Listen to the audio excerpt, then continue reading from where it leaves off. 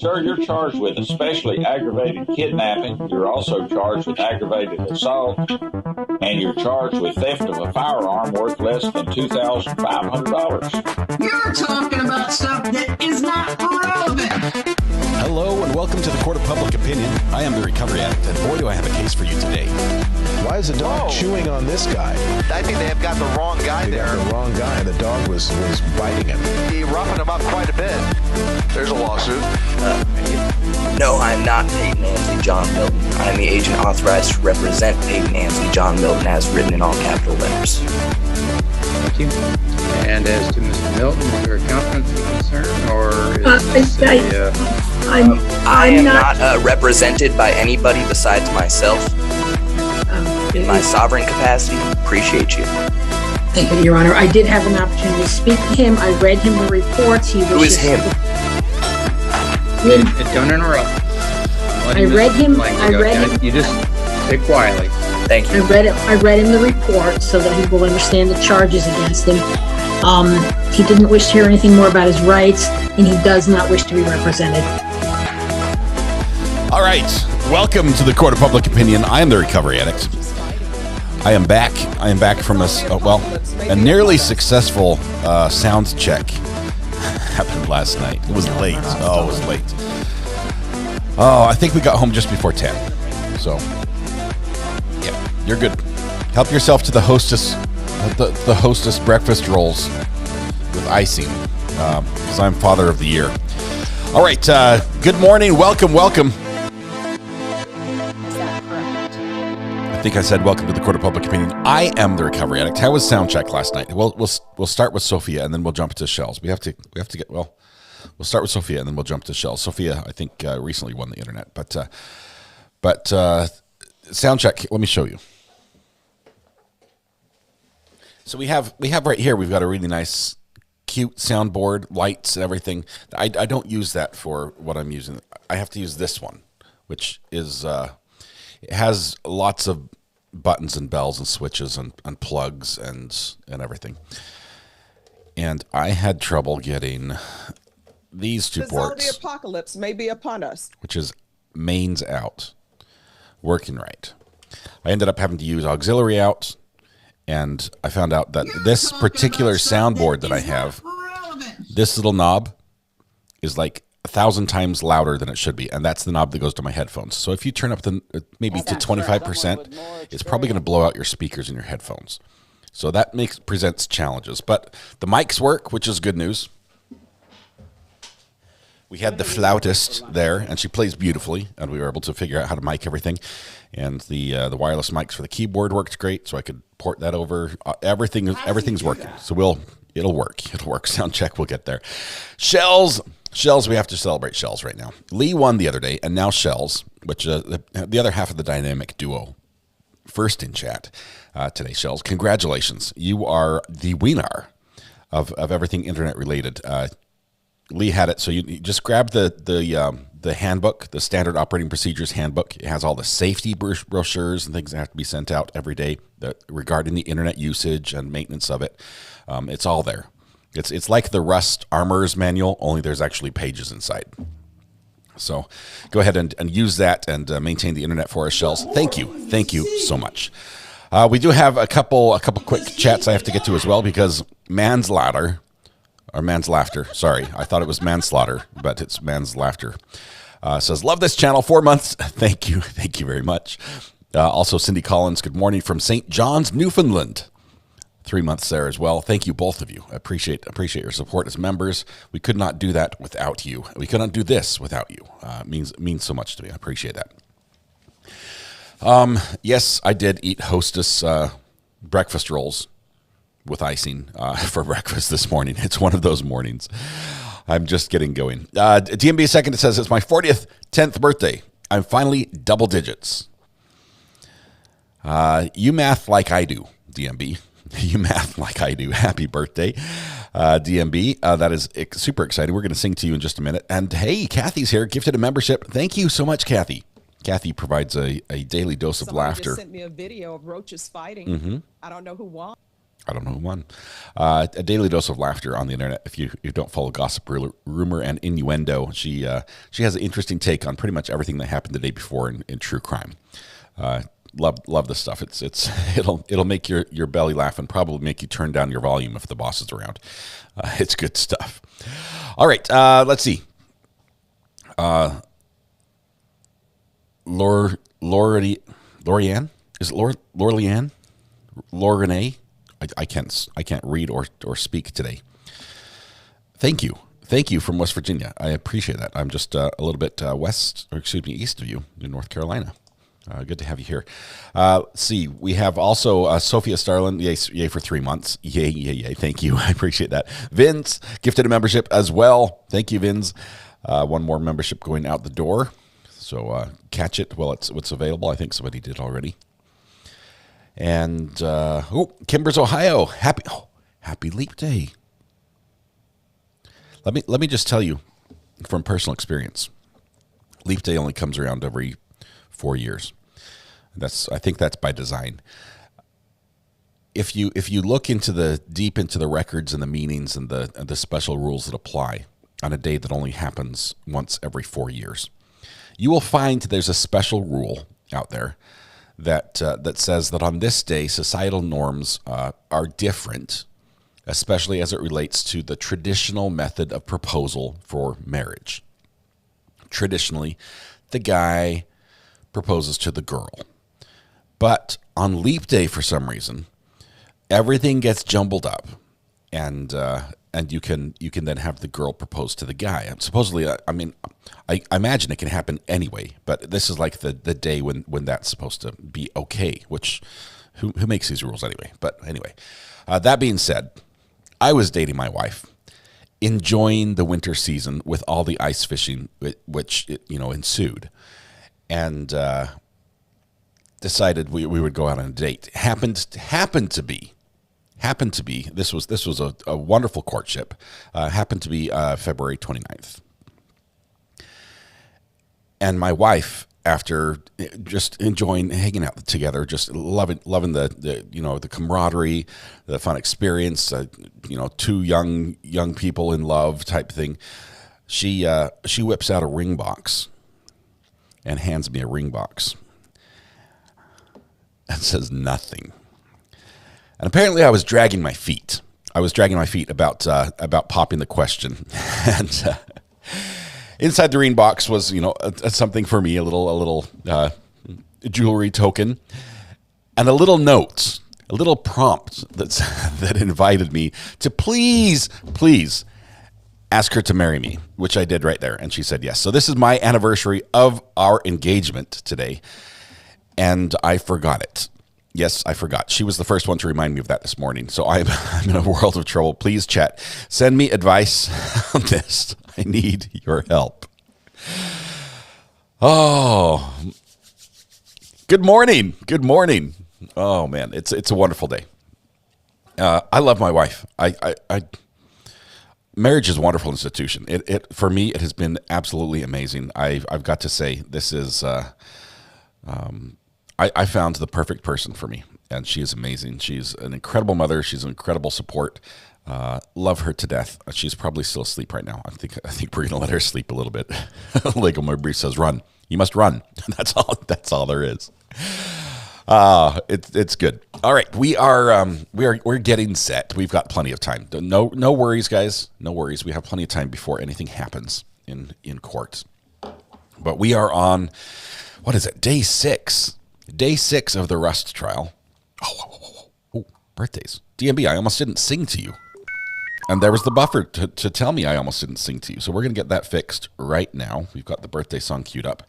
Looks like, DMB, you share your birthday with Katie, Avi, Christopher. Let's see, Katie, DMB, Avi, and Christopher. So we're just going to do the 4 today, which is great. Let's see, sounds like a good day to go to Red Lobster and buy some flowers. Just for no reason. Libby, just for no reason. I'm not a camel. All right, let's see. We're going to sing. We, all of us, are going to sing. Like yesterday, everybody has to sing. It's one of the rules. I'm not sure if you saw it on the fine print, but when you came through the one-way revolving door, when you first found the channel. It was fine print. It says entrance hereupon denotes that I was and it said sing and something about with vigor, and there was a lot of words in there about what you would do during the breakfast. Who's hungry? By a show of hands, me. During the birthday sing along. So that time has come now. Cass the Sass is warming us up. So follow along, guys. La la la la la la la. You're warmed up. We're warmed up with you, which is great. Sen Advocate birthday today. What's that? I don't know if that's a name or not. Help, I'm lost. Here we go. Everyone together. Happy birthday to you. Happy birthday to you. Happy birthday, Katie, DMB, Abby, and Christopher. Happy birthday to you. And I think Sen Advocate. What was that again? I don't know which one it was. Let's see. If there's anyone else's birthday, Sen Advocate, I guess, if that's you. Ashley, I don't know who Sen Advocate is. Sen Advocate, where are you? Where's the words? I need to see it. There it is. Boom. There, I found it finally. Happy birthday to you. Happy birthday, Sen Advocate. Happy birthday to you. There you go. We sort of fit you in at the end, if that's all right. I'm sorry, it came right at the end and I was not ready for it, but Sen Advocate and et al. We can do that because we're in the legal profession. You don't have to name everybody. You can just say et al. And it counts. Et al. Everyone who has a birthday today, happy birthday. Happy birthday. This is a wonderful day to have a birthday. It is your happy birthday. I realize there are a million places and a million people you could be with and celebrate with who would, make you feel special on your special day. But you have chosen to be here with us. Thank you. Thank you. Help yourself to the free pancakes over at Denny's. Don't tell them I sent you. They might sue. All right. And thank you. Happy birthday. Let's see. New York Mom says, last night Runkle stated about HG, Hannah, police interrogation, that she would be better off being represented by a stick of butter. Okay. One of the reasons I love Ian is he has the absolute best analogies.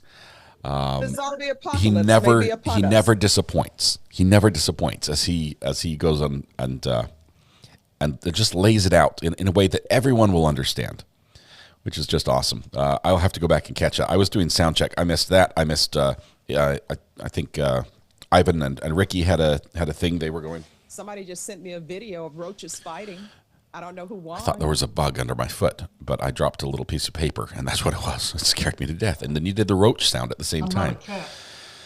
Oh, one of those days. All right. So fun stuff. Fun recap. Ian's recaps are getting quite long. I think he tries to do a short one. He's like, oh, just a quick recap. Quick little recap on the day's events. Next thing you know, hours have gone by. It's wonderful. All right, the dancers were great. All of you sang beautifully. Thank you very much. We sounded great, everybody. High fives all around.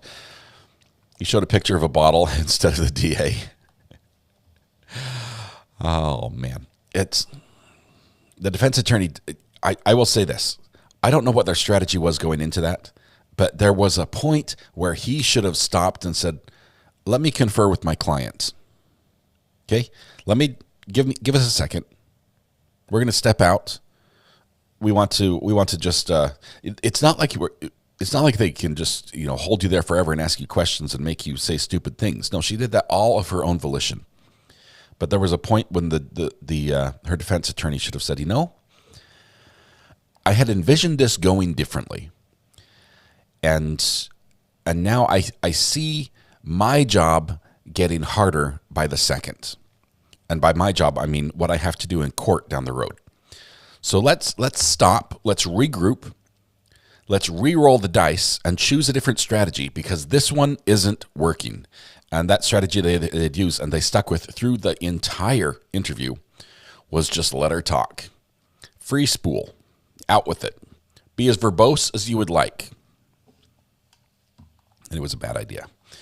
was a bad idea. And now he's paying the price, honestly. Now he's having to deal with all those comments. Kimbers, Ohio says, happy Leap Day. Thank you so much, Kimbers. Appreciate that. It is a wonderful day. I mean, we only see this day every 4 years. And I mean, it seems similar to other ones, but apparently it doesn't happen. Can you please explain the thing that Hannah requested for cutting bullets? Yes, okay, it's not cutting bullets. What it is, they talked about a little plastic container that you can hit with a mallet. It uses the speed of the bullet and then the impact to separate the tip of the bullet from the casing. And it does that in such a way that it doesn't require it to fire. So the primer doesn't get struck. The gunpowder inside does not go off. It's one of the tools you would use. This is interesting. It's one of the tools you would use to take live rounds and convert them to dummy rounds. Okay, it allows you to take the tip of the bullet off, remove the gunpowder. You would still need to remove the primer, and I'm not sure if there's a safe way to remove the primer when it is charged. Possibly a little tiny rod down the. I've not done the reloading. I've got family. I remember seeing reloading stuff all over the place, and gunpowder. Trust me, I know about gunpowder. I played with a lot of that, but I believe that it would be used to take apart a bullet, to disassemble it without firing it. Inertia. It holds the bullet casing firmly in position, and then as you hit it, it makes the bullet casing travel, and then the bullet casing stops, but there's room for the bullet itself to pop off the end. Contrary to popular belief and most backwoods 12-year-old boys' opinions, you do not take bullets apart with like pliers and hammers. It doesn't work. It's inertia puller. Thank you, Nosy Rosie. The word was out there, and it was just evading me. It's a standard thing. Anyone who probably does reloading most likely has one. For some reason, if they're like, oh, I crimped a bullet and now I forgot to mark it. I stuck it in the wrong spot. I don't know how many grains are in there. I want to reload or check, or I want to change what I have here. I loaded all these as 165 grain 30-06. Instead, I need it to be a 185 grain. So we're going to take that's why you would have something like that. Whoa, Lizzie, primate, meow, meow. Lizzie, primate, meow, meow. Gifted 20 memberships this morning. They're flying out the doors right now. Green people all over the place. That is wonderful. Ashley, Joanne, Gordon, Corey, Eileen, Ozark Lady, Pale Rogue, Gossip Rumor, Indiendo. Hey, Kathy, you got one. Chris is there. Shandy Johnson, Bianca, Sue. Oh my goodness, so many people. Calimex, Garden Critters, Pluckett, Jesse, Mike T, G-Pop's wife. Wow. Congratulations to all those gifters. And Lizzie, thank you for your generosity this morning. What a way to start off a leap day. Angie Law says, what was discussed at the BK hearing yesterday? I can tell you what was discussed. Two things. The court date of what day they want to have the trial, and the court location of what location they should have the trial. And guess what wasn't decided? Two things. The court date and the court location. This Judge John Judge, loves to have these big hearings and have everyone argue and then say, thank you all for doing your job. Now I'm not going to do mine. Or at least I'm not going to do mine right now. He then just kicks back and takes it easy. And then at some future point, we'll just announce his decision.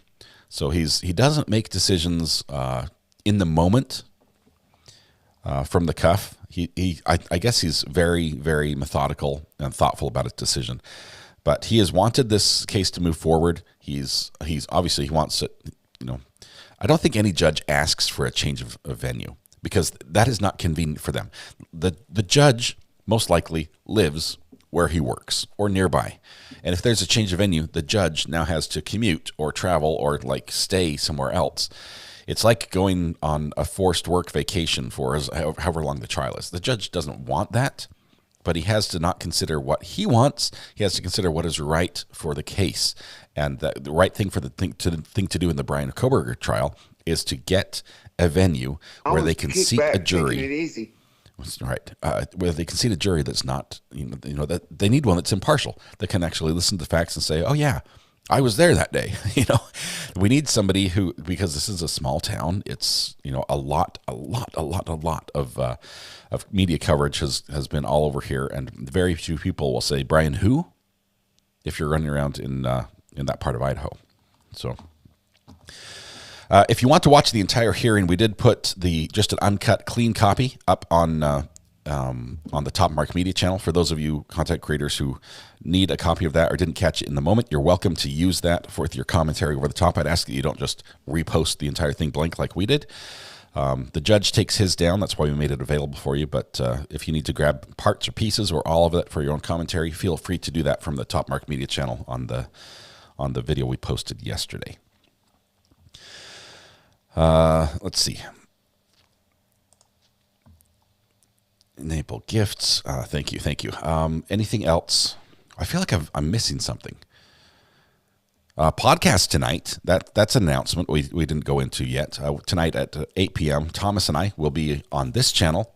It will look like just any other live, but instead of talking about a court case, we'll be talking about everything but. And we call it the Not Relevant Podcast. We have a good time, mostly because you guys are all here with us, and it's very interactive. It's not pre-recorded. It's not even pre-scripted. It's a lot of fun. Just a couple guys and 1,000 or so good friends, just having some fun conversation about things that are relevant to the time, but maybe not so relevant to court that we're following. Thumbnail update. Need to layer back the church. The zombie apocalypse may be upon us. What did I do with the thumbnail? Hang on one second. Do I have it over here anymore? I'm not a cat. Come on, Canva. Here we go. Let me bring. You got to address subject matter jurisdiction. Let me bring this over. We will do a quick thumbnail update because I did make one change overnight, which you're going to see here in just a second, and that is that we added the pickle. And we added the pickle because it's running it's running the show. The running pickle is because Miss Pickle, who testified yesterday, was in charge of everything. When are we going to break for Becky Bubbles is cancer-free today. Becky Bubbles! Becky, hang on. I have to go all the way to the other side of my sound effects so we can cheer. That is exciting. Becky, congratulations. That is the best news I've heard all day. Wonderful. You must, what a relief. What a huge relief off your shoulders. That is huge. Oh my goodness. That is wonderful. Thank you for sharing that. Oh, you warrior. Yes. Whoop it. All right. Thank you. Big props to you, Becky. That is really neat. All right. We have one more. Let's see. I added the Armor Edition. That's it. I added Armor Edition on this one because I realized that we are going to have another trial, which we probably will follow with Alec Baldwin. And it will also be called the Rust Movie Trial. So from now on, this will have the Armor Edition tag on it, on the screen. And let's see. You said, layer back the church. I see what I did there. Thank you. What I did was I grouped them. So I have to ungroup and then layer it back. Where's the keyboard? Keyboard, let's see. Send backward is Command open paren. Is that it? When are we going to break for lunch, Judge? One more. There we go. Is that right? Now can I group it, or will it change it? Now it's grouped again. No, it's not grouped. I think it's grouped. I think we're still good. All right, I think we're on the right layer now, and I'm gonna go ahead and export that one more time so that this one will not be a mistake. Export it from this guy on the other screen. Share, download, compress. Do not make a transparent background. Save the settings, and Just like that, it's here, and we're going to save this one with the updated version. Thanks for that catch. I appreciate that. That would be embarrassing to have the church in front of the log and everything else. So version 11 is now active on this thumbnail. All right. So the church has been layered back. Britt Bottoms, thank you for the heads up on that one. We are now going to go back to where we were, which was right here. The Red Bull is missing. No. Rick, that means I didn't layer it back far enough. What? How did I mess that up twice in a row after you told me?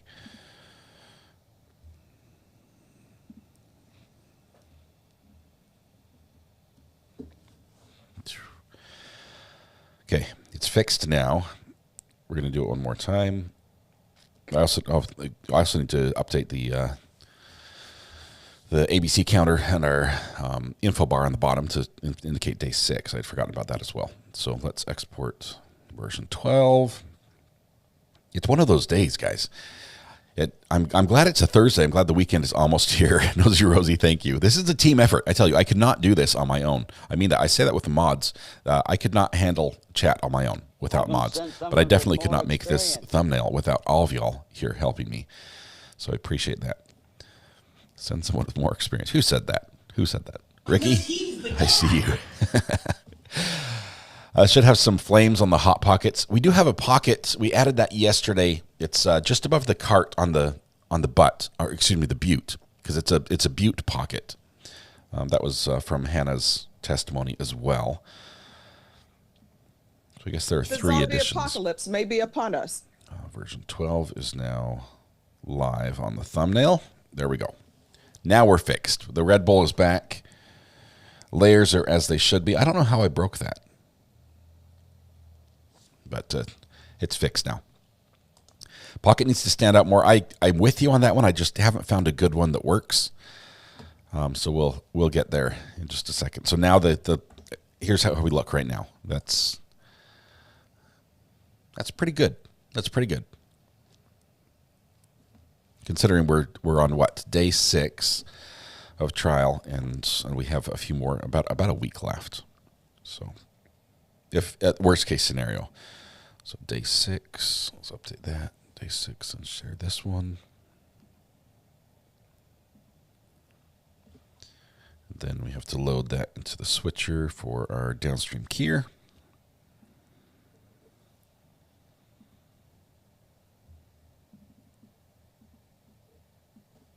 And now let's make sure it works. On air, day 6. Okay, we're good. We're all the work I should have done this morning before I went live has now been done. Thank you for your help with that. Let's see. Stephanie Barnes, welcome to the gallery. Look at the green courthouse by your name. Thank you. Thank you for your support. And I love the hummingbird as well. Love the hummingbird. Is that like a honeysuckle flower it's drinking from? Reminds me of as a kid. I used to hold hummingbirds on my finger. It's a really, really fun thing to do. We have until March 8th. We are space limited. We are, but we can downsize things. I don't want to make things so small that they wouldn't be visible on like a sticker. Lady Draconis, the shirt is not split. This is a vented shirt. It actually has a mesh and a flap back there. Let's see if I can show you on the other side as well. There you go. Both sides have this, and I just happen to flex in such a way that it shows. It's my muscles. It's not the fat rolls that are causing that. It's just I'm constantly flexing. I can hold it like all day long. I can just be like big chest flex. All right. Amanda H. Gifted 5 memberships. Thank you, Amanda. Let's see. I'll email you an AI pocket, says Britt Bottoms, working on it now. Make sure it's transparent. If we can do that. I need an alpha channel in the background. Where's the interest counter live stream on top, Mark? Just curious. Did it go away? Oh, no. Hang on. It should be a live stream on there.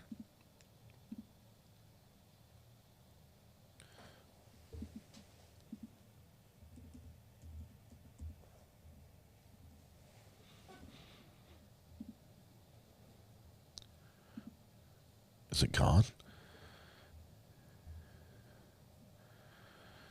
Well, that's no good.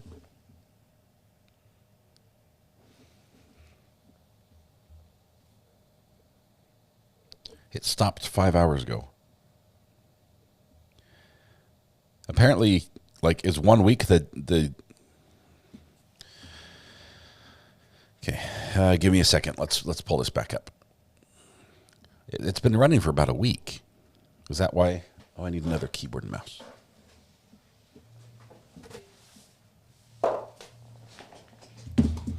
This one shall do.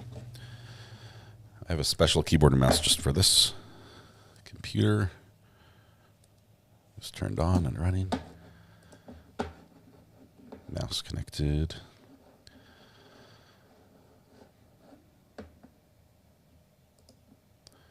What happened? Oh, StreamYard said something went on. StreamYard crashed. Try again, entering the studio.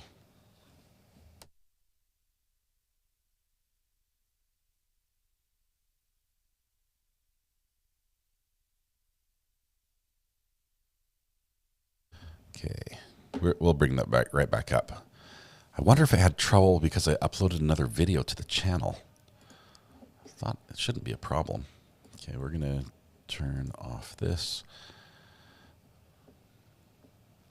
Get rid of that.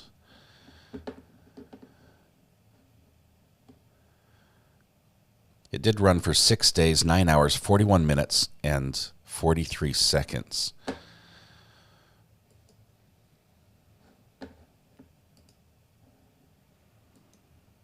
So we'll go ahead and put that up one more time.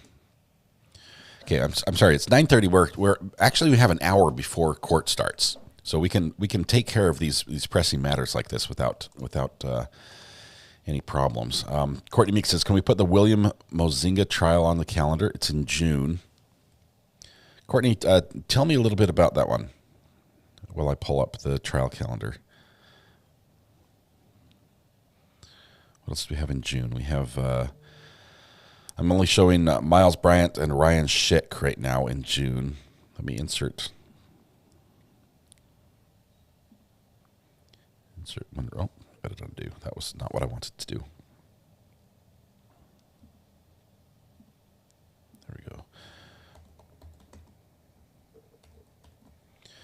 I'll put William on there tentatively because depending on the content of the trial, we may or may not follow it. And what happened with the guy out in Utah that had the Scottish accent that claims that that he was not the person who he said he was? I realize the trial is not one we want to follow because of the content, but I'm curious what the outcome is there.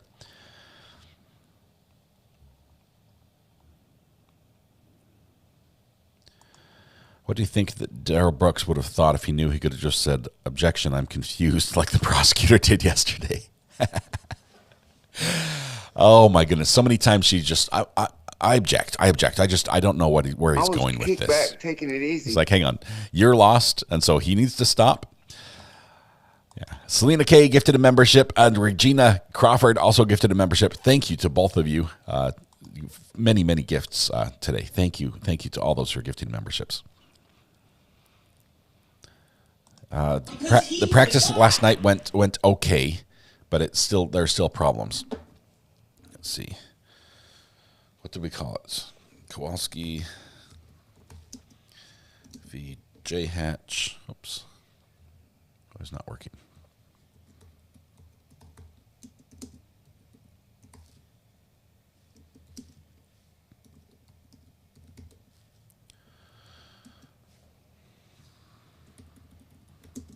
The zombie apocalypse may be upon us. May be upon us. I'm trying to figure out why this thing crashed.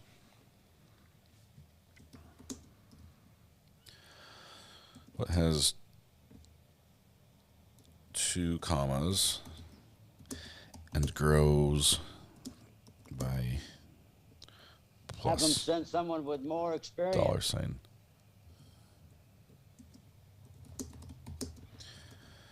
$50,000 per day.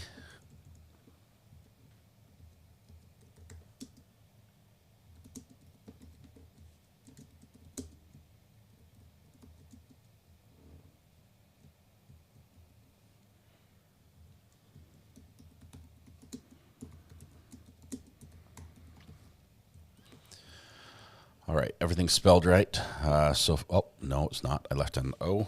There we go. Public. It's going to be on create the live stream. I'm not a camel. Entering the studio. We're going to have it up in just a moment. The practice setup went really well. I was very pleased. I don't have to buy another mic just for the flute.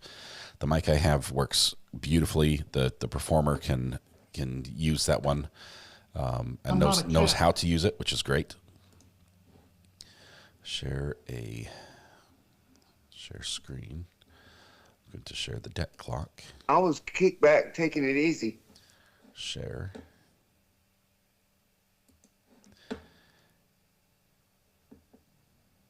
And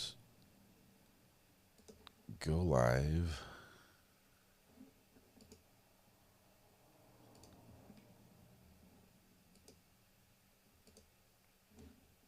It's trying to go live.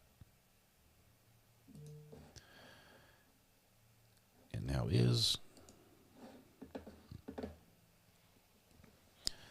Okay, 1 second. Let's do a quick test to make sure we're actually live on Top Mark with that.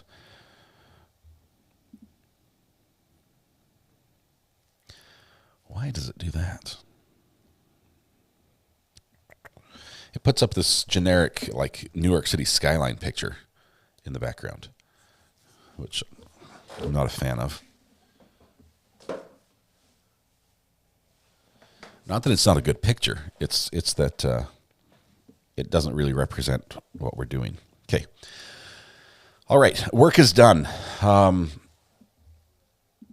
Let me just double check the live stream. It is up and going and counting. Yes. Somebody just sent me a video of roaches fighting. I don't know who won. And Adam Nusky was first in chat. All right, Adam. You know what? I'm going to dub you. Oh, I can't do it on this one. I have to. 1 second. Adam, I'm gonna give you a little bit of power, and by little bit I mean little. Don't abuse this. Live stream. Refresh. How does he do that?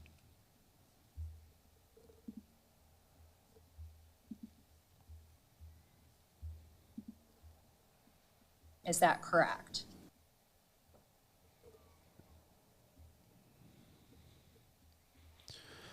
Why could I not? This is just. When are we going to break for lunch? We should probably take a lunch break. This is kicking my butt. There we go. Now I'm on the right page. Because he's the guy. Adam, please don't abuse this. You know what I mean. But Scratch all that. I've given terrible. I apologize. basic mod privileges over there. Just all we'd ask is that you don't time people out unless they are doing something inappropriate, and you don't remove things unless they're a troll. Let's see. Adam's only a mod over on the Top Mark Media channel. He's not a mod here. It's all the apocalypse may be upon us. So no worries, Weather Watch. You're good. All right, what do we need to talk about? We're trying to get started for the day. Wow, it's been good. Good morning, everybody. Good. You received notification. Excellent. It is now live again. I do want to have to keep it. Thank you for letting me know it was down. It looks like it crashed a couple hours ago when there must have been like an internet hiccup. Shells. That means it's on you to make sure that doesn't happen again.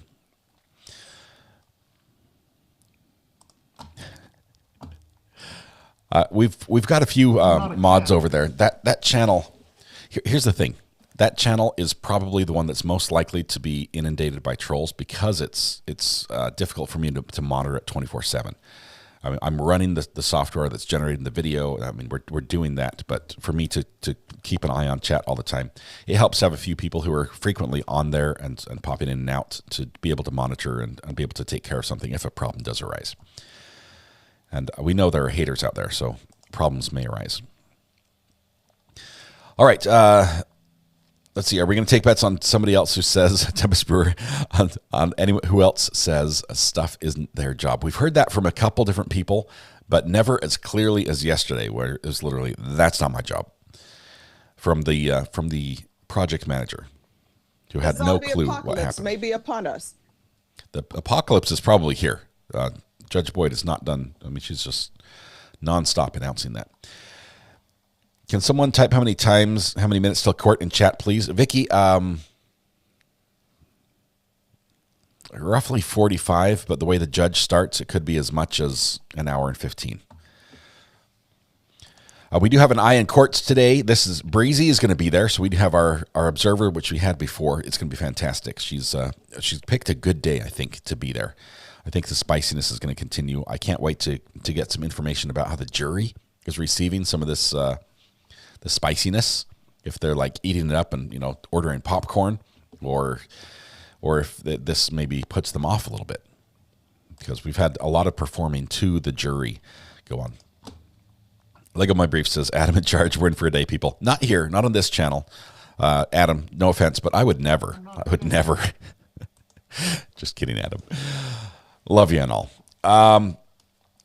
Here's what I'll say. When Adam has some incredibly insightful, timely, comedic comments, which I think are great for the channel, but might not be as good if they came from a moderator. Who sort of speaks for the channel. The downside of being a moderator is you sort of get muted a little bit as far as your own opinion, because you have to sort of share what the channel, this is the channel idea. So that's it's a blessing and a curse, because it's like with much power comes a muzzle. That's how it works. But we do love Adam. He's been he's appeared on our podcast a couple times. And I want to know how his succulents are doing in the cold weather up there. But we'll have to get updates on all his plants. You have to behave as a mod. That's it. It's a blessing and a curse. All right, we have we want to actually get started on talking about the trial and what's going on, because today is a big day. We have some big name in the trial, like Seth Kenney and David Hall are both expected to testify today. Evie, here's the thing. The mods are amazing. I have not had to muzzle them at all. I just let them know that, that they're speaking with my voice when they talk, and to please, sort of match my tone, and they do great. They do great. Let's see. EDB noted yesterday what your alcoholism kind of was at. Loved it. Emily is amazing. She's an amazing, amazing content producer. She's a very, very intelligent woman. And I love that she is at a point where she can get all the tech working. And if it's not her doing it, she's got, people that can make it happen. Love what she does on her channel. She's really, really good. And she's, legal experience. Check. All good.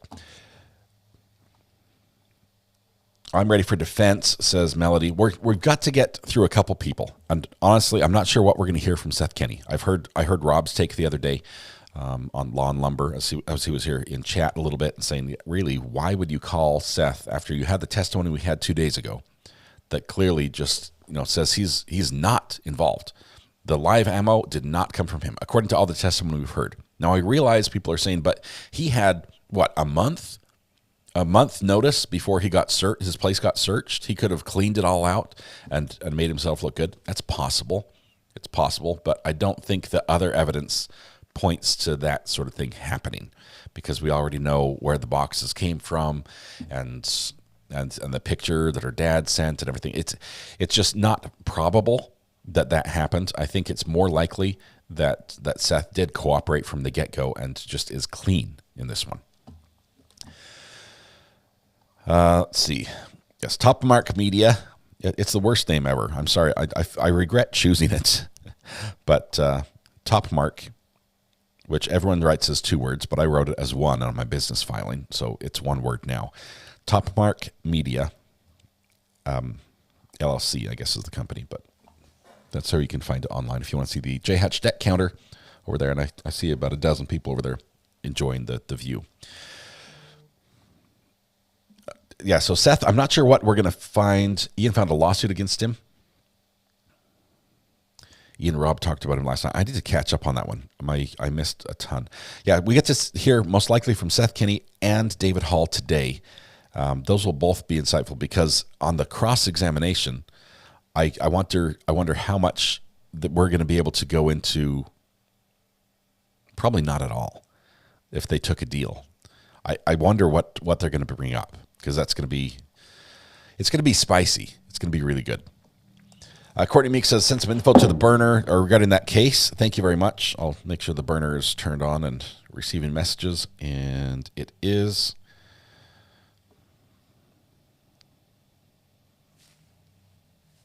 Okay. See, it looks like is Hannah's attorney is a public defender, is he not? Has she hired him?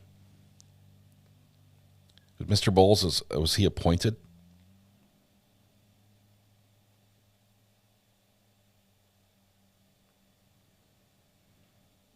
Okay.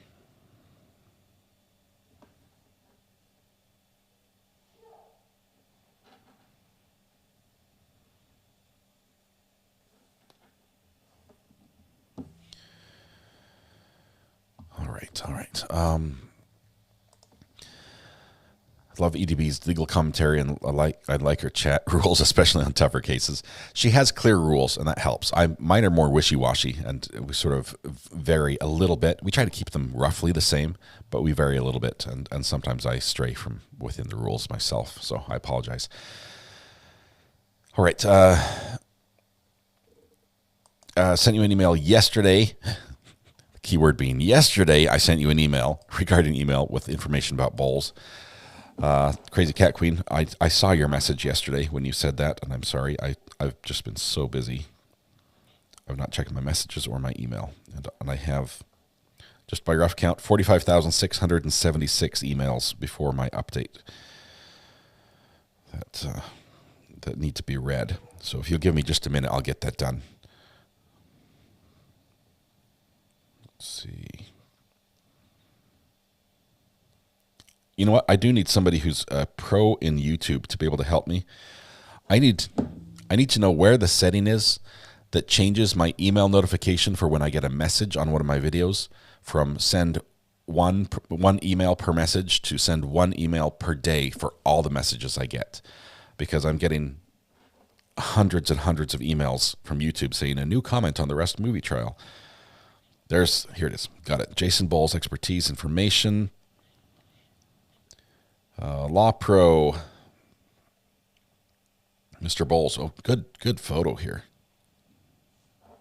Good photo. You can't see it because it's all blurry, but that's good because if somebody texted me, you'd see their number. Stand out in front of the courthouse. Trusted legal professional. His areas of expertise are personal injury, business law, and estate planning. Guess what's not on that list? Legal defense. Personal injury, business law, estate planning. Why did they get him? Why does Hannah have an estate planner representing her? She hired him. He was hired like early on, right? He's definitely hired. Ian and Rob love this prosecutor. She's good. I think she strayed beyond where she should have yesterday. I think her sassiness and her jabs got her trouble. I think she got her hand slapped by the judge. Jason Bowles, criminal defense attorney.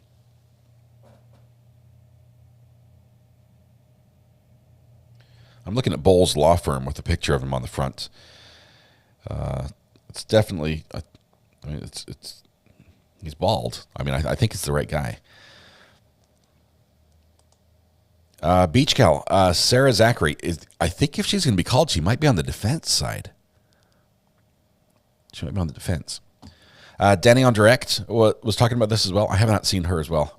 I hope to bump into Danny at the Corey Richens trial. I think she'll be there.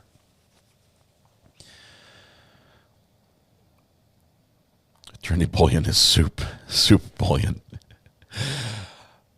It's in channel settings. I've got to find it somewhere because I've got to turn off these emails. At least consolidate them.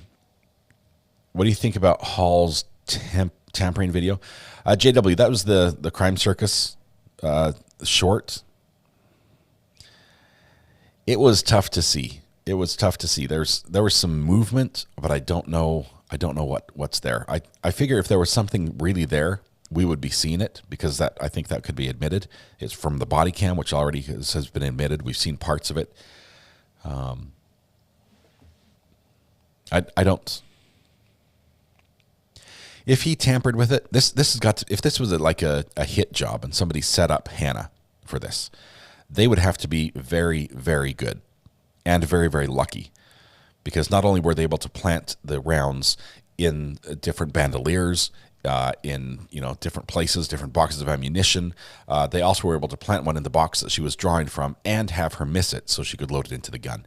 It defies reason to think that this was a setup. But Angelique, we are planning to attend that trial.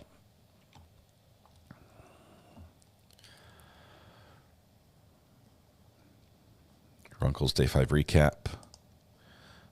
3 hours in for Seth Kenny info. There it is. All right, we are close to 4,000 subscribers over on Top Mark Media. We're about 200 or 230 away, roughly. But also, let me just say, I realize we're very close to a cool little benchmark on this channel as well. Let me just see where we are. We are 43 away from 56,000, which is super neat, super neat. It seems like we just hit 55,000 a little bit ago, but appreciate that. Thank you for all those who subscribe.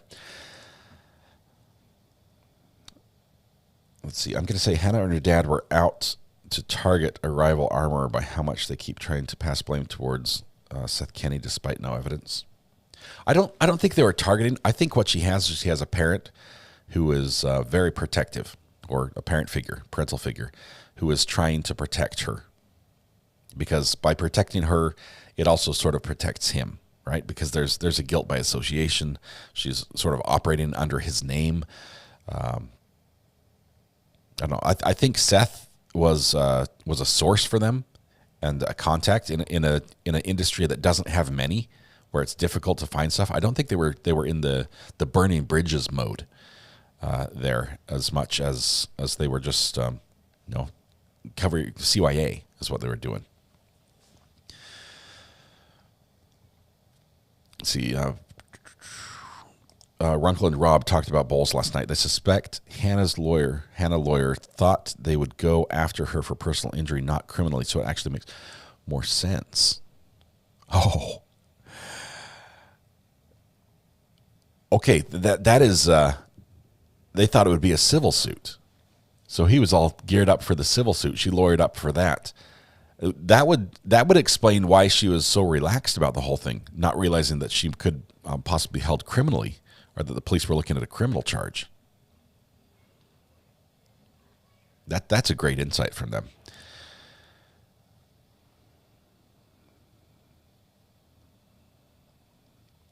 Prosecutor needs some courtroom training. It was jaw-dropping to watch and get away with it. The judge has allowed it.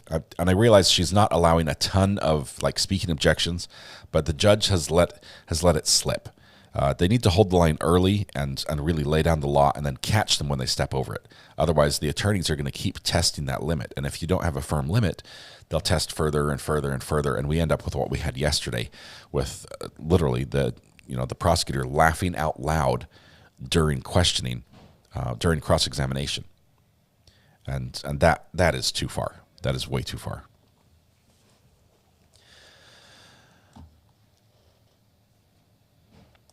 Rob and Runkle, they between the two of them, they have vast experience. Love getting their insight. Law team in general is super smart. I'm very, very humbled and grateful that I get to be LawTube adjacent with them because some of their smartness rubs off and I learn things. So that's great. And Runkle is super entertaining. I think he gets his comedy powers from his hair length. If he ever cuts it, then it's all gone. He's left on his own. A lot of trickery and political things went on the prosecution side of this case. Last poet. I faulted. I keep saying that the prosecutor was too much yesterday. That what she did, the antics, the waving the arms, nearly throwing the glasses, that was a little too much. That was a little bit dramatic where it didn't need to be. But at the same time, her lead investigator had just been impeached on the stand and dragged through and rubbed her nose in it. It was super embarrassing. She's trying to save face. She's trying to save her witness, who is floundering. Obviously, the witness was not prepared for everything, for the full scope of cross. She was very well prepared for her testimony, and she did a pretty good job across all of that. I think there was one or two questions where you could tell that the on direct that she gave the wrong answer, and then the prosecutor had to, I think it was even happened on redirect, the prosecutor had to ask the questions in a way that would wrap around and basically reverse the answer she just gave, where she said yes when she should have said no, or vice versa. But that's going to be interesting to see. But she had to do something to save that. She wants to give the witness a break, just like because the way the prosecutor or way the defense was coming at it, it's like standing in the ring and just taking punches from somebody who's a boxer, and you're not a boxer, and you're backed up in the corner, and it's just like pow, pow, pow, one after another. And by the prosecution standing up and saying, "Your Honor, I object. I don't know where he's going with this, but it's a nothing objection." It's like, well, it's his line of questioning overruled. But in that time, your little fighter in the ring got to at least the blows stopped, and they're like, oh, okay, gear up, ready for the next one. And that is just enough that hopefully she can get back on her game, refocus, recenter, remember the answers that they practiced. Okay, because remember when she asked the question, "Did I tell you what to say on the stand?" And she's like, "Yes, you did." She's like, you mean, what did I tell you?" Oh, you told me to tell the truth. That was hilarious. All right. Anyway, got a timestamp. I missed it. It's going to be the end of yesterday. Anytime there's cross and then redirect on the Alexandra. That was strong lawyering and very good crosswork. What's the takeaway regarding the bullet when they said that brand doesn't make live bullets? That one was used, refilled, made live. Ace in Space, good catch on that. First of all, that was said during the police interrogation. They're talking about the Star Bar brand. So it's got the star, and then the line, Starline Star is the head stamp. And the police went in there and they challenged Hannah and said, "This Starline Star, they don't even make live ammo." And like stuck it in her face and said, "So this is clearly, this wouldn't have come from one of these other boxes. This is basically, it's like you reloaded this." That same witness, that same lady, Alexandra, the detective later had to admit, or did admit later on in her testimony, still under direct, that while she was reviewing her own ammunition in her own sidearm, she had store-bought ammunition with Starline Star head stamps. So yes, it's true. I think it's true that the Starline Star does not make their own ammunition, but they make the components that other professional manufacturers use in producing store-bought or mass-produced ammunition.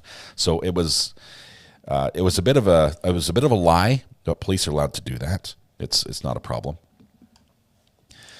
But that's where we left that one. So it doesn't prove it was refilled. I would say the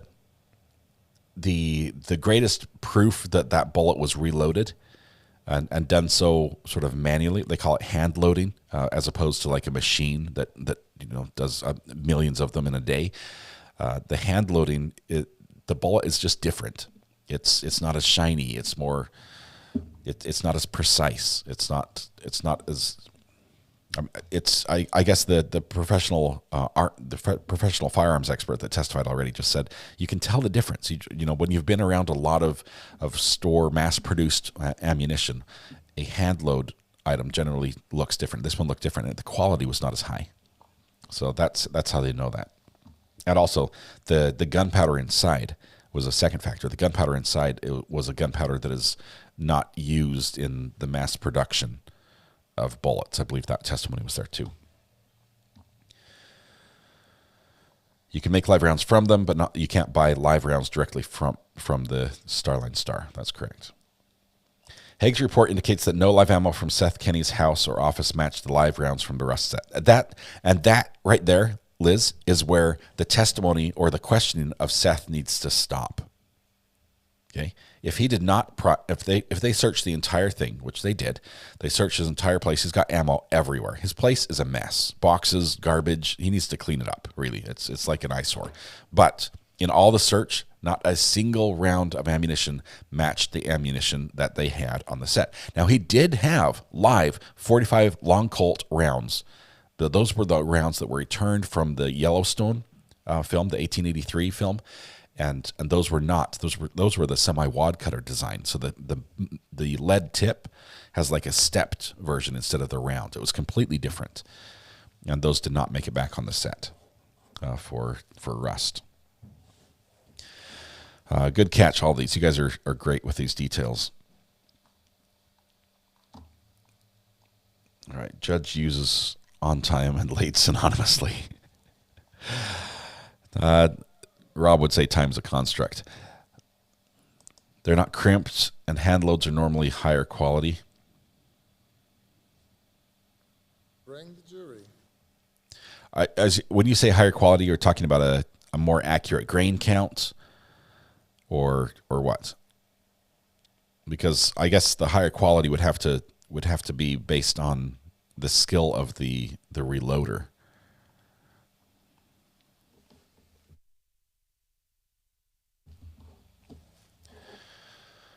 All right, speaking of which, we are about half an hour from when court should start. Fingers crossed, everybody. We'll see if that happens today. Get everything lined up.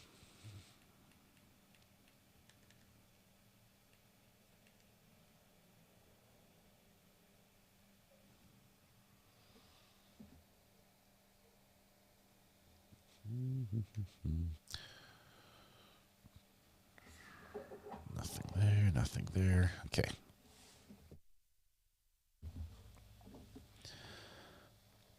Not everything was searched in Seth's warehouse. The corporal liked Seth and gave him preferential treatment.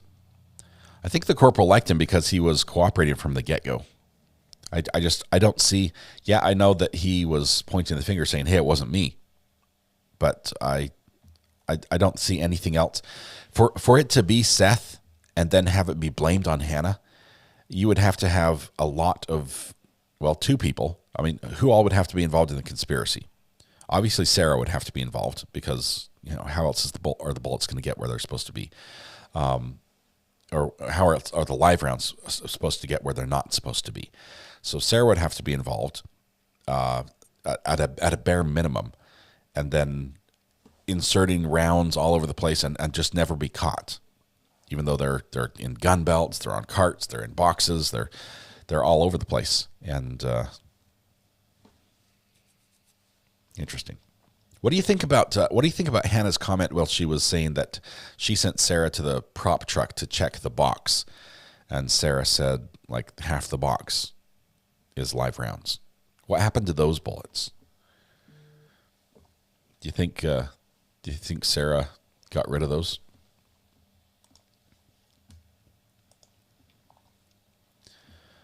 Was Miss Pickle done yesterday? Did we finish Miss Pickle on cross? Yes, I think we did. She left. So we're on to our next witness for day 6.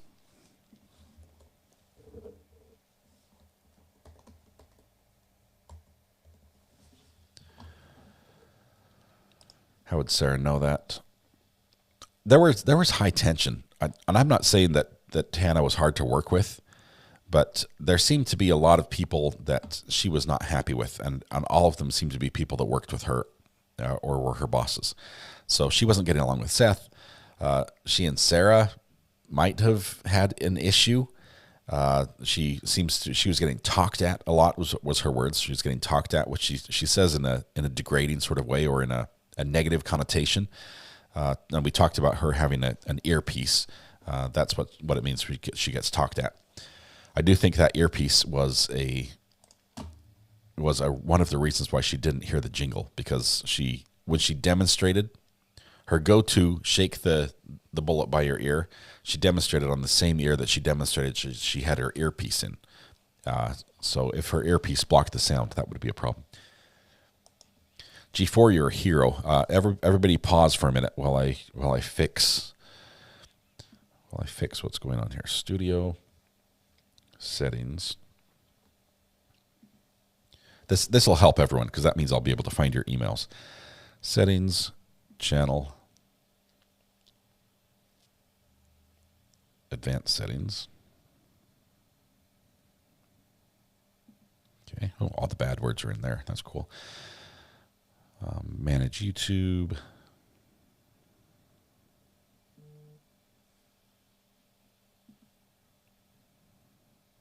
Notifications. Oh man, this is going to be wonderful. And general email notifications. Email notifications.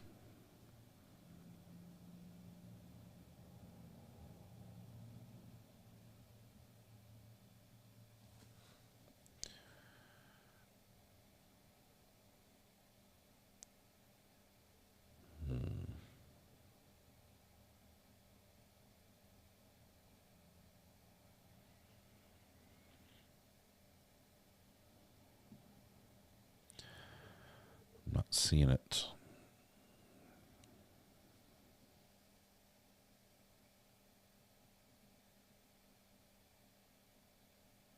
Oh, here we go. General. Manage your mobile and desktop notifications. That's not it.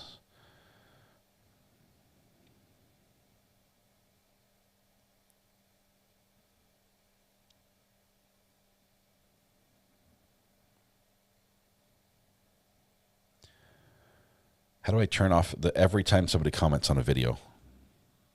Oh, send me emails about my YouTube activity and updates I requested.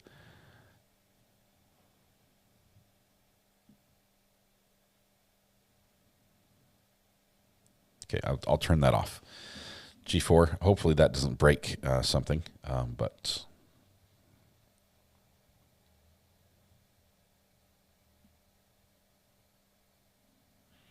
There we go. All right, I think it's saved. With our fingers crossed, maybe the emails will stop spamming me. Okay, we'll go back to the content here. All right. Thank you, G4. Appreciate that. All right, Sarah admitted throwing away the bullets. Then we'll have to hear that from Sarah. Mr. Opatorso says, also found out that one of Hannah's previous careers was as a model. No shame to any models or in the industry, but some people are not made for jobs with serious responsibility. I could never be a model, so I cannot knock that.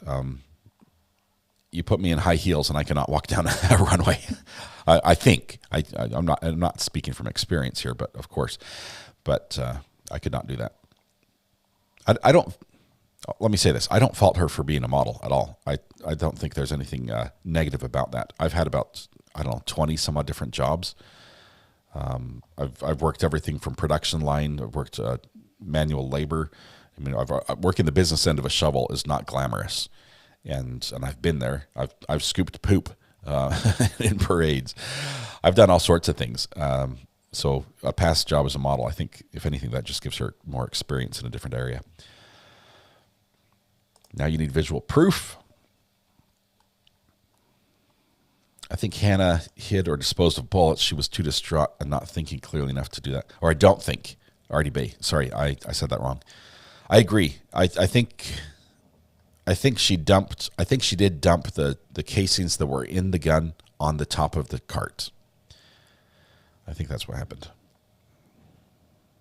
I realized yesterday that just about everything we've heard about Sarah or Seth has been from Hannah's statements. Maybe that's why we need Seth. Maybe we need him in so he can clarify things until, to straighten out what we heard from Sarah.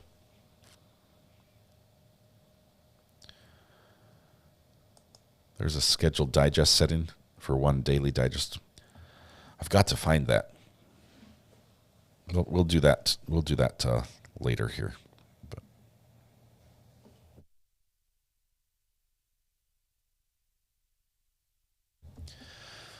All right, as we get set for court, we're about 15, 20 minutes away from court starting, depending on how timely the judge is. This is going to be spicy again. I don't think the lawyers will have cooled off much overnight because they still are licking their wounds respectively as each of them got good jabs in. Let's see, Discord's having a watch party, throw mama from the train.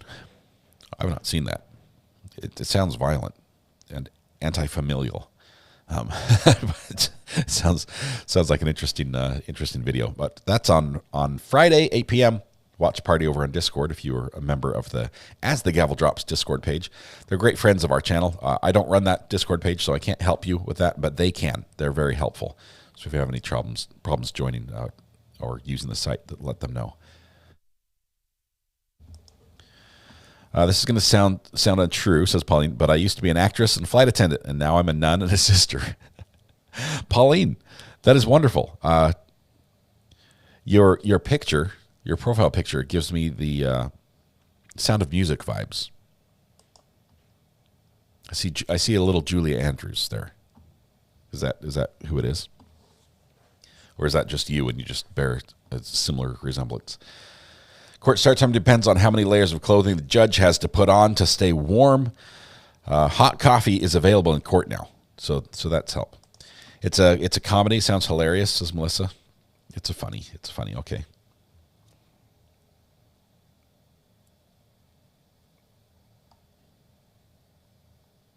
Let's see. Internet Movie Database has photos of Rust.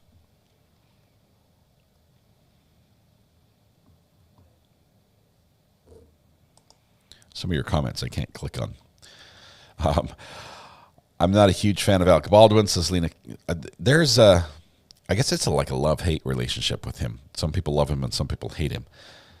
But as a lot of people find out, the actors and actresses sometimes are very different in person than they are on screen. Like they might be typecast into being a certain person, and you're like, I love his movies. He's always the funny guy. He's always, and then you meet him in person. It's like, oh, that was just a script. Really, he's just rude. And I think some people were put off by Alec Baldwin for a number of reasons. We're not going to go into that because it's not relevant to this trial, but that he still commanded respect on the set. Some people just might say that respect wasn't earned; it was bought. So. Janet, I'm also excited for this to get going this morning. Why do they not seem to heat the whole courthouse? Is it to keep people awake? What is the temperature? Hey, Siri, what is the temperature in Santa Fe, New Mexico? In Santa Fe, New Mexico, it's 30 degrees. Okay, so it's a little chilly, and all your phones probably just told you as well. There was a chorus of Siris telling the temperature in Santa Fe, but yeah, it's the desert. It's hot normally. It's chilly. It's chilly now, and I guess maybe they're more focused on air conditioning during the summer than heating during the winter.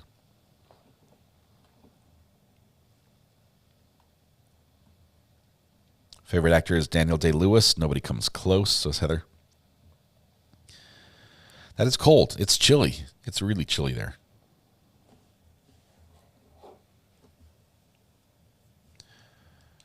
Okay.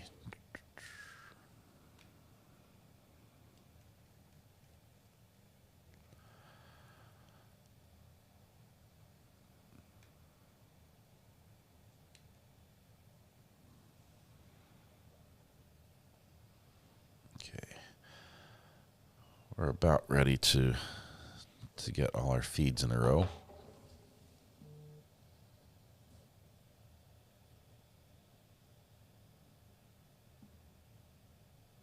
I'm the armor. That's I'm the armor, yeah. Sounds terrible.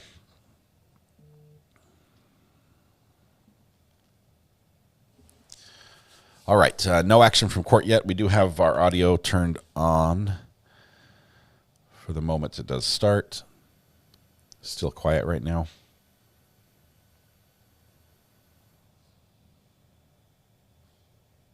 Fun little sound bites. They probably have a furnace downstairs heating the whole place. Kelly, I don't know who won. Kelly Breidenbach says, I think most are combining it all together. We have to remember did she do her job correctly? Seems to me it was questionable. A lot of what we've heard really doesn't matter. Doesn't matter at all. Most of what we heard about the gun and how they hit it with the hammer to get it to fire doesn't matter. It probably won't even matter in Alec Baldwin's case as far as hitting it with the hammer. I think Ian and Rob or somebody, they were talking about the fact that fact pattern of the gun being hit against something or dropped and it discharging didn't happen. It wasn't alleged in this accident. We know that the firearm discharged while in Alec Baldwin's hand. It doesn't show that he had the gun in one hand and a rubber mallet or a rawhide mallet in the other, trying to hit it from 6 different directions. So I agree that they probably should not have destroyed the gun with a hammer at the FBI when they didn't need to. I have to unsubscribe in the actual email. I can do that.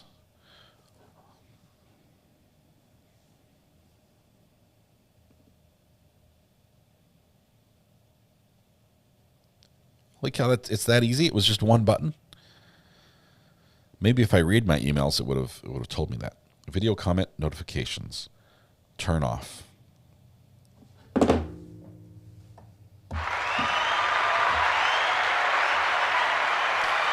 guys, now I probably will be able to read your emails because I won't be inundated with messages from YouTube telling me that people have told me something. Okay, wonderful. Ella Cole says, modeling is not an industry to be flaky in. It's an unfair statement, an extremely high-pressure career. Session work and working model are very different. I could never do it. I could not cut it. I'm not saying I don't have the looks in the model. I don't. I know that very much. But the pressure they're under is insane. And the competition is cutthroat.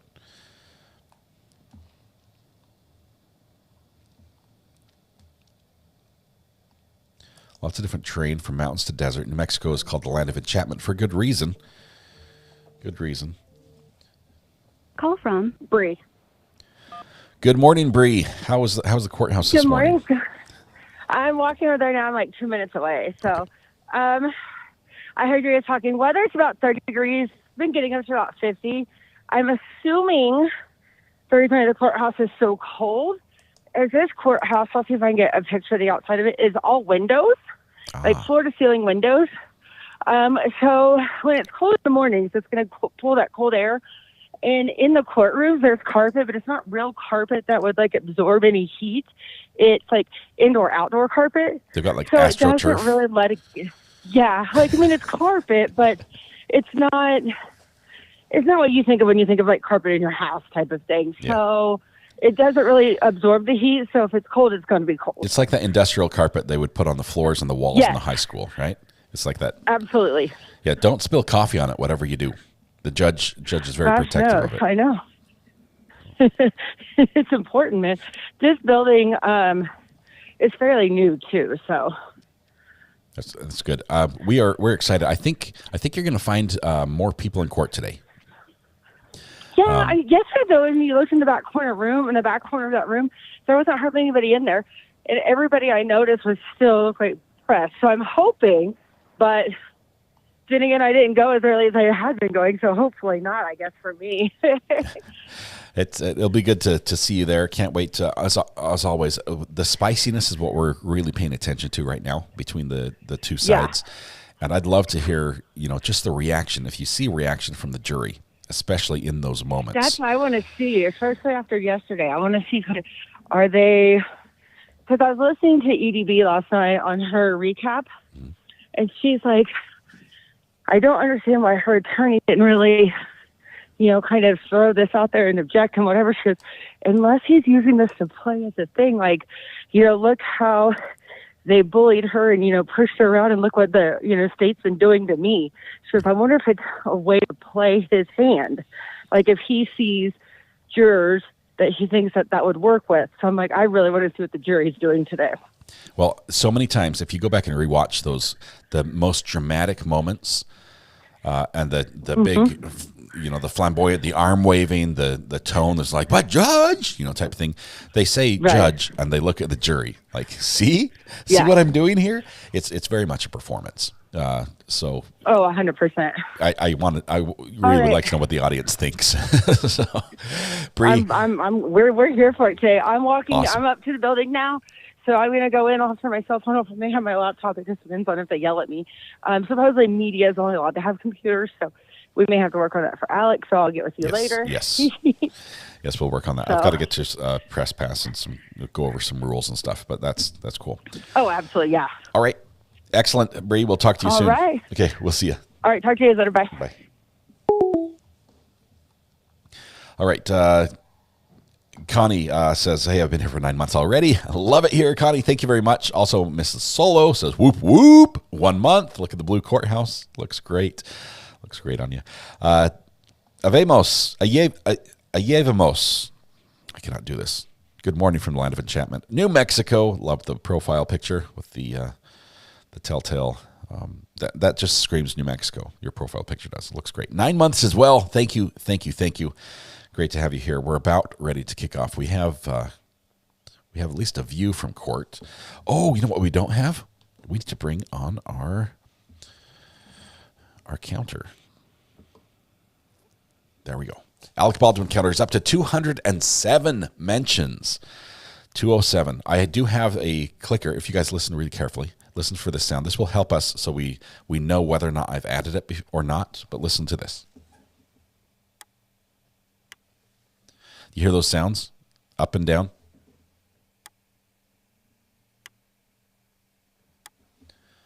So when I count up, it makes a higher sound. When it goes down, I have to go back to 207 because that's where we're at. It's a little lower. So that's the click we're listening for. So if you hear that click and you're listening, then you quick check the screen and say, oh, add one, you'll know that I've already added it. Hopefully it won't be too loud to distract from what's going on in court, but I just want to have that audio there so we can all be on the same page. We're getting all Pavlov, yes. Pavlovian. You need to watch the video of Alec just before the shooting. I swear the hammer's leaf half-cocked. Didn't HDR say this pistol had to be half-cocked to load? Valkyrie, yes, but let me explain. It has to be half-cocked to load because in the quarter cock position, it locks the hammer so the hammer is not in contact with the firing pin. That's the only thing it does. You can't spin, you can't pull the trigger, you can't shoot. It's a very safe position. When it's half-cocked, the hammer is also not in contact with the firing pin. You can't pull the trigger, it can't shoot, but now it releases the lock on the cylinder and you can rotate it. And then when you flip the little door open on the side, you can rotate it and slide in or eject casings as needed. So she would have to do that to load, then she would shut the door, and then she would show it in the half-cocked and then decock it and hand it, or probably put it to the quarter-cock position and hand it to the actor, or hand it to Dave Hall. You guys say no sound on your end? Could you not hear the click? Did anyone hear the click, or am I the only one who can hear that?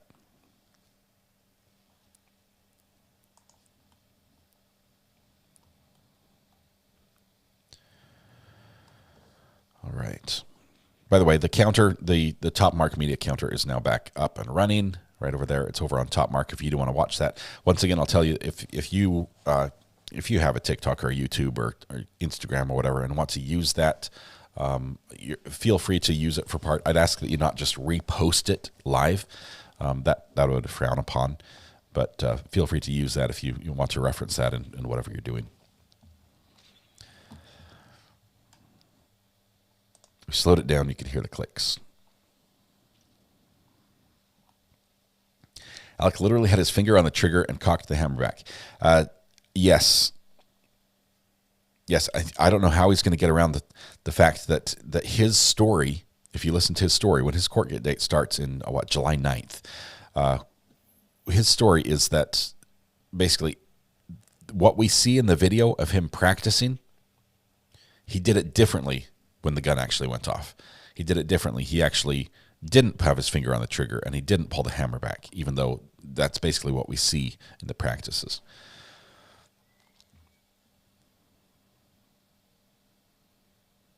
It was easy for me to tell you hit the counter when you leaned back in your chair and reached over. I'm going to have it on my knee. I'm going to rest it on my knee. I have to be careful because there's like shards of glass. Check this out. This is the let's take this real quick.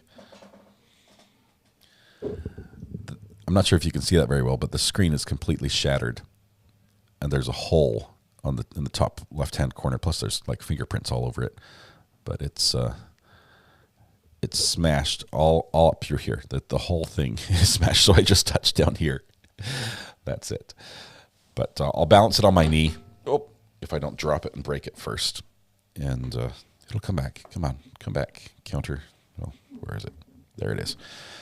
Anyway, I'll have it right here, so I don't have to lean over and click on it. Looks like my Kindle screen. I tell you, fun fact. I know I'm cursing myself just by saying this. I've never broken a phone screen. Never. I've had an iPhone since the iPhone 3, and I have not had every iPhone. I've only had like maybe 4 of the models, but I've never had a phone screen crack, and I've dropped them plenty of times. But yeah, so we're good. I've got that on my knee. It will just balance right there, and it'll be good.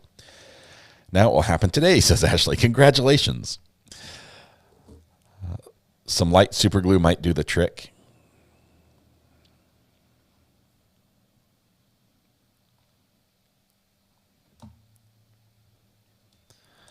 Time for a screen protector for that one to give it to the kids.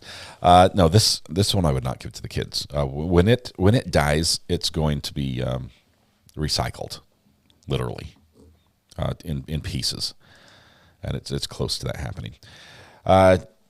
I did just jinx myself. I shouldn't have said it. I shouldn't have said it. I do have a good cover. I love the covers that I have for my phone. That basically any direction it falls, as long as it lands on a flat surface, no part of the phone directly hits the ground. That's key. That's key. You need to have that little lip that keeps the screen off the ground when it falls. But if you drop it on something sharp, you're out of luck. I just don't drop my phone. Get a Gorilla Grip on that counter screen. Yeah, no. Yesterday in EDB's Live, there was a lady in chat that said she was saying she was Bowles' sister. We'll be interested to see if chat comments were relayed last night and he makes adjustments.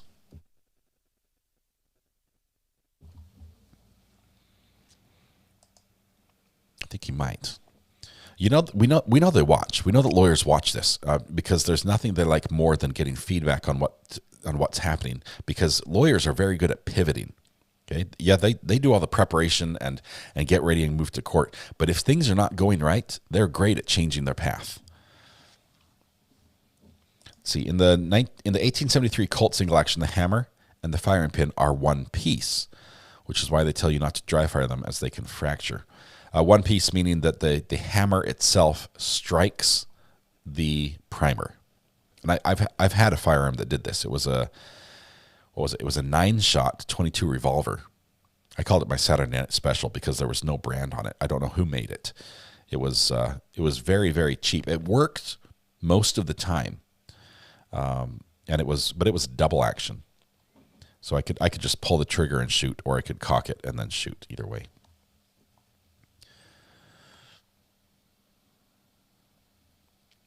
Do you see where Hannah DM'd Shaming of Jay on Instagram about showing her phone number on the screen? I saw that. I haven't.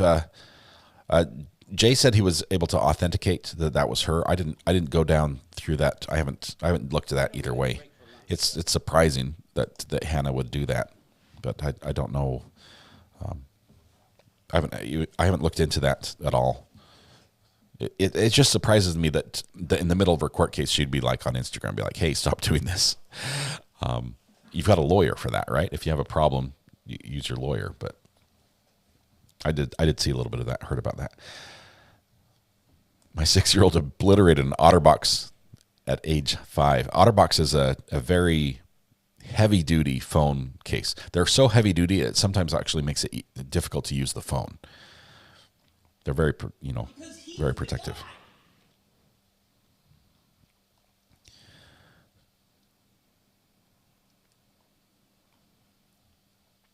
Teams were definitely watching Rob during Take Care of Maya. 100%. Greg Anderson and Nick Whitney admitted to that. Law 101 for lawyers, redact personal information. Not just personal information, redact your phone numbers from evidence that is going to be admitted in court. That's like, first look out for yourself and then for your client. They failed to do that. All right, any minute now, we should have activity from court. I'm not seeing it as of yet.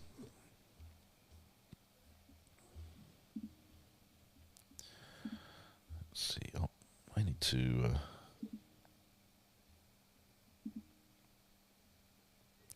change this thumbnail. This is driving me nuts.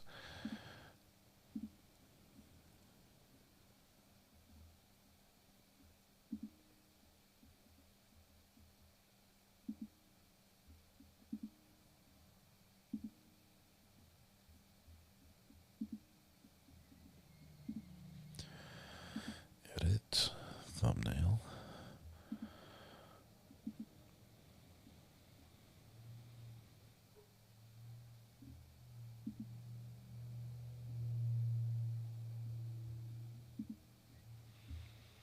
Trying to fix the Top Mark Media thumbnail really quickly while I have just a second.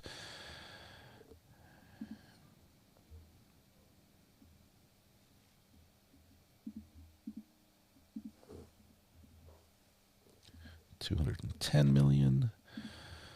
There we go, and download.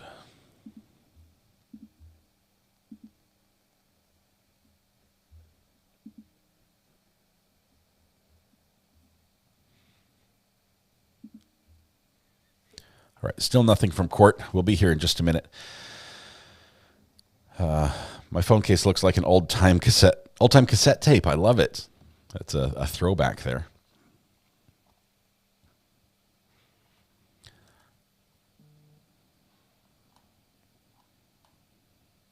Myra, thank you very much. I'm over there on that channel right now, just updating the thumbnail for the debt clock. There we go. We'll save that one. That's better.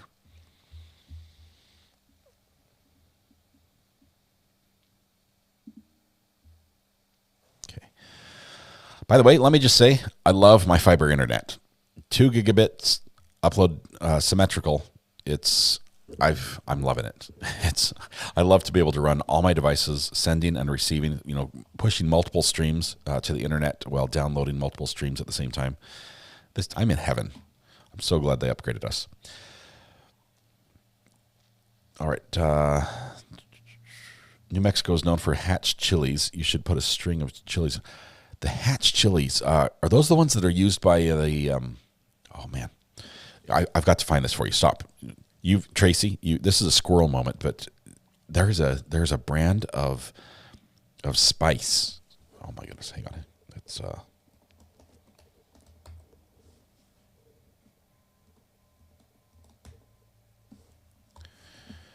I'm gonna put this out there. This is the best stuff I have ever in my life tried.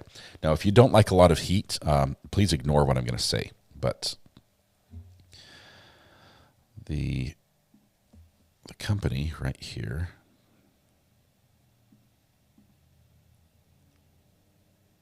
Yeah, they use the hatch green chili. That was it. You're right.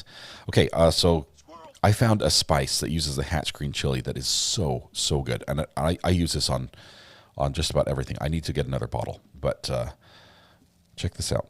This is an Amazon link. Just heads up, I have to tell you that if you buy this, Amazon might give me a little kickback. But this link for the hatch green chili. Oh, I was kickback, taking it easy.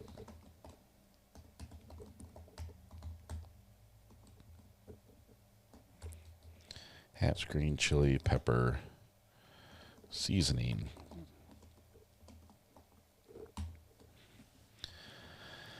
There it is. It's on screen here. That one. This is from the Flatiron Pepper Company. Somebody gifted us Someone gifted us one of these sets that have like the insanely hot, like the black smoky one, the red hot, which means only eat if you seriously, are hating your life. And then they have the green one, which is used for normal people who just want to experience the extreme side of life.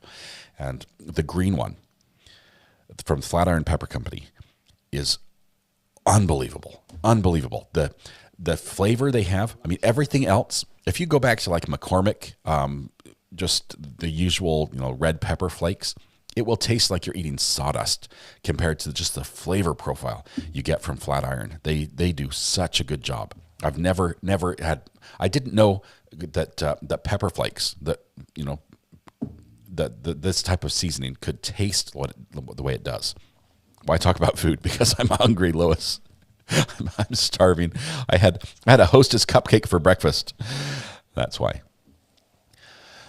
All right. Green chili in New Mexico, they put that on everything. I put it on potatoes. I put it on just, you can, anything you're frying, any breakfast food, put it on your eggs, seasoning. Great. It is delicious. McCormick has lawyers, but they don't have the flavor that this does. They do not. I'm sorry. A blind taste test, 10 out of 10. They will lose. They will lose to Flatiron Pepper Company. It's Runkle. Runkle would not buy this. Even the red one, he might say is good, but yeah. Mrs. R.A. is sleeping. R.A. eats garbage. That's basically how it goes.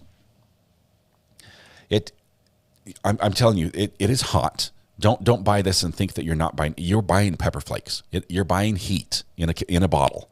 It's got some great flavor, but the flavor is insane. It is it's like they actually designed the seasoning to make food better instead of just adding a flavor. It is so good. And you guys, those who already know, and they're out there seeing Flatiron Pepper Company is great. Heartburn in a bottle, only if you, yes, you can. All right, we are live. We are live. The lady in green is present. That would be, is that Sarah? Who is this? Who do we have right here? She's got to be key to the case. The brand, Michelle, I put the link in chat so you can just click on it if you want. It takes you over to Amazon's link. You don't have to buy it from them. But right here at the bottom of chat, that's the one. That'll take you to the pepper flakes. So good. Oh my goodness. Just delicious. It has to be Sarah, says Abby. Who else could it be? Here comes defense. The defense team's walking in together. Mr. Bowles already present. Everybody jacketed up. We have a Starbucks mug. Starbucks has entered the chat. Hey, look who's back there in the corner. Who would that be? Who would be back there in that? Bree. Is that you? Is that you, Bree? In the back corner.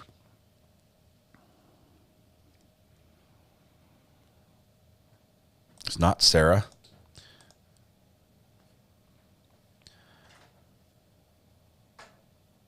The aroma of green chili roasting needs to be bottled and sold. Suzanne, I'm telling you, Flatiron has done it. It's not just the aroma; it's the full flavor, and it is so good. I would eat it on ice cream. It is that good. Everything I've added it to, it just has made the experience eating it better. It's so delicious.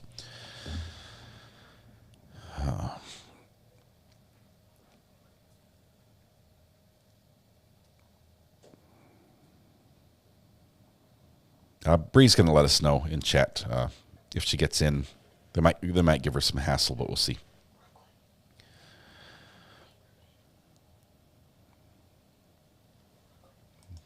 Ozzy Gardner says, I have never had Starbucks.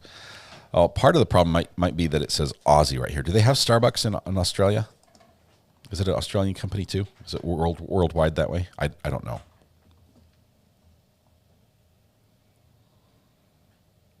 Michelle, the brand is Flatiron Pepper Company, but the link will take you right to it, and you can jump to some of their other stuff on Amazon from there. Why did I just get a mental image of R.A. as an innocent sweet raccoon eating a cupcake? Because that's basically how I looked this morning, blurry-eyed and digging around in the pantry for something delicious.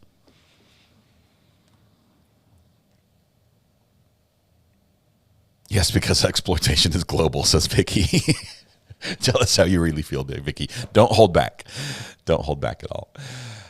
That's great. Okay, we have some activity as everything's getting set up in court right now. People are moving around. I think we're going to be seeing that momentarily. Let me get our audio levels right. I think we're going to have to start off with testimony, no video. I'd rather we start off with testimony instead of video.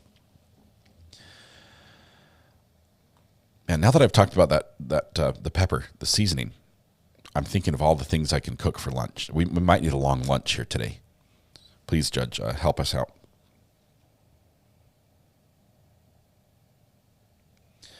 Lady with the state says Bree has 2 friends with her today, sitting in the first row right behind her, and every time I'm in the bathroom, I'm always in there with Hannah. So says Bree. That's great. Okay, Gordon, bucking the trend. Never had McDonald's. Gordon, I used to.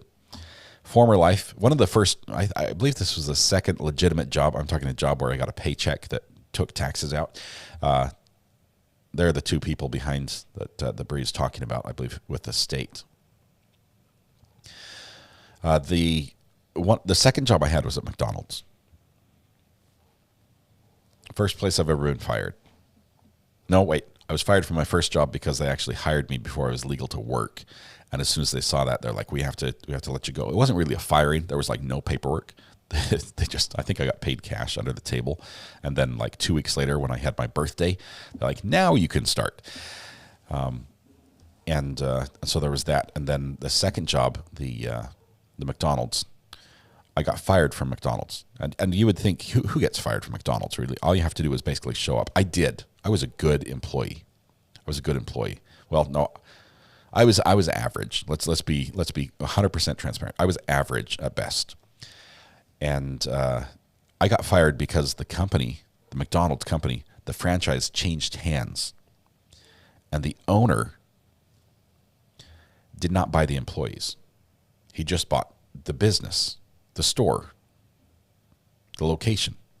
And so they called us all to City Hall for a big McDonald's meeting. They closed McDonald's, which McDonald's almost never closes. They closed it we all went down to City Hall for this big company meeting.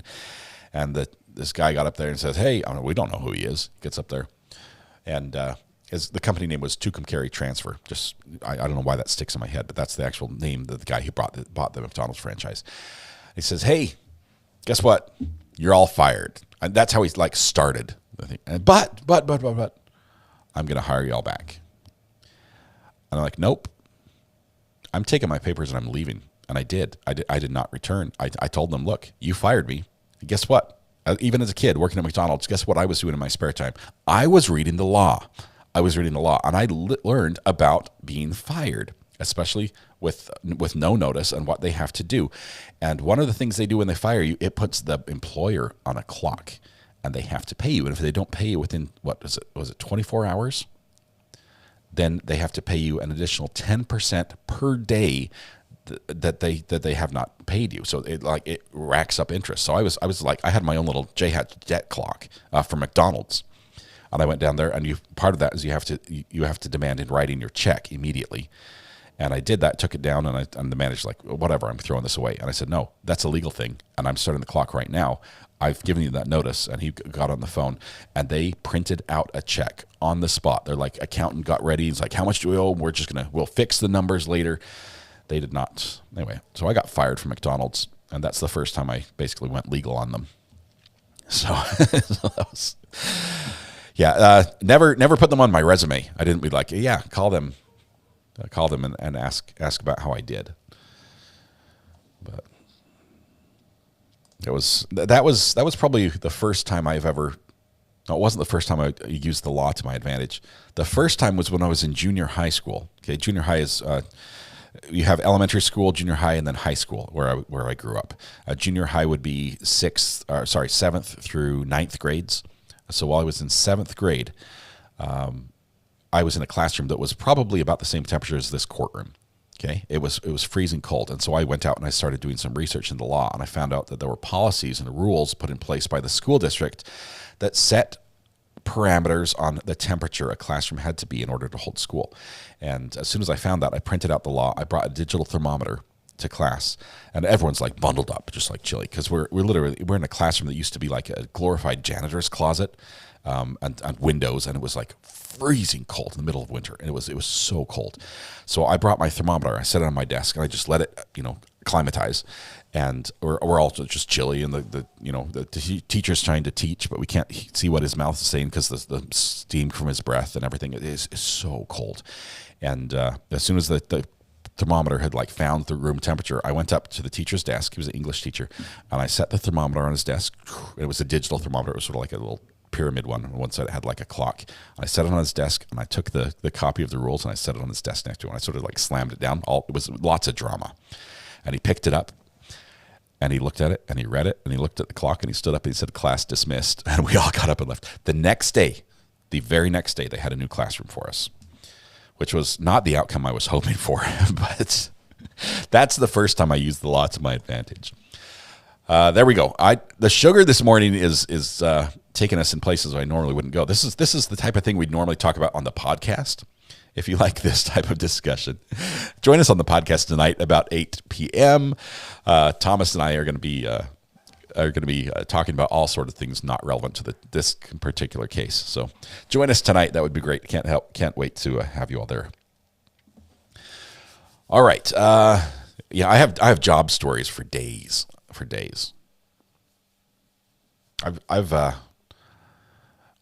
I've turned in poachers, like people that were poaching elk.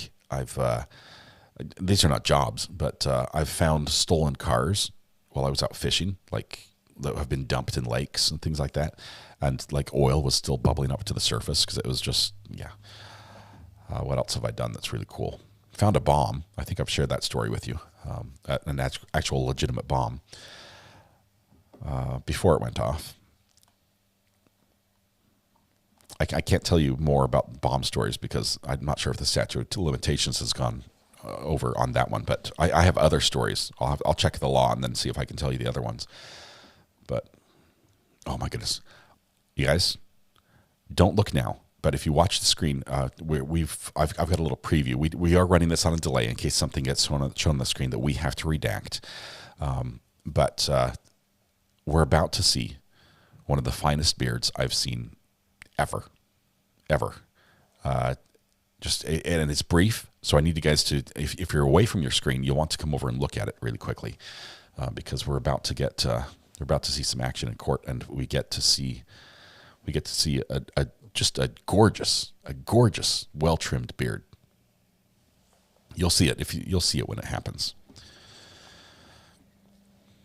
I'm excited. Okay, so the defense has two tables in an L shape. The bald attorney can't think of his name. That's Bowles. And then Hannah, and it turns parallel with the wall, and the one they wanted off the case is all the way at the end of that table, as far away from Hannah as possible, says Bree.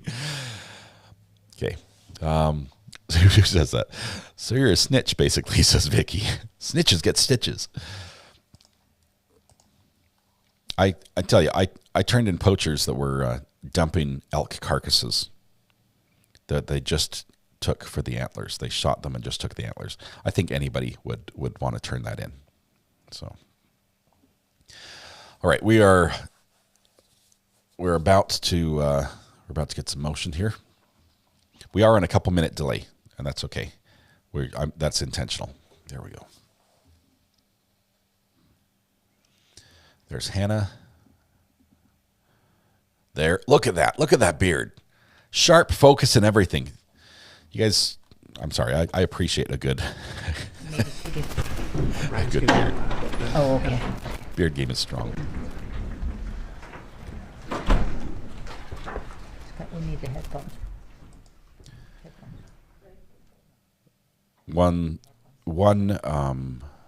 Earphones. One juror needs earphones.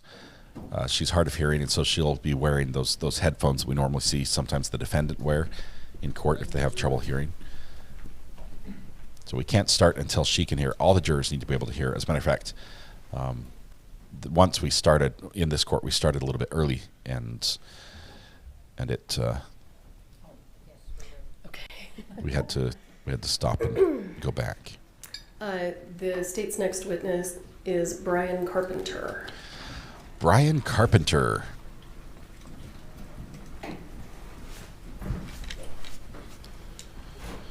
Many of these witnesses have been very sharply dressed. This is a well-dressed courtroom in general. Realizing that some of them dressed very well and then had to put on a non-matching coat. Look at this. Brian strutting his stuff. He's got the swagger all the way down the aisle. That's a sharp getup. Good-looking suit. Judge, raise your right hand. Do you swear affirm under penalty of law that the testimony you'll give in this case will be the truth, the whole truth, and nothing but the truth? I do. Okay, go ahead. Talk into the microphone and have a seat. I like the tie.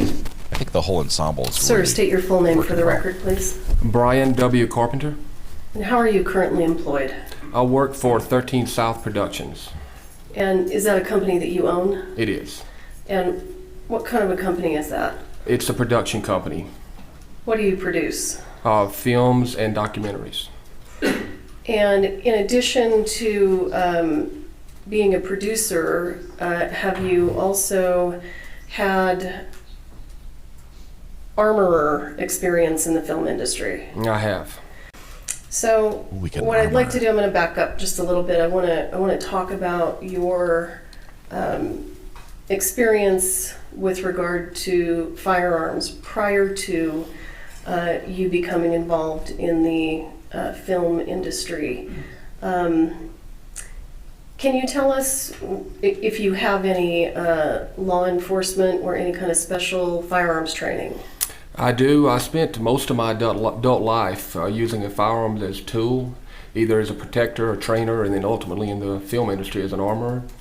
My last official assignment that I worked on was New Orleans Police Department SWAT, Tactical Unit 3 under Jeff Wynn's command. That was during Katrina and all of Rita, and then all of the cleanup and restoration efforts. Before that, I worked as a contractor, securities contractor, for almost 20 years. I've worked on operations from Haiti to et cetera, et cetera. I've trained at mobile operation and urban combat training for RCTA. I've trained at NASA. And what's RCTA? Regional Counter Narcotics Training Academy. Thank you, sir. And they have a Mount City there that's mobile operations on urban terrain. I've received my high-risk environment training and implementation certification there, level 1 and 2. I've trained down at NASA at Cape Canaveral for SWAT and some machine gun and select fire training. Had some really good mentors that advised me to get as much training as they would put out there. So I was very fortunate to have their guidance and direction over a 20-year career. Is that like Space Force? Okay. And then how did you end up transitioning into the film industry? After Katrina, we were down there working, and one of my buddies came to me and he said, "Would you like to go and do some bodyguard work for an actor?" And I was like, "No, I don't think so." So I turned him down at first, and then he kept coming back to me. I said, "You told him you had somebody, didn't you?" And he said, "Yeah, just go talk to him." So I went and had a conversation with him, and it ended up being the movie Deja Vu with Denzel Washington and his crew, and I went to work for him for a little while on that show, and got some guidance from him, and that transitioned me into film, and I took my skill set and applied it there. He was a body double for Denzel Washington. And have you been employed on film sets in the role of armorer? I have. Approximately how many times have you worked as an armorer on a film set? Considering individual episode, TV, and feature film, around 100 projects. And have you been hired in some capacity by the Office of the Special Prosecutor? Yes, I was contacted, it seems now maybe a couple years ago, to come on as a expert witness and try to help sort out some of the intricacies of film and armor services. Okay. I would tender Mr. Carpenter as an expert in firearms safety on film sets. No objection, Your Honor. Firearm. Expert in firearm safety on film sets. Yes, Your Honor. Let the safety briefing begin. Mr. Carpenter, in the time that you have worked on this case, have you reviewed documents and videos? I have. And can you give the jurors an idea of the types of things that you've reviewed in order to be able to render opinions? It's been a while now, and I've looked at quite a great deal of paper, video. I've watched police interviews. I've watched videos from the set of Rust that were taken. I've reviewed documents from the district attorney's office in the form of transcripts. I've reviewed firearms. I've been able to actually go and look at the evidence. I've also looked at the rounds that were used on set, including the dummy rounds, etc., and a plethora of other things. It's categorized. It's, I would say, thousands of pages of documents. Okay. And I'd like to begin by just having you explain to the jury generally what the role of an armorer on a movie set is, what their responsibilities are. First and foremost, an armorer's responsibility is the safety of the cast and crew, paramount above all else. Secondly, from that, it is to creatively give the director and the film the look and the feel that they want. In other words, if it's a military operations show, then you will need to help them sort what a military operations personnel would have, or if it's an intelligence officer, or if it's a police officer or SWAT team member, etc. Then you help the props department find that equipment, source that equipment, and safely implement it on the set on a creative level. In terms of the hands-on job of an armorer on set, what does the armorer do?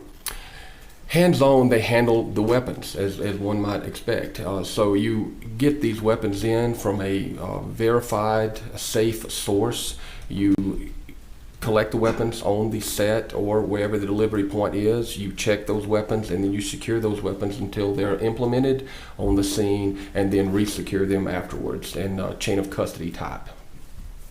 And in terms of ammunition that is typically used on movie sets, we've heard a fair amount of testimony before you took the stand. We understand that frequently dummies and blank ammunition is used. Is that correct? That is correct. What is the armorer's responsibility with regard to that ammunition and quality control of that ammunition?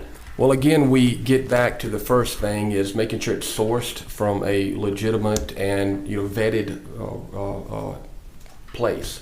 I source most of mine from ISS, Independent Studio Services, out of California. They have a excellent safety standard there. They have an entire gun department where they check these weapons in, check Not a them sponsor. out. All of these items are checked extensively. I used to have an instructor said to me that, complacency kills, and you can't be safe enough. You cannot check things enough. So having multiple layers of safety is important. So I say that to say this, getting it from that location, you already have a sense that they're going to be what they should be, and they're going to be in the condition they should be in. However, falling back to that last statement, when we receive these items in, or an armorer receives those items in, it's important to also double verify that. So the first thing that would be done would be a safety check and an audit of all items that came in, including and especially any dummy rounds or blanks. So it's the armorer's responsibility to take those rounds from the supplier and double check them. That's correct. Now, in terms of the amount of discretion that the armorer generally has on set, can the armorer stop filming because of safety issues? Absolutely. You would hope that you don't get to that point because there's very few people that can call cut or just stop a movie in its tracks. There's 3 departments on a movie set that can cause the loss of life if not done properly. That's special effects, stunts, and armor services. Those 3 things are very important that safety be upheld to the highest level. And yes, if you find or see or find yourself in a position where something extremely unsafe is happening, you can call cut and stop the production.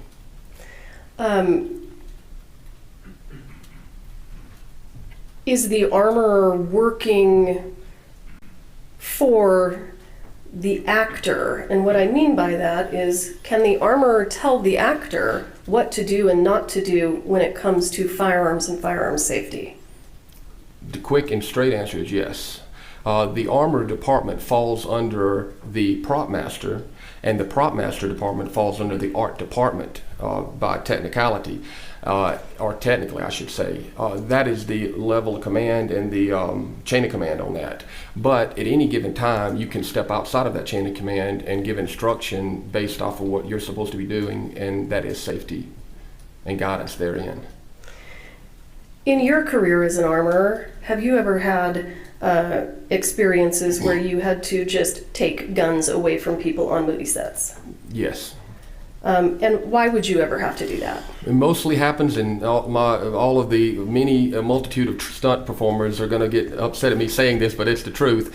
Stunt performers, I love them. We've trained so many, and our stunt performers can be seen on almost every action movie in the last 10 years, and I'm very proud of them. However, a stunt performer will quickly say that they can do just about anything if you ask them, from fly a jet to handle a lever action rifle.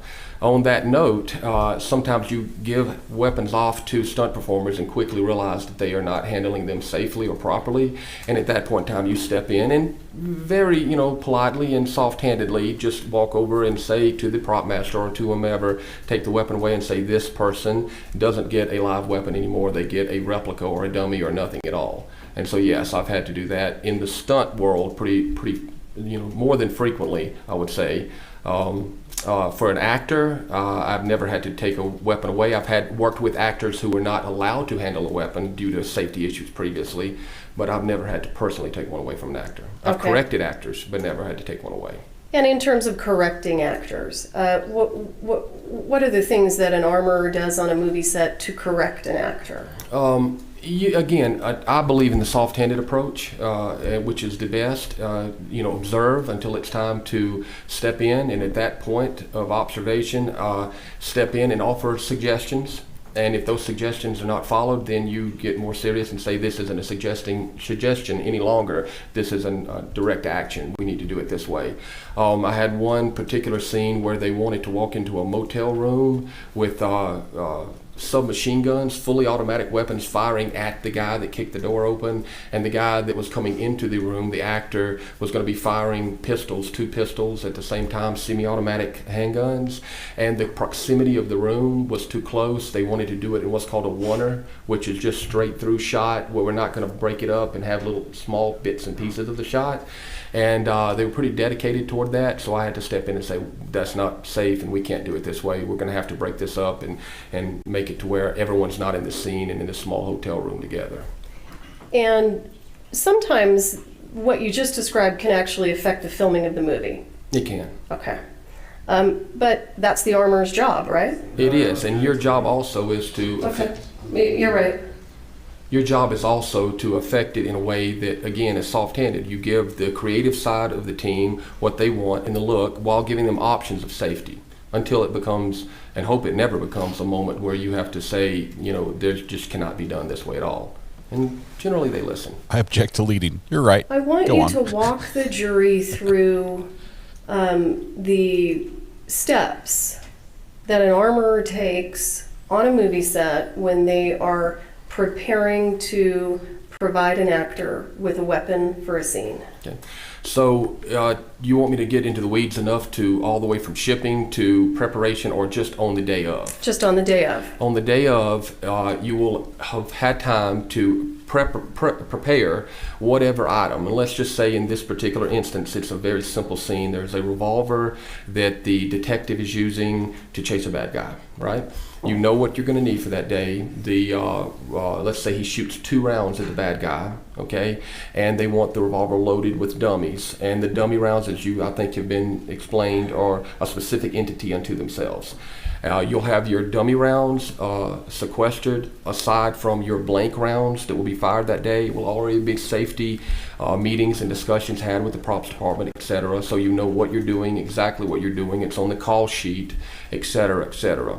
You take your firearm and you have it in, let's just say, a locked box or whatever you're carrying it to the set with. And when it's time for that scene to be shot, you go out to the scene, and at that point in time, you open up the box. And right when they're prepping, and you kind of get a feeling of this, you know when they're prepping, when they're bringing camera out and they're setting it up, and they call the actors out to the set, it's time to start clearing that weapon. You take that weapon out. You clear that weapon with at least 2 representatives on set. Anybody that wants to see it gets it cleared with them if they request, but generally it's going to be your first AD and possibly the DP as well, on the director of photography, which is doing the camera. Who's the first AD in this case? And Rust would be Dave Halls. And who is the director of photography? Would be Helena Hutchins. Okay, please continue, sir. The revolver would be cleared, showed to be clear and safe, and no obstructions in the barrel, nothing in the cylinder, et cetera, et cetera.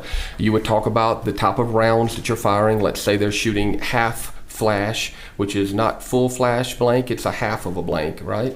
Half flash blanks, and you would definitely take your dummy rounds out. You would show them, shake them, listen to them. It's an audible and visible view that you can look at it. You can hear it, you can feel it, right? So in terms of the dummy rounds, I just want to make sure, are you testifying that you show the individual dummy rounds to the AD and whoever else wants to see? Absolutely. And the actor? Absolutely. Okay. Yeah, the actor may or may not be on set yet, but when they get there, this is done again. So with the actor. And sometimes you'll have an actor that says, nah, I don't want to see it, or they'll just brush it off. But as long as you've done your safety check with at least 2 other sources and moved through that process, then you've done what you should have done, along with your own checks. Having said that, you will wait until the scene is about to get to start shooting, usually no matter what they say, and they'll say, oh yeah, hand the gun out, hand the gun out. Well, you know to wait till they're about speeding sound, and there you got also the feeling of doing it enough till you know when they're really going to start rolling that camera, because otherwise you're handing off a weapon and then you're getting it back, and then the process just keeps slowing down, so you have to maintain that level of control there.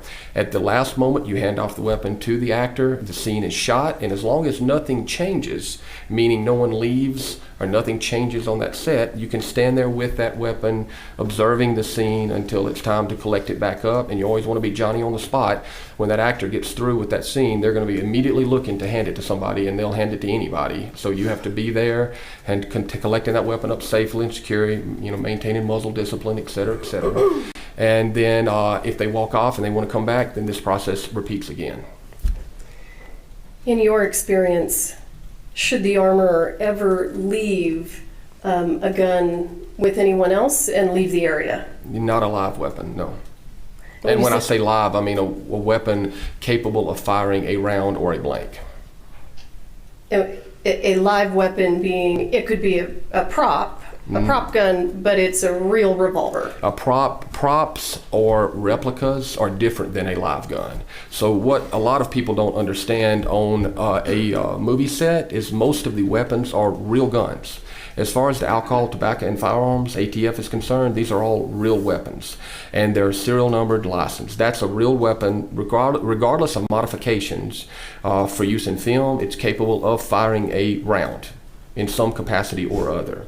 A prop gun is completely an inert weapon that cannot fire a round in any capacity, and a replica is simply one that looks like a gun but is not. Okay, so pursuant to your definition of a live gun, that being a fully operable firearm, would the armorer ever leave that and walk away? Absolutely not. Why not? Because it just opens the door for any type of accident to occur. You have no management of that weapon at that point in time. It could, from the most simple of things, be laid down by a performer haphazardly and picked up by any number of people or left in areas that are unsecured. You can't manage what's happening to the weapon. If someone drops it, damages it, now it's going to malfunction. If somebody sticks the muzzle of it down into the dirt and fills it with dirt, and then you fire a blank round, many things on a very, I guess we'd be on a low scale of danger, and then you work up to more dangerous things like someone having blank rounds left in their pocket and loading it, or pointing it at another person, breaching the force safety rules, et cetera, or having it stolen. In your experience, how does the armorer generally carry the ammunition when on set for the moment that they're going to load it with dummies or blanks and hand it to the actor? Now you get into a lot of different types of movies that you're going to work on. If you're working on a modern movie with machine guns, et cetera, and you're shooting thousands of rounds a day, then you may load your blanks into the magazines, checking them all previously. Then I tape the magazines over the top with a particular kind of tape, and I mark on that how many rounds, what type of rounds, et cetera, and we check all of those things. If it's a Western or something that's using older weapons that are more simple to operate, then I generally carry my blanks in a locked, what they call a magazine. The ATF refers to it as a magazine. It's anything that holds ammunition or explosives. So I will have my blanks in a magazine, and I will have my dummies separately in a, generally I use a locked Pelican box, which is, Pelican boxes are atmospherically conditioned boxes that lock in the front, and they're made out of a heavy, durable plastic. Those, excuse me, those Pelican boxes that you use, is that something that production pays for, or is that just part of your kit? It's part of my kit, generally. So you bring with you some of your own personal items? Sometimes our company, Dark 30 Film Services, would have rented a firearm. Shout out. I generally err toward the side of getting them through ISS, but when it comes to ancillary items such as Pelican boxes or means of storing and categorizing all of this ammunition, I prefer to use my own system, which is what I'm accustomed to, and I feel very safe and secure. So I would bring those things. Okay. In your experience, are film sets frequently rushed environments? Yes. Why is that? Because in any movie, time is an exact equal to money. The more time you spend, the more money you spend.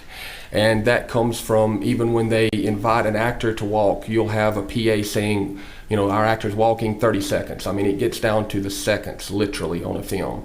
So the more time you don't have your things in order, or you're not prepared to actually get what they say, things in front of camera and on camera, the more money you're spending. So any delay of any sort is an expense to the production and to the producers or studio. Can that rushed atmosphere have an effect on the armorer? Yes. And talk to us about the effect that it can have, and in your experience, what the armorer's responsibilities are. Well, I can say this, and this is something that I was also with my one of our very good mentors always told me. He said, if you're being rushed, that's the time to slow down twice as much. And so that's generally the rule of thumb. If the production is rushing you and they're pushing you, which they do, then at that point in time you need to stop, take a beat, take a breath, and slow down twice as much as you were before, because that means you're getting into an atmosphere of unsafe behavior, and you're getting into something where you may miss something or have a misstep or overlook something, and that is not a place to be when you're in charge of safety. If you do what you just described and you intentionally slow things down for safety, do sometimes other people on the set get upset with you? Yes. And what do you do then? You have to be prepared to go home. In lack of a better word, I've always, believed, and it's very important, that if you take a role where you're in charge of other people's safety and well-being, ultimately, even in a circumstance of their life, then it doesn't matter. Your ethos or your code that you work by is, I will do what's right, regardless of what it may mean to me downstream. And having said that, there's been more than one time that I've thought, well, I might as well go pack my things up and get ready to leave this movie set, because I'm definitely not going to rush things. Okay. It didn't happen, but it could have. In your experience, do armorers carry dummies or blanks loose in their pockets or a fanny pack? Different armorers could carry things, I guess, any way they chose that they felt like it was secured. So, I'm sure they do. I don't. Why not? because I don't feel dummy rounds are specifically spooky, for lack of a better word, also when you're using them on a movie set, because they're meant to recreate the look and feel of a real round, right? Or I should say the look without the BBs inside, which the audience would never know. So having said that, it's just a good idea to have those things in an area where you're in 100% control of them. So loose inside of bags or inside of pockets just doesn't equate to that, as far as I'm concerned. But other people may be able to manage it. In your opinion, should an armorer leave a gun with an assistant director and walk away? No. Why not? Because that goes right back to the fundamental rules of gun safety. If you're not in control of of viewing this weapon and knowing where it is and who's handling it and what they're doing with it, then you've lost control completely. So you need to be observing these things, these weapons at all times. And are you familiar with accidental discharges? There's two types of discharges that are in the firearms world, training world, etc. You have NDs and ADs. ADs are accidental discharges. Now, an accidental discharge happens very infrequently because that means there was a malfunction of the weapon or something that created a true accident. Almost all discharges that occur are negligent discharges or NDs, which means it's operator error. So an ND would be the correct verbiage there. And are you aware, based on the review of the documents and the materials in this case, are you aware that there were, I think what you're referring to as negligent discharges? Yes. Okay. And are you also aware that with regard to those negligent discharges, Ms. Gutierrez was not in control of those weapons at the moment? It is my understanding, yes. Okay. So, if there's a negligent discharge on a movie set, ultimately, who's responsible for that? It would be the armorer's responsibility. Now, obviously, that blame also can be split with whoever created the negligent discharge, but if you create an environment for the ND to occur, then the blame is on the armorer and on the person who actually had the negligent discharge. So it's a double-sided coin there. Okay. He's going to be there for Alec Baldwin, too.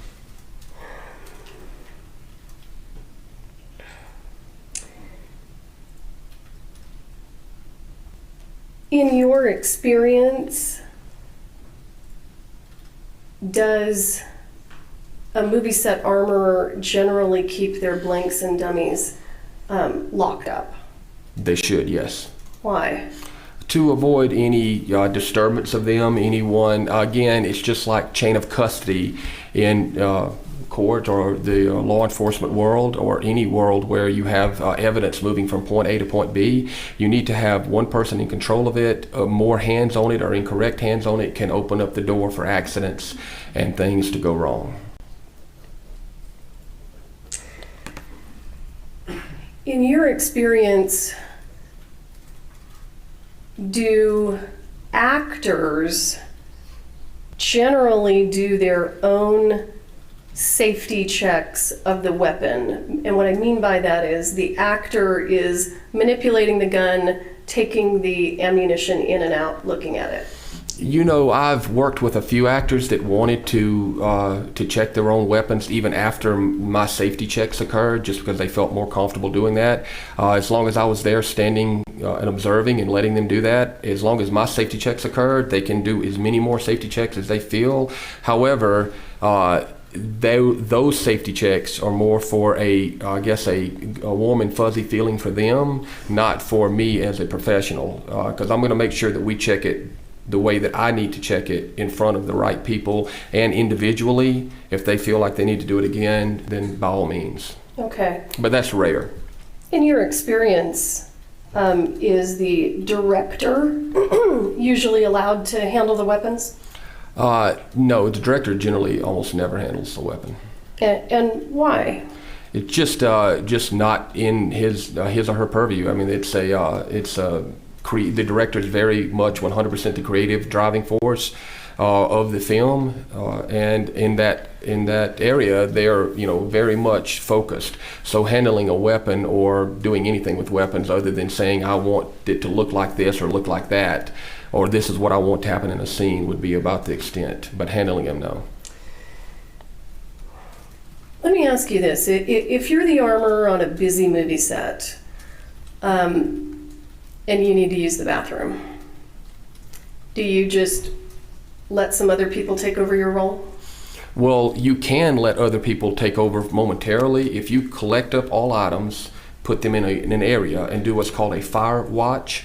In other words, you can bring over the prop master or someone who's in your department that's trusted, not just anyone, but someone who's trusted in your department, generally the prop master, and say, hey, I need to go to the bathroom. Then they will stand there and watch, not touch, just watch that cart or those items once they've been collected up until you get back. But it has to be someone, obviously, that understands what safety protocol is. In your experience, should a prop master be loading and unloading weapons?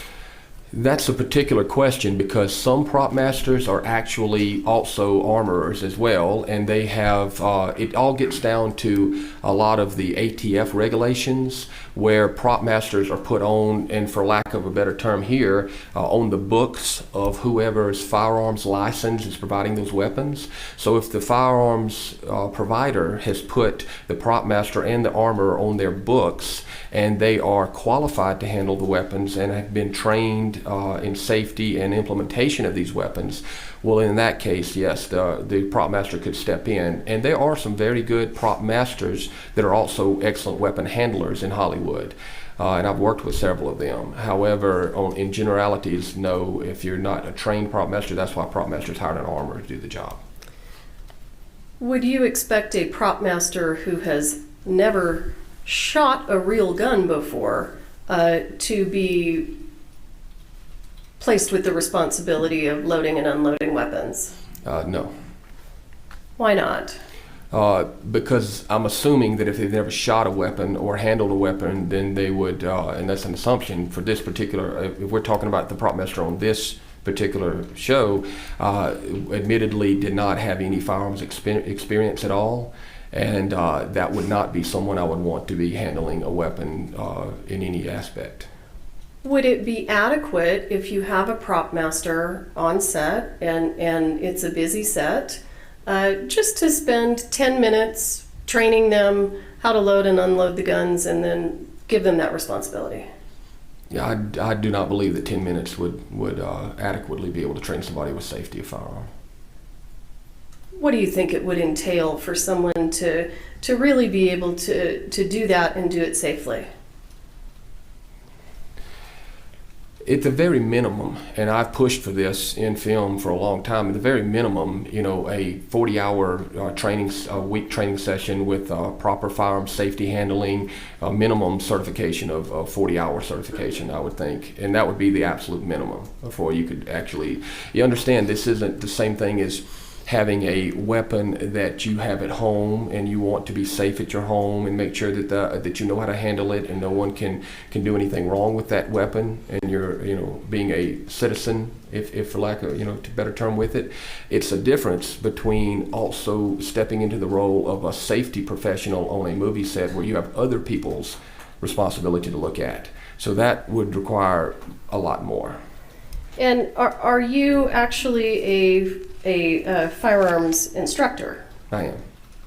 And how long have you been an instructor? I've instructed on and off for 20 years prior to my film, and then I also instructed in film as well. Out of 100% of the movies, about 20% the actors want to actually fire a weapon. In those particular cases, it's very, very, very planned event. And I have instructed and trained actors in film as well. So I guess you consider it current too, so I guess around 30 years of training. Okay. In your experience, would it be sufficient if the movie is dealing with single action revolvers, such as this movie? Is the safety check sufficient if the armorer already has the gun loaded, brings the gun to the assistant director, opens the loading gate, and spins the cylinder, but doesn't remove any of the dummies. No, that's and you could actually look at it in a way that's actually worse than not even looking at it at all, because you have opened the cylinder, opened the latch on the side of the cylinder, you have spun the cylinder, and you're looking at it from a rear view. So all you see is the end of the back of the base of the bullet, right, of the round. So you cannot identify anything as to what type of round that is in there, except that there are rounds in there. So what you've done effectively is identify that you have a fully loaded weapon, but have no idea what type of rounds you have in there.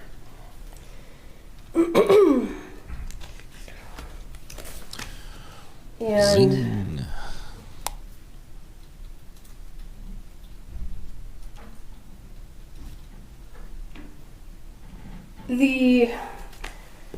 have you seen videos in this case of Mr. Baldwin in the church pulling his gun? I have.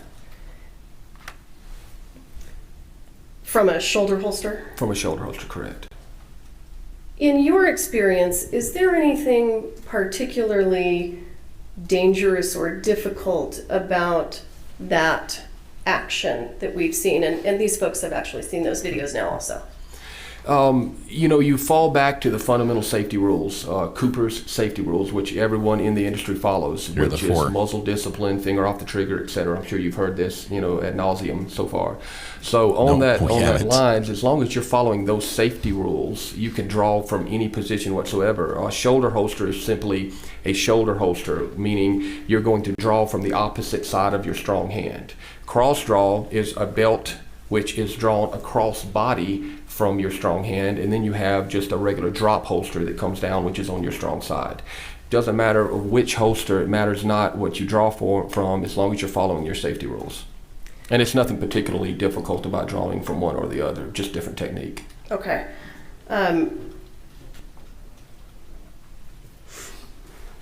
Let's pretend we didn't know what those safety rules are. Could you tell us? Let me just review my notes real quick. The prosecutor needs to ask that question. What are the safety rules? In your experience, is the armorer physically present for every scene or take being filmed on the movie that involves a firearm? Yes.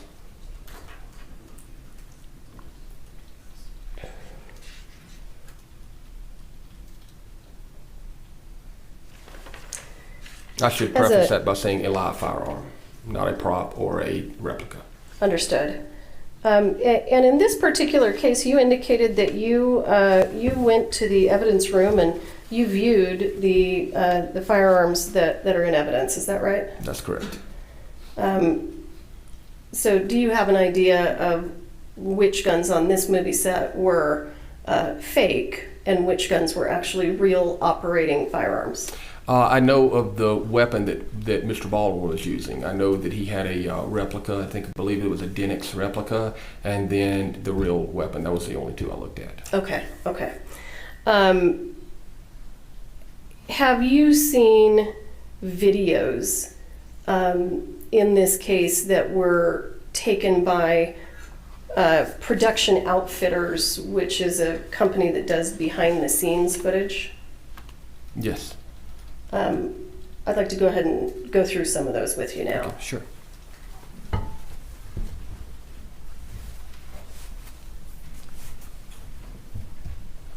Well, since they're not going to do it, I'm going to go ahead and give you Cooper's safety rules in chat.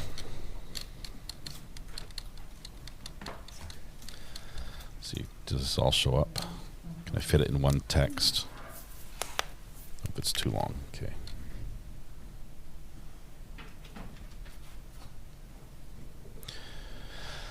Well, I'll read you the rules instead. The rules are this. Treat every weapon as if it were loaded. Keep your finger straight and off the trigger until you're ready to fire. Never point a weapon at anything you do not intend to shoot, and be sure of your target and what is in front and behind it. Those are our safety rules, which we have not been hearing ad nauseum throughout this trial, which the actors should be able to recite in their sleep, apparently, if they're ever involved in a film that requires firearms. Question for the witness: what is the standard, and what do you do in addition to regulations to ensure safety? I mostly hear what he does. John, good catch. There was a point where he said, "I've been pushing for this." We are going in the industry. to I wonder what the rules are. Present exhibits 149 through 161 as we go through Mr. Carpenter's testimony. I'd like to go ahead and move for the admission of them now and ask permission to publish. Any objection? No objection, Your Honor. All right. All right, they're admitted. You may publish 149 through 161. Okay.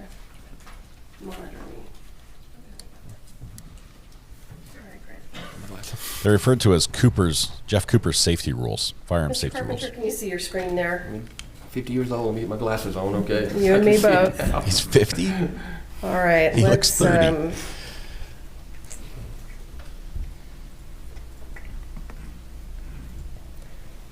I'm going to play for you State's Exhibit 149.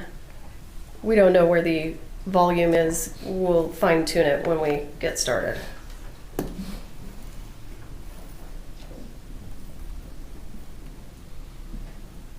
I don't hear anything. Mm-mm.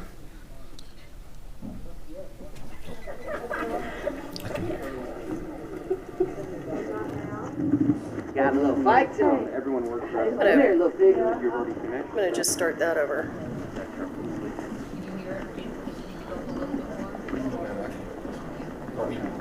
Can you all hear if you want it up a little bit more? Up, a little bit more. Fake gut punch to the guy holding the long gun.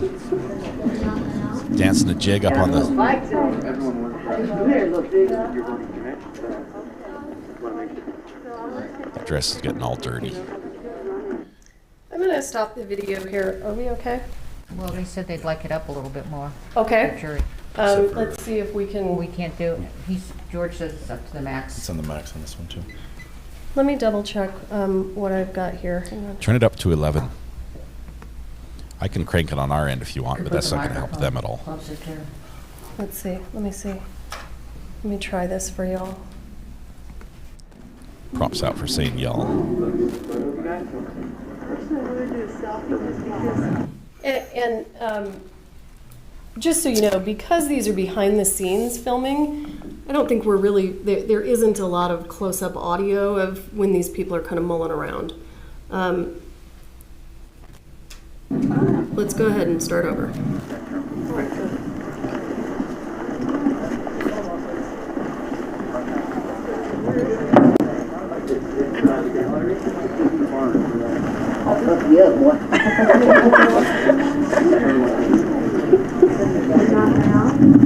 Got a little fight to him. Everyone works right. So I'm stopping that at 21 seconds. I'm cranking the audio on my end for you. Do you see anything concerning in this video? And the number one thing is muzzle discipline. That performer, that stunt performer, I'm assuming that's a stunt performer right there, has got what appears to be live weapons, and he's got zero muzzle discipline. He's holding the shotgun, and if you back it up to the beginning, he points it almost directly at, I believe it's Joel Souza, right at the front, or I'm not sure who that is, but slow-mo. He's handling that weapon. That weapon should be turned down at the ground, muzzle pointed down when he's carrying it, and his pistol should be holstered and never brought out, which he doesn't, but he carries the shotgun muzzle up. You can back it up a little bit more. Right. Come on back a little bit. Right about all in here. I guess that's the young child actor right there. So these are just examples of muzzle discipline. You never let the muzzle of the weapon cover anything you're not willing to harm. That's rule number 3 of firearms handling. How is Ms. Gutierrez supposed to be responsible for what this actor is doing with this gun? Well, from what I can see on the from the camera angles is I don't know if she's present here, and it appears that they have live weapons out without her presence. If she were present, I would ask that she. Well, I would think that she would tell that performer that you need to put that weapon pointed down at the ground. If she's standing there with him, correct his behavior with the weapon a bit. So it's her responsibility to correct his unsafe handling of that gun. I don't object to leading again. She's repeating his testimony, overruled. Yes, what you would want to do is, and this is an example of a stunt performer that, you know, that I would have, you know, replaced if he could not handle the weapon properly and safely after instruction, he would have not had a live weapon. Okay. Well, we'll go ahead and let me see if, let me just kind of run through it real quick and see. And it's even also more important when you've got a child actor on set or any children on set. It's very important that you, even though you wouldn't say that there are layers of safety, but as a matter of principle and just professionalism, if you've got a child on set, it becomes an exponentially more important to make sure that safety is performed. Because the child may not know their own safety restrictions that they should follow around firearms. That's why he's getting at that. Just fast forwarded the video up to 53 seconds. And I'm not particularly interested in that young man.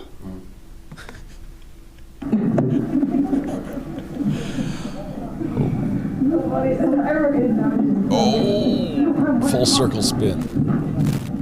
There's a boom mic. We have boom mic. Did you see the same stunt performer back there on that patio? I did. And what was he doing? He pointed it directly at the chest of the lady or the person in the white sweater, and then turned it around and pointed it at one of the other performers. Hey, look.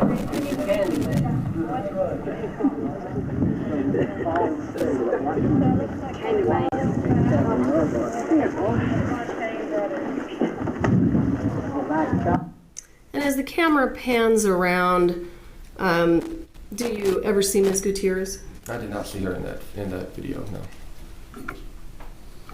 And you know what she looked like back in October of 2021? I do.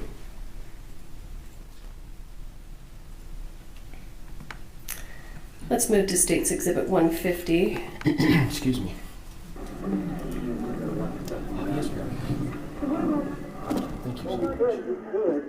Get down here. Yeah, let's say going with him here, join him behind him. And then the brothers come out.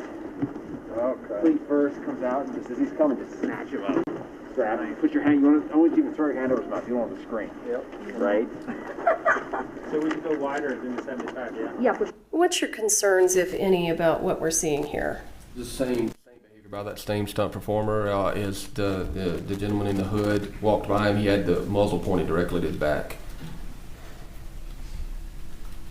And keep in mind, and this is very important, that knowing what we know now, and the reason we're here in court is that there were live rounds on the set of Rust.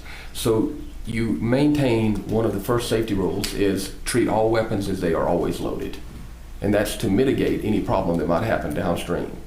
So you have to assume that there may have been live rounds in any of these firearms that we're watching in these videos. There were live rounds there, so imagine the concern that you would have knowing that at any point in time any of these handguns or long guns could have a live round in it. So then it makes it a lot more concerning when that double-barrel shotgun's pointed to that man's back. Okay. Easy holler, y'all come with us. He gets shot, right? And then what do I do? They come out and grab him? You're coming out around him. No, that's later. He sort of, he's got him. He sort of slides his way free a little bit. You grab him. There's not a guy getting... Now, is it your impression that they're filming a scene right now? They're prepping to film. They're talking about creative decisions of how they want to speak, talk, stand, the action. But they're not actually filming a take? No. Should these actors and stuntmen already have the guns in their possession if they're not filming? No. Oh, well, that's the same spot. Oh, is that later? This is the spot, yeah. He does get shot. Somebody just running past and... Yeah, and they come around the corner. Boom. Just like that. I'm going to fast forward a little bit. You're gonna poop up there. He went back holding the... So we can just see if on their back there's anything else that I want you to comment about on 150.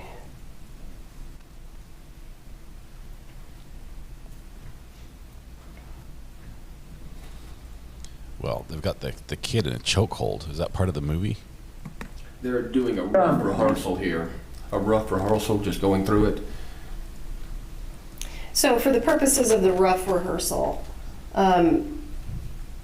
is it acceptable for the actors, the camera isn't rolling yet, should they have the live firearms at this point? If the armor is present and the weapons have been properly cleared, yes, they could have the firearms at this point.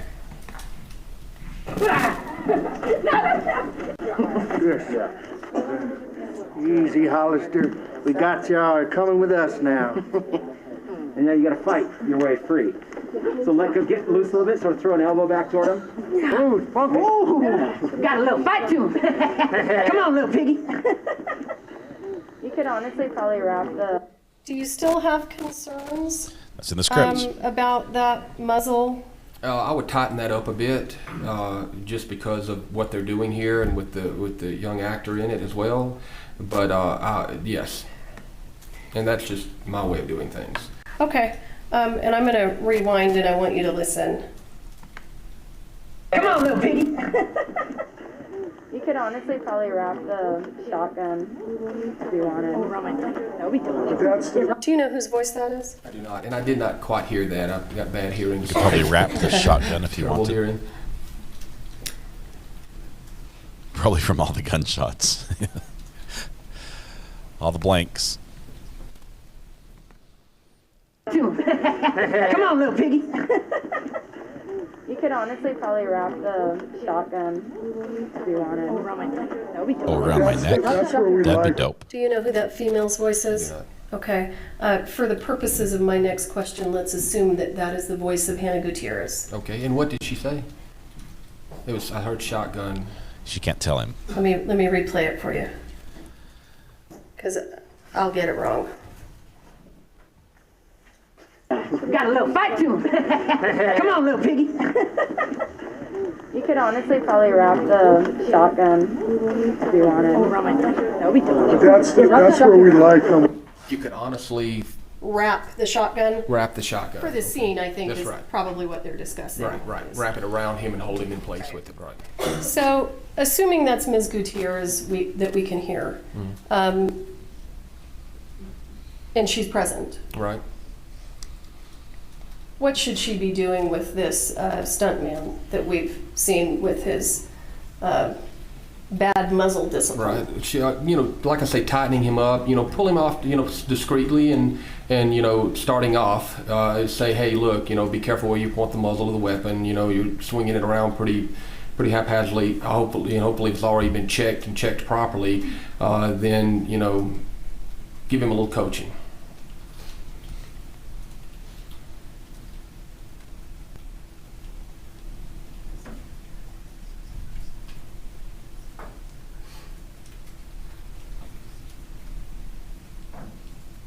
I'm just fast forwarding to see if there's any other places I want to stop.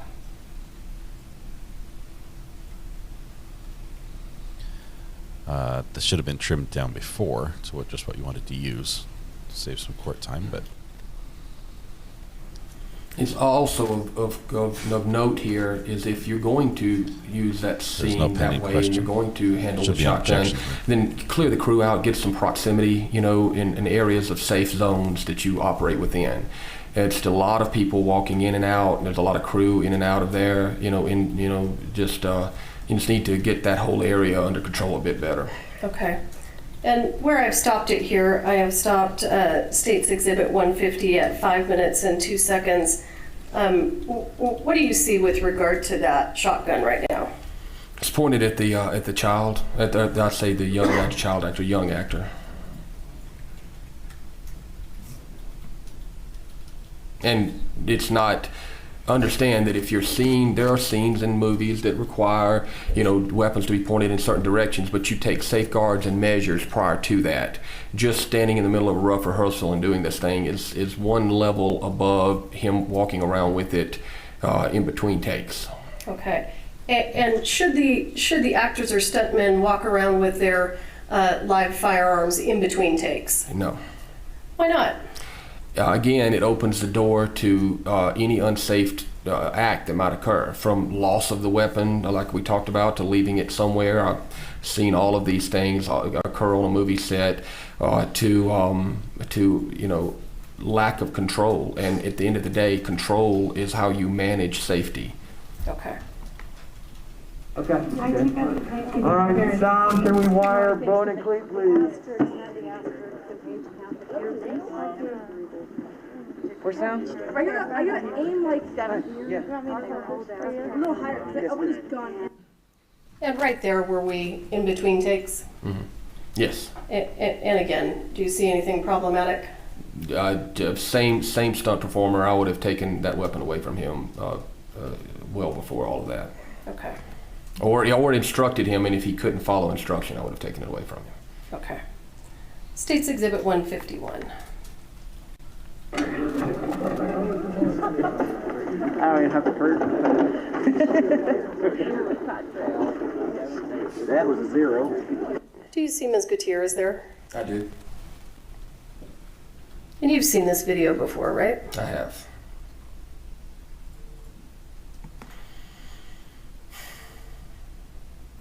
I'm at 8 seconds, just for the record.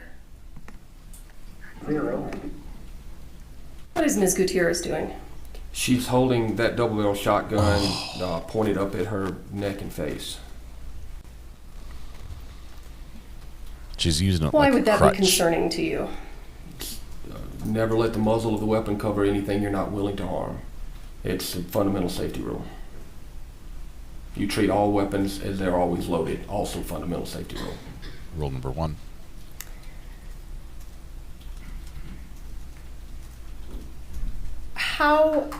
How would you expect proper gun safety on a movie set if the armorer is not following basic gun safety? That's a very good question. It would be hard to implement.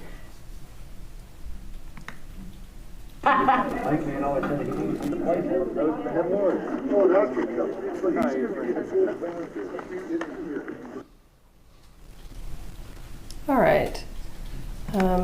State's Exhibit 152. They're not done. They have example after example after example. There was one.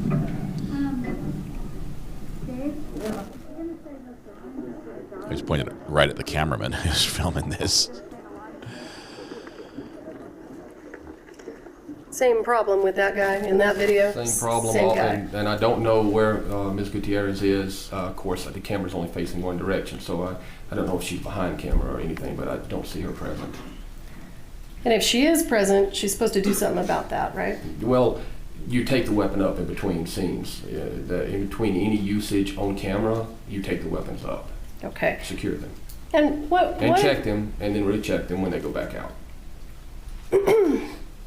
We'll go through that a little bit. What is the armorer supposed to do if you've got 3 or 4 actors or stuntmen that all have weapons and we're in between takes? Are you really required to go and collect those weapons from those actors and stuntmen? That is correct. And if you can't do it on your own, then you need to put an additional armorer on set that can do it with you. And so I've worked in scenes where we've had hundreds of extras, and we did the miniseries Roots. We did the Battle of Fort Pillow there, and we had, I'm guessing, had 18 armorers on that day, or 16. It was a lot. Exact number I can't remember, but I've had many gunfight scenes where you had a multitude of people shooting machine guns and around. And if you're skilled enough that you can maintain control in one, and it's just the area of the small area of tape, then it's easy to control. But if they're spread out over a large area, you need additional help. But yes, you take them up in between scenes.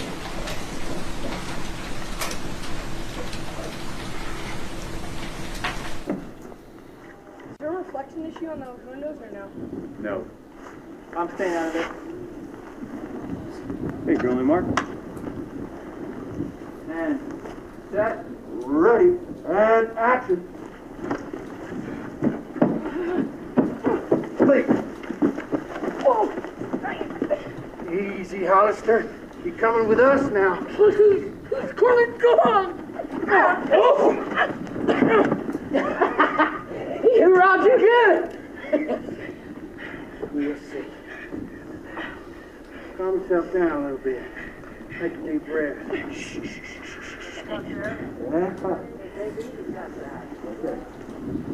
Margo, we need to find a way to I still think you need to be coming out a little sooner, if possible. Yeah?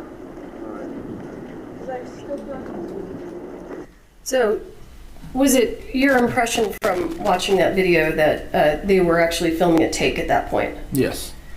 And what happened when the filming was over? The camera panned around approximately 90 degrees left.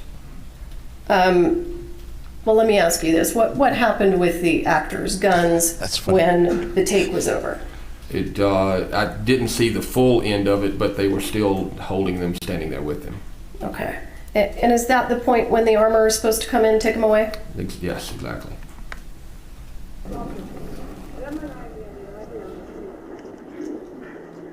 And if you're filming the scene, they can be secured right there. You can have your cart that you work off of. You're doing this scene. This is the scene with the firearms in it.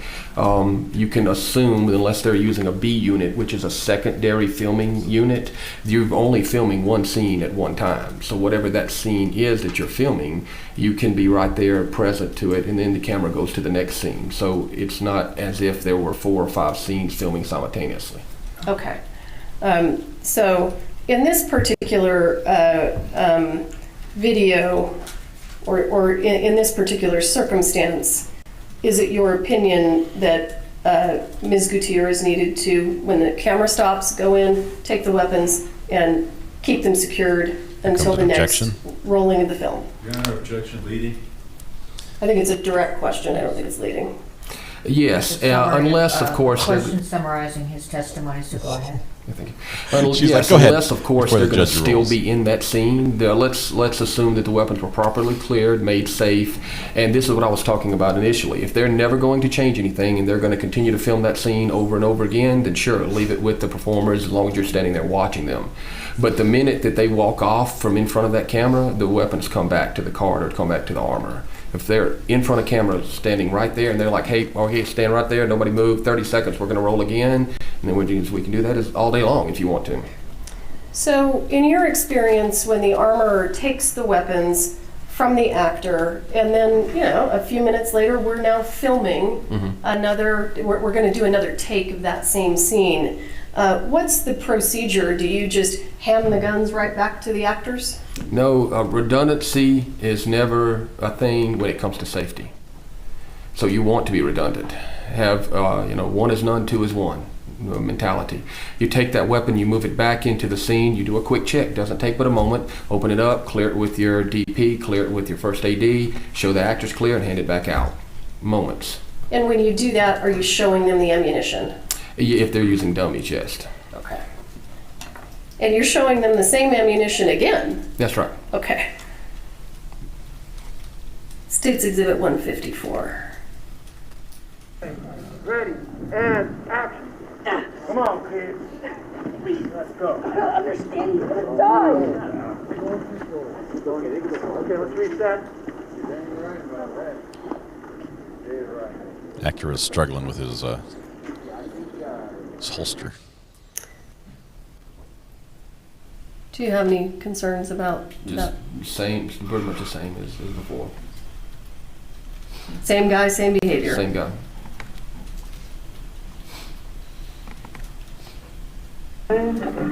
State's Exhibit 155. Sounds like a Saturday night to me.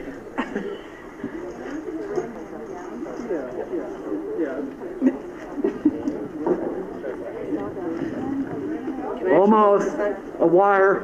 So careful with the human behind you. Gotcha. So you just shoot it like this, right? No. And what are we doing here? State's Exhibit 155. He actually did a 360-degree muzzle discipline breach on that one. So he went around in a full circle with the muzzle at everyone in the vicinity, and then he handed the weapon to the young actor. Oh. And in a circumstance like this, what is the responsibility of the armorer? Just to intercede. I would have walked in, let's just assume this was the first time I saw this, and I was standing right behind where you're seeing camera. I would have saw him with the muzzle. I just said, hey, Bill, or whatever his name is. I'd say, hey, Bill, listen, make sure you keep that thing slung down while I'm sitting here watching you if we're about to, do this scene. Now, if we're not about to do the scene, he doesn't even have the weapon at all, so it's a moot point. But let's assume that we're just about to film this, and I've given it and done the safety checks. And if I had seen him handing a weapon off to anyone, much less a young, underage person, that would have been the end of that. He would not have been handling a weapon anymore. In my, if anything to do with me personally. Let's say hypothetically you do that. You say that's it. You don't get to handle weapons anymore. And let's say somebody from production comes to you and says, "Look, that guy needs to handle that weapon." What do you do? And this exact thing has happened before, and I've been in that exact predicament before, and or I shouldn't say predicament, I should say situation, because it's only that if you allow it to be. I told them, I said he's unsafe with the weapon handling, and I've instructed him he is not listening, and I'm not going to have it set, and I don't want it, and you sure don't want it. So if he needs something, we can give him a replica. We can change it up. He doesn't need to use. We can go get a replica, this, that, or the other that he can use. We're not firing in this scene, so it should be fine. Or maybe we just hand him off a replica handgun, and he doesn't even use a long gun in the scene. We use a stick or a staff or whatever. There are ways around this, and at the end of the day, it's always been placed. A suggestion placed correctly and professionally is generally listened to. Okay, I'm gonna go ahead and just finish that. All right, here we go. Ozzy, we're glad you're here. Thank you so much. Hold it hard, right.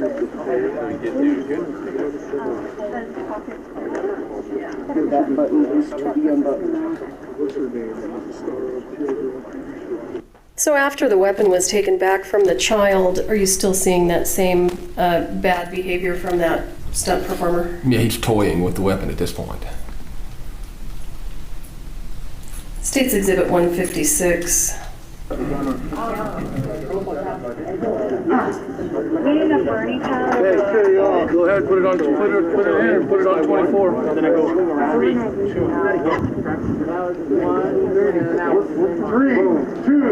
1. There you go. All right, Candy, I'm going hot. Yeah, do it. And did you just see Ms. Gutierrez come into the frame? I did. We need a burning pad. Carry on. Go ahead, put it in, and put it on 24. Then I go 3, 2, 1. There you go. All right, Candy, I'm going. Do you see what she's doing? Yeah, she's just walking in frame, in front of frame. Does she have anything in her hand? Could you back it up one more time, please? I was watching the stunt performer behind him. Okay, she's carrying the double barrel shotgun, it looks like. In the same upright, pointed at face position. Is that a proper way to carry that gun? It is not. Is that a safe way to carry that gun? It is not. And you see the stunt performer in the rear swinging that handgun around, which what I was watching. He was actually pointing. He was talking and pointing with his firearm. Now, you asked previously why you don't hand off live firearms to stunt performers. One of the reasons, there's your reasons right there. If they don't have it in their hand until they need it, then there's no chance of them being unsafe with it. I'm going to try to get up to what you're describing. You saw that in this video? Yes, it's the guy with the right there. Right there. He's talking and discussing what he's doing and using his pistol as a pointing stick.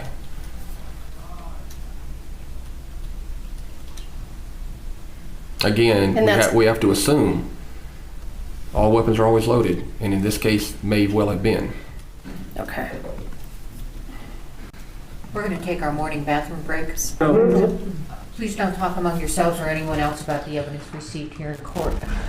Jurors. Jurors. Looking at you, jurors. Ooh. Beep.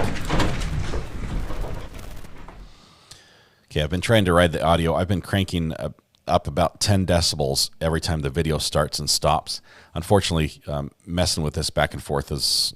it gives chances for the sync to drop as I'm syncing audio and video frames together. So I apologize for those little glitches there. I try to minimize that as much as possible and still get the best audio we can. The movie set is a manual on what not to do. Textbook. It's the entire textbook. We are in our morning break, our first break of the day. So, wow, it's been insightful. What was your, if you could wrap everything we've learned from this particular witness, and by that witness I'm talking about Brian Carpenter, the state's witness. I think he's from Dark 30 South Production or something like that. Dark 30 production company. He's a firearms expert, but he trains stuntmen. He's worked as an armorer. He's basically everything you want on a movie set when it comes to safety and doing something cool. So he's like the off-camera version of Jason Bourne. Okay, he's a great guy. We love him as a witness. He's also very eloquent. He's been able to express himself very well. He uses the right terminology, and at the perfect time, he drops just the little bit of information. And I think we got Bree on the phone. 1 second. Call from Bree. Hello, Bree. How was your morning in court? Well, because they thought it's me, and I had my phone out so I could see the time on my phone, and it was sitting on my bag, so I didn't have it out in my hand, so it didn't look like I was on it, and so they thought somebody was recording audio. Oh. You're not? No, not at all. Okay. I was looking so I could see the clock. Oh, okay. Keep it in your pocket now. Just go put your... Yeah, he's like, just go throw your electronics in the car and it's not a problem. I said, I'm 100% fine with that. Yeah. I said, I'll go throw everything in the car. I don't care. Yeah, we didn't see anything, any of that interaction at all. So, yeah. Or hear anything. This witness that's on the stand, Brian Carpenter. Yeah. We like him. We like him a lot. A lot. What's the jury doing? A lot. They're shaking their head. They're watching. When he was talking about I know you guys have probably heard about this list of procedures, whatever. So, they're like, yeah, we've been listening to that. So, yeah, he's done a great job. He's cooking Hannah's goose right now. Yeah. Yeah, it's looking bad. And honestly, the dessert course of Alex Baldwin is not looking too good for him either. 100%. This is going to be a witness we're going to see again in the next trial as well. And he is just... Oh, yeah. There's so many videos. There were 126 videos that were turned over to the police. I don't know how many we're going to see today. Just clip after clip after clip. Between scenes, this is the time when the armor was supposed to be working, most active. Okay, because when they're actually filming, the armor has stepped back. They've done their safety check. They've handed it off to the actor, the stunt man, whatever, and that's when the camera work goes. These are the shots between cut and the next action, and this is when the armor should be collecting the firearms, giving instructions, saying, "Hey, let's do this. Let's keep this safe." And by collecting firearms, not like grabbing the shotgun and using it as a chin rest, which was practically what we were seeing here. It's very, very bad. Very, very bad for her. Oh, yeah, 100%. Man. So, yeah. Which is really, I think I'm almost more offended they thought that was happening because, I don't know. Like I said, I had my computer out before I started because they weren't started yet. Nobody's even in the courtroom. I put it up and I said, so I grabbed my notebook to take notes and he said, you can't take notes. I was like, okay, well, they let me the first day. That's not a problem. And I put it all back in and I couldn't see the clock. So I just kind of want to be able to see the time because I had on my watch on, and they thought I was like sitting it there to record audio. I'm like, why, if it's being live streamed? Why would I? Yeah. That doesn't even make any sense. I will tell you, this court does not understand. All we have to do is make sure we follow all the rules and comply, and you'll be fine. 100%. But, yeah. Yeah, 100%. I have no problem going to my car, putting my stuff up. It's not a big deal. So I told the gentleman, I said, I was actually coming to apologize to you for having it so I could watch my clock. I said I said, I'll go put it all up. I don't care. They're very strict, and a lot of them don't understand the very rule they're enforcing or the reason for the rule, and that makes it harder. Yeah. So they're looking for any violation which they don't understand, and so it's picky. I will tell you, every courtroom is like this. You have bailiffs who want something. They stand around all day. The poor guys. Okay, very few of them have like the Superman defendant who wants to choke the judge. Very few of them see any action. Right. They're trained law enforcement or have some law enforcement history generally, and it's just a boring day. So the highlight of their day is getting somebody to put their phone in their car. Yeah, for So sure. don't feel bad at all. All right. Anything else from trial that you observed as far as you said there were two people, two ladies were sitting in the court on the front row. Do we know who they are Yeah. or what they're for? I have no idea. They just didn't. They just walked in with her, and she's like, "Sure, you guys can sit right here." So,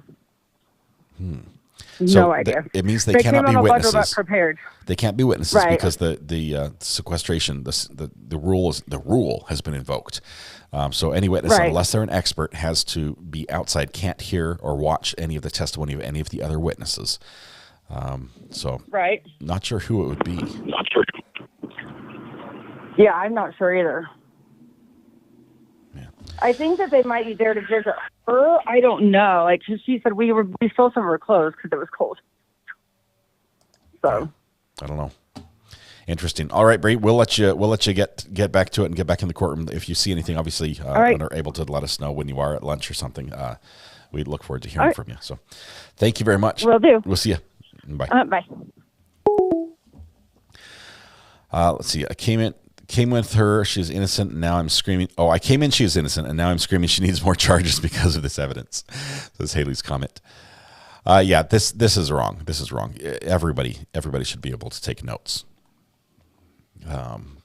I've even seen courtrooms that hand out notepads to non-reporters for people to take notes because if they want to. Hannah seems very cavalier about firearms and think they're just for fun and not potentially dangerous.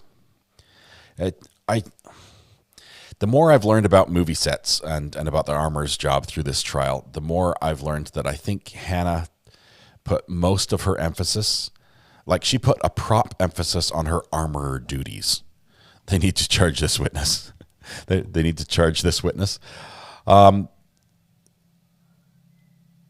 Charge with what? Because he just casually walked in and blew a giant hole in the defense case. Okay, I knew there was a setup there. Ian, oh my goodness, take some blood pressure medication tonight, Ian. If you need to. This is so bad. It's so bad. I'm sure you just saw the scene where the young actor took the double barrel shotgun from the adult actor. He's like, "Oh, so this looks cool. How does this work? You just point it and shoot." Oh wow. So bad. And we're not done. We have more. We're going to have example after example, and we're going to have the Hannah's onset. Hannah, once again, this is not the last time we're going to see her, I think, in these videos, improperly holding a firearm or failing to correct someone who is doing something dangerous with a firearm. It's bad. It's bad. This witness is incredible, though. He is good. I don't know. What's defense going to do when they get up on cross? Are they going to go up there like, how much are you being paid per hour? I'm like, whatever it is, it's worth it. It is worth whatever he's charging. Shell out another fat stack. Just keep the money going because this guy knows his stuff. And around him on a set, if there are firearms, if he's in charge of it, I'm like, okay, I'm good. This guy has my back. I don't have to be constantly worried that some actor or stuntman is going to use his firearm as a pointing stick. If he's here, because wow, good stuff here. We love this witness. Amber, how are you doing today? What's going on? My heart rate is starting to slow down a little bit. Mine's starting. I've been trying to hold it back. Mine's starting to go up here. With each video, I'm like, my entire body is shaking with anxiety right now, and I want everybody to understand, Scott. I've told you this before. Yeah, you have from very somebody very unique experience. I have very close experience. Firsthand experience. I was shot in the face with a .357 hollow point when I was 3 years old. So all of the muzzle mismanagement is kind of anxiety inducing in and of itself. But when he handed it over to the child actor, I just about a part inside of me died and the other part screamed when that happened. That was so bad. That's when my body started shaking. And people say it's very redundant. And if you just did it, why do it again? There is a reason that things are so redundant when it comes to weapon and firearm safety because of things like this. So, I'm shaking. I can't. What so was what so- I want to know yeah. from somebody that's not been shot like I have. So most of the rest And of us, I think hasn't we got understanding. you and Ivan. You and Ivan, I think, are the two holdouts here. And I'm sorry, Amber. We're not making light of that. Obviously, you've shared this previously. We've had a lot of talks about this. But I'm more than happy to talk about it with anybody. So it's something that happens, and it's a learning experience, and it's super important to talk about. But I'm kind of biased in this particular instance. So I want somebody else's take on this who hasn't been shot, but has an idea and understanding of firearm safety. Like, how are you reacting to this? Are you shaking like I am? Because I just got flashback. Let's see. I had a friend. I wouldn't say a close friend, but I had a friend, a kid I grew up with, that was put in charge of house watching his neighbor's house. They were in the rodeo, and they like travel to the rodeo, and they're like, hey, just feed our dogs and make sure nothing's stolen. They're gone. He has the key. He goes over, feeds the dogs, and then he starts looking around the house, and he finds an open gun safe. And he's over there when he brings his older brother, and he's like, hey, check it out. They have all these cool guns, and they bring out a gun. They're looking at him. They're holding him, and he's swinging a shotgun. And I kid you not, that his age, he was very similar to the age of the kid that was on that movie set right there. He takes his shotgun, and he swings it just past his brother, just past him. It goes past, over and past, and he pulls the trigger, and it goes off, and it blows a hole in the wall. You're not about that big. to make me shake even more. And I will tell you, he was an idiot in that moment, but he learned a lesson that he will never forget. Don't name call. He learned a lesson he will never forget, and luckily, it was one that had repercussions that were not permanent. I helped him patch that wall, and I helped because I knew how to patch walls, and so we mudded and patched. The family that owns that never knew that story. Okay, never knew what happened. I was not there at the time. I was not any part of that. He called me because he needed help patching a wall, and that's how I learned about this. But for anyone who's been out around a firearm that went off when it was not supposed to, and I agree, these are called negligent discharges, not accidental discharges. The experience is shocking. It is so bad. Your mind immediately goes to what could have just happened. In your case, it did happen. In our minds, it's what could have just happened, and it's terrifying. It is terrifying.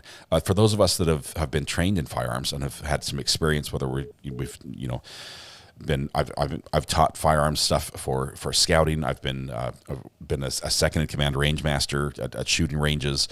We've done experiences like that where we've watched the videos. We've watched the videos that tell your story. That tell all the horror stories, and to us it is terrifying to think that we would be in that position. So I can say that the people who understand firearms have a very healthy fear, and that fear drives their need for safety, and it's why there's no distraction. There's no like, oh, look at what they're doing with the crane over there in the background. If there's a guy waving his gun around, that's the only thing we see. There's the problem. Right. Stop. There's the problem. I don't know. Other people might be able to weigh in on that and say, I've been watching comments as you've been talking about all of that. So, and a lot of people are kind of in the same boat, and even some that aren't really firearm people. I mean, sure, they've shot once or twice, but they're not really enthusiasts as some of us are. Even they're like, I wouldn't do that. So it's not just the people that are very knowledgeable. It's also the people who, they know what a gun is. They don't really know all of the ins and outs. Don't ask me to clean it. I can point and shoot. Okay, fine. But I don't want to do anything else with it. They even know not to do this. I want to answer a question real quick in chat because I think it's important. Yeah. Who's it from? I think it's pronounced Lenova. Okay. Are negligent discharges easy to happen? In situations like this, when safety is not paramount, yes, it's easy to happen. Yes, incredibly. They're just listening to Brian Carpenter talk here and thinking about if he did what he described on this set, none of this would have happened. And not only that the ammo would have been caught. The fact that he says it's not enough to just trust your source. Okay, he has a source. He's like, I work with this company because I know that they give me reputable stuff, that I can trust the equipment is what it says it is when it arrives. How does he know? Because even though he trusts them, he still checks every single round, and he keeps them locked up. Why is it important to keep them locked up? Because then I know I have checked it. Nobody else can touch this. It's locked up. I keep them separated. I keep them sorted. I don't use the pocket method. Oh, I think I've got some 45 long Colts in here somewhere. You want dummies or blanks? Yeah, the pocket method would not fly for Mr. Bryant here. But no, not at all. And when she had the dang shotgun, when she was holding the shotgun, like, how are you? I was trying, Scott. I was really trying to give her the benefit of the doubt and really hear a lot of the evidence, but she used it like a walking stick. I'm not even going to say anything. She did. I'm not even going to say anything about her father being in this industry. As somebody who has handled firearms before, you don't point a firearm at anything unless you're going to pull a trigger and you're willing to. We have Cooper's 4 rules. Treat every weapon as if it's loaded. Keep your finger straight and off the trigger until you're ready to fire. Never point a weapon at anything you don't intend to shoot, and be sure of your target and what is in front and behind it. Those 4 things should have been followed here, and they were not.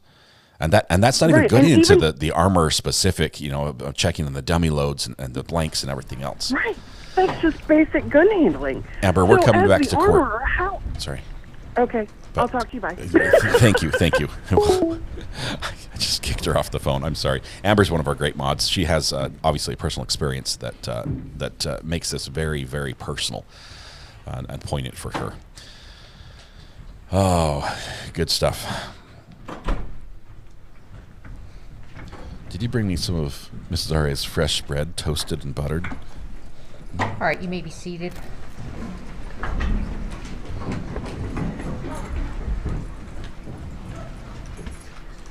All right, Mr. Carpenter, let's continue with State's Exhibit 157. Sorry, guys, this is really good bread.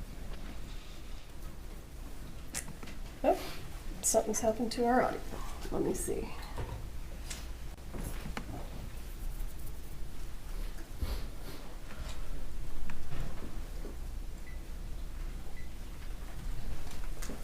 I'm not entirely sure what the problem is, but... Maybe if you had left your tech locked up like the armors should have left their ammo locked up, at least their blanks, no one would have messed with it during the break. We need a fire watch on the prosecution tech gear. As soon as you guys are 3 minutes away, I'll do my final wire and we'll go hot. Here, I'm going to just back it up so we can... 157. What do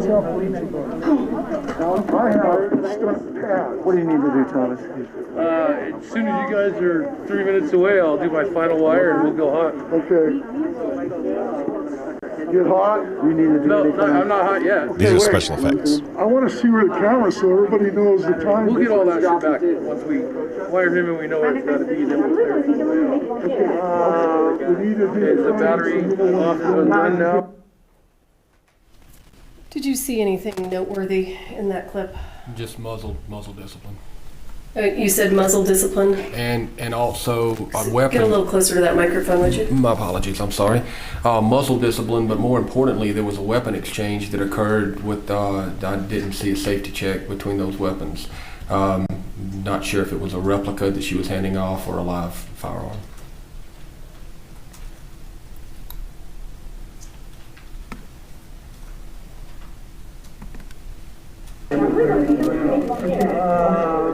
Is the battery off and done now? Too much talking around. You had concerns about that? Assuming that it was 2 live weapons being exchanged, I'm not exactly sure why that would have occurred. Then there should have been a safety check between those 2. If he had a replica, then that would have been a good thing that he had a replica previously. But then if she handed him off a live gun, at that point in time, there should have been a safety check. But more likely in this particular circumstance, he's wired at the back and he's about to do a stunt where they're going to probably do a dead man's snatch. They're going to snatch him into that wall probably when he's been fired upon or whatnot.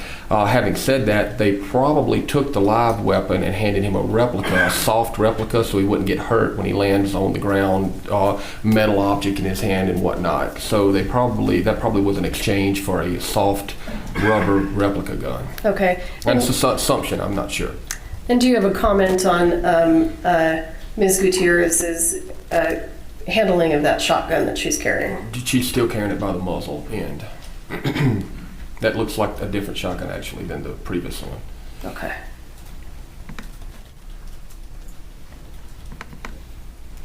State's Exhibit 158. So let's wait before we hook him up. Yeah, otherwise he can catch all sorts Now, of stuff. you know, I'm not saying he won't get blood on the rim. I don't know how these are. No worries. Okay. You know what I'm saying? Yes. Yes. How, Thomas, how much blood do you think's gonna come out? If the lens is right here. It'll get on you from there. It'll get on the lens here. It'll get on you.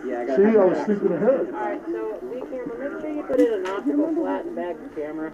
Wait, where's the The kid is holding the gun by the trigger, Anything and they're worse struggling than over that, it. yeah. Well, it points Assuming at Miss Gutierrez is behind camera, then they would be prepping for that scene and everything would have been in place. So no, assuming she's there. Okay.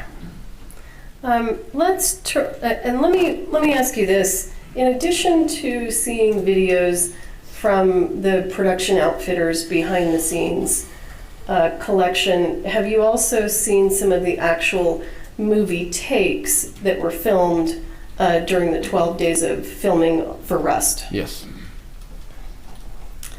I'm going to play for you State's Exhibit 59, which is going to be from that collection. There was one additional. Hey, Mark. Stop. 159. I apologize. There was one additional video in that exhibit. Are we continuing on with the behind the scenes now? No, I was gonna move us to the Rust Productions videos. Yeah. Okay. Sure. Okay. Well, just a minute. So did you publish 158? I guess is the question. Is that what the question is? Yes, I published 158. Now we're moving on to 159. Okay. And Mr. Carpenter, I think I understand your question. Let's go ahead and move on to these. Copy that. Okay.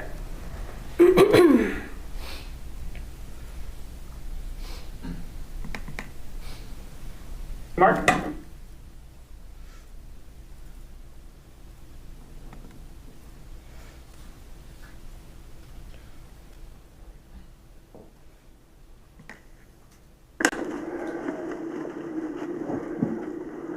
Set, ready, and action.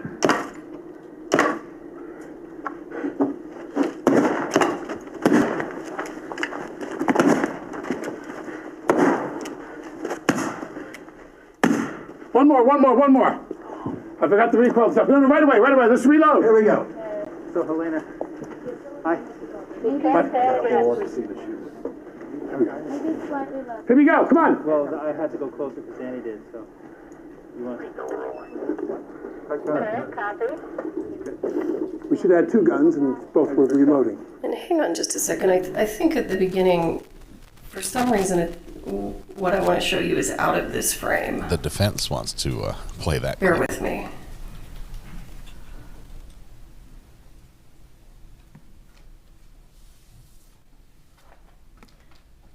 Mr. Bowe, how can I do frame by frame?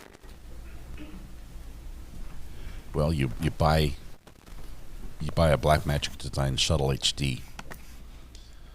They're about $495, and then you can spin the wheel to your heart's content. But don't let me tell you how to do your job. You're good. Keep going. Okay.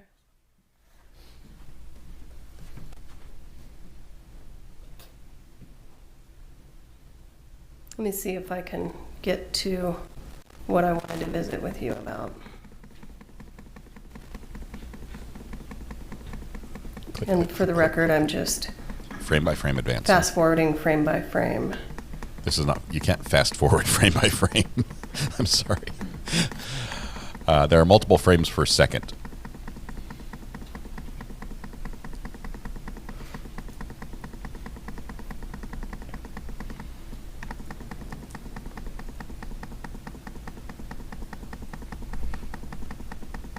Sorry, that takes a long time. I apologize. Sure does. Her rhythm and clicking is fairly consistent. Clicking intensifies. This is not the Baldwin counter, by the way. That's a different click.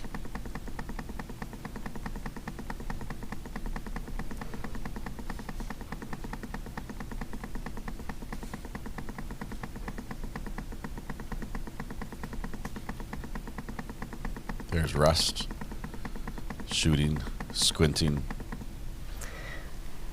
Let me ask you this. Mr. Lewis, do you see the issue? I do. Okay. I think You're going to help me fix that? I am. Okay.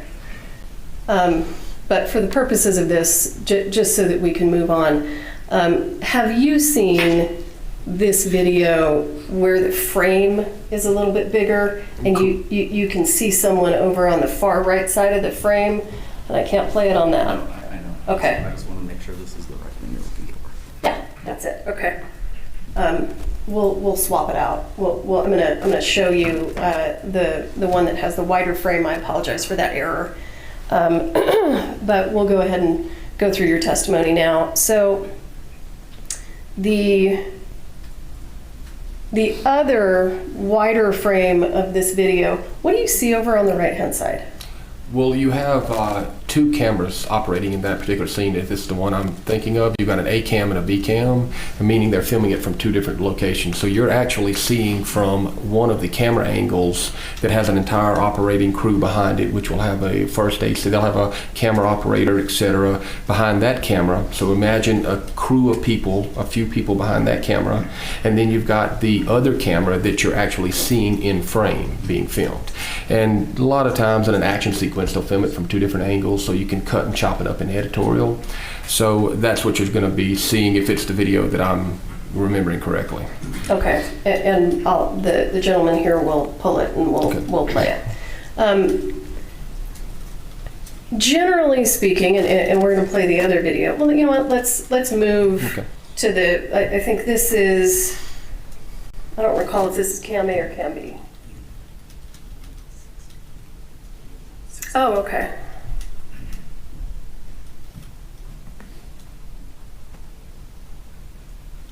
They're keeping me straight here. Let's see. Hey, Mark. There you go, Mark.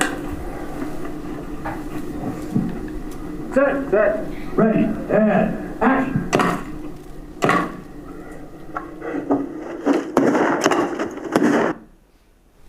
What's happening there? Do you see this over on the right here? So keep in mind, as I said previously, you will see a camera crew operating, and he's doing what's called a handheld right there. He's hand holding the camera and moving it, meaning it's not on a dolly or a track or anything of that nature.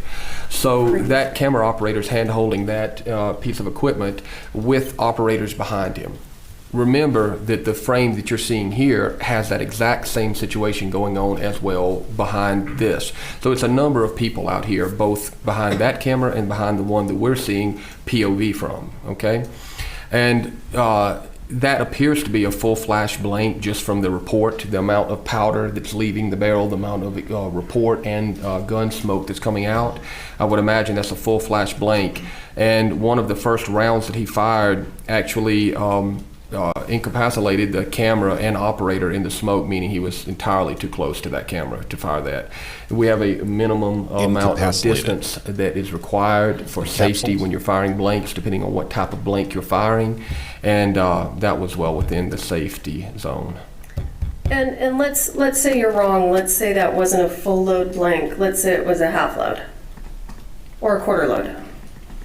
How does that? Well, let me stop for just a second and let me ask you this. Can you explain to the jury, talk to them a little bit about blank rounds and whether or not blank rounds can be dangerous? Sure. So a few years back, the local 600, which is a camera union, and the gentleman that works in that union, he's one of their business reps, asked me to do a soft tissue video series showing the effects of soft tissue from blanks. A tomato is a very good example of the human skin from a very non-scientific standpoint, right? But the internal part of a tomato and the external being the skin tissue is a very good example. So we took a tomato and at different distances fired quarter flash, half flash, full flash blanks at that tomato in high-speed cameras to show the effects of it. You also get down to blanks that get into 1.8, 1.6, 2.3, but that's really, really small things that just make the firearm operate if it's a semi or fully automatic, and not something that we would be dealing with here. So getting back to your point directly, we did that video series, and a full flash blank from the distance of easily 6 feet to 8 feet can peel the skin off and do damage, trauma to the inside of it. Half flash blank at 4 to 6 feet, so forth and so on. Again, not an exact distance ratio to hear it today in court, but well within any distance that's being fired there would have done damage to human tissue if it would hit it. And you can almost assuredly say that was a full flash blank from the distance of the report. You can see the smoke travel from the muzzle, which is the area of the firearm where a projectile technically would come out, from the muzzle end of that weapon to the end of that initial smoke stream, which if you had a high-speed enough camera, you would see fire in there as well. It's gunpowder burning inside of that smoke. You can see that it's all the way to the camera, which is approximately, I would say that's about 8 feet, 7 to 8 feet. Is there when a blank is fired, is it possible that something is expelled from the firearm? There is things expelled from the firearm. Now, movie blanks are a bit different than, say, a military blank because they're meant to be shot in closer proximities, et cetera, and you want all the particulates inside of the casing, i.e. the gunpowder, anything inside of there, to completely and totally burn up, almost like magic powder. You see the magicians throw the thing and all that paper burns up instantaneously, something to the effect of that. You would want it all to burn up as quickly as possible the minute it is ignited and leaves the muzzle of that weapon, okay? So there is a little bit of difference. However, it still sends unburnt powder and particulates out of that muzzle, which can put an eye out, burn the skin, et cetera, et cetera. Okay. Not to mention the concussive force of it alone. Okay, so I'm gonna get to that frame right there. Specifically that frame, what's concerning? Well, he's within, outside of the bounds of safe distance. In other words, he's well within the no-go zone there, and he's pointing and firing the weapon directly at camera. Now, there are particular scenes which are set up in a very specific and controlled manner that you can, point at or near camera. But for the most part, you always instruct any of your performers to always aim off camera. Never aim directly at somebody, aim directly off of them, even if it's 4 or 5 inches or a foot or two, right? Now, I'm just speaking with an empty weapon that's already been cleared, not to mention a blank, where this is not even what we're talking about now. When you just generally aim a weapon, cheat it to the side a little bit.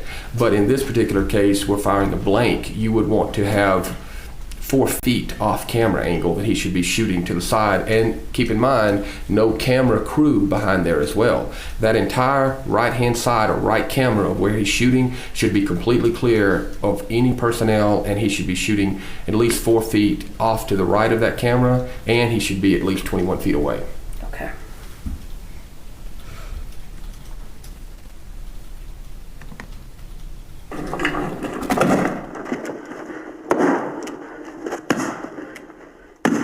One more.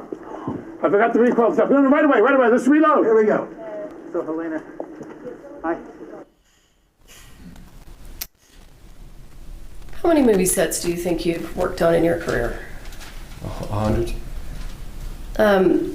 That conduct that we're seeing on the part of Mr. Baldwin, is that typical conduct from an actor on a movie set? No. Why not? Well, number one, he's basically instructing the armor how to do their job at that point, telling them that we should have had the gun a second reload, hurry up, give it to me fast. This is that moment. This is that moment I spoke about earlier. This is that moment that you need to stop and say, no, I'm not going to hurry up, I'm going to slow down. And we don't need to be, passing off weapons this fast or loading guns this fast. This is creating an unsafe and nerve racking situation to describe it in more layman's terms. Always on any kind of live training exercise, military training or whatnot, you don't want to put people in a nervous position. That creates, now you can stress, it's a level of stress that's necessary in realism training for military and law enforcement. This is not that. This should be separate and apart from that, and even when that's being done under those circumstances, it's done in a controlled manner. But rushing with firearms and telling someone to rush with firearms is not normal nor accepted. Okay. And for Shout the out to the Broken purposes Baker of a couple crew. follow-up Just joined questions, us. I want you to assume that that gentleman there in the black with blonde hair is the first assistant director.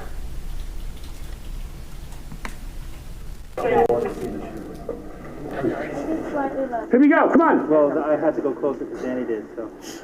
You want Okay, copy. We're going to film her She had two reloading. guns and both were reloading. You know. Okay. Nothing in that pocket, anything in that pocket. Did you see him just walk away? I did. What's your opinion on that?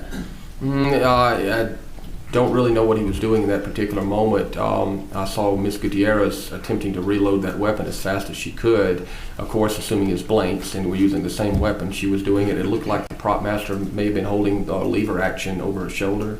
Not really sure what Mr. Halls was doing. Okay. Is Mr. Halls the person who's responsible for doing the weapons check with Ms. Gutierrez? He would be if you were doing it in that particular scene, just reloading blanks to it. It would be a quick, check with the armorer and with the actors. They're loading it to ensure their blanks being loaded. But many times in a situation like that where you're being rushed to that extent, that's when safety starts falling by the wayside. And could you see, and I can replay the last few seconds of it, where Ms. Gutierrez was getting her dummy rounds? You could replay it. I didn't. Let's see. Let me back up a little more. I forgot to recall stuff. No, right away, let's reload. Here we go. So, Helena. Hi. Here we go, come on. Well, I had to go closer because Danny did, so. You want Okay, copy. We should have two guns and both were reloading. You know. Okay. So she hands off the empties. And she Can you see in the video where she's getting her rounds from? It looks like she was getting the blank rounds, assuming they're about to fire again, from her fanny pack. And would that be advisable? I prefer to operate out of a secured box for my blanks that have been pre-checked prior to. Again, that may be her protocol, operating off. But in my experience, having multiple things in one area together that are not sequestered apart from one another just leans for potential trouble downstream. Okay. I'm going to go back to State's Exhibit 159. So 159 is the other camera angle of 160, where we can see 160 is where we can see the cameraman on the side.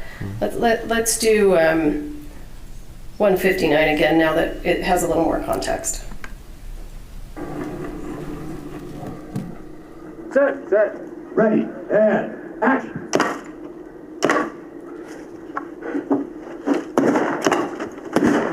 Could you, in that moment, see the smoke go directly at the camera? I could. Frame by frame, please. Dramatic pause. Can you come push the arrow button for me? Okay, let me just say, VLC is not the right tool for this.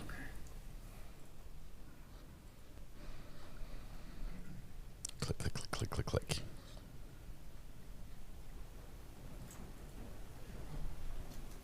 So that shot, when he fires the gun that time, did we see that initial shot from the other camera? It appears it may be the first one or the second one. I think the second one was the more concerning. Okay. Not sure where that started from.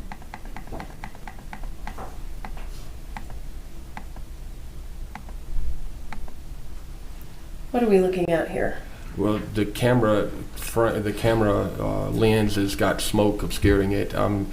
Cameras can be, relatively tricky when you're viewing it from the angle of the camera and after that. But the better angle on that was the first angle from the first one. But again, it's difficult to see. You just see smoke over the lens. Having seen the other video, is it your opinion that the smoke that we are seeing right here is from the gun being fired at the camera? Correct. I mean, the other camera told the story of what occurred there, the more correctly. Okay.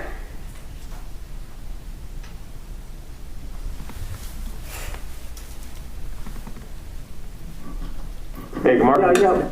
All right, State's Exhibit 161. No, just. Yeah? Just. When you drop your arm, that means he's 10 feet away. I can't see how close he is, but I want to be almost up by the time he gets here. No, I'm going to go into this. Yeah. Well, let me show you something. Hold on. Step back to your original mark. So 1, 1,000, 2, 1,000, 3, I'm getting up. Right. Then when he drops his arm, Helena get out, he drops his arm, that means Brady's close. I'm going to start to really get up. Okay. Do you see anything concerning here? He's doing what we saw previously in one of the other videos with the stunt performer. He's using the weapon as a pointing stick, as if it's his finger. And you've seen this video before. I have.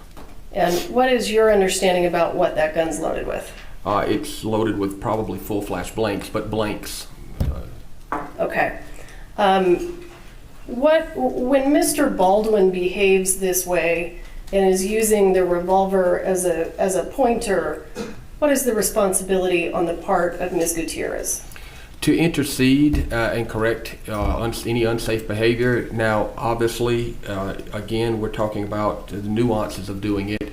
I would start off pulling him aside or talking to him individually and say, if we could, let's be careful with that muzzle. Remember muzzle discipline. I even have a little thing that I talk to when I hand a weapon off to an actor, and it's what I used to say back in the day. I would say control, and the actors would have to repeat the word control to me. And by repetitively doing that, it becomes a mental training technique to teach them that they are now fully in control of that weapon, and their actions while they have it is on them. They are part of that other side of that coin we talked about. If moving past that, I was not getting any result on that, I would have to intercede in this on-camera moment or in rehearsal moment. And then from there, it just depends on whether or not they want to be safe on scene or they want to find somebody else. Okay. All right, we will go ahead and play from 23 seconds. Here we go, let's try it. And everyone roll. need to be right here, like in the path of the gun. Could you please move?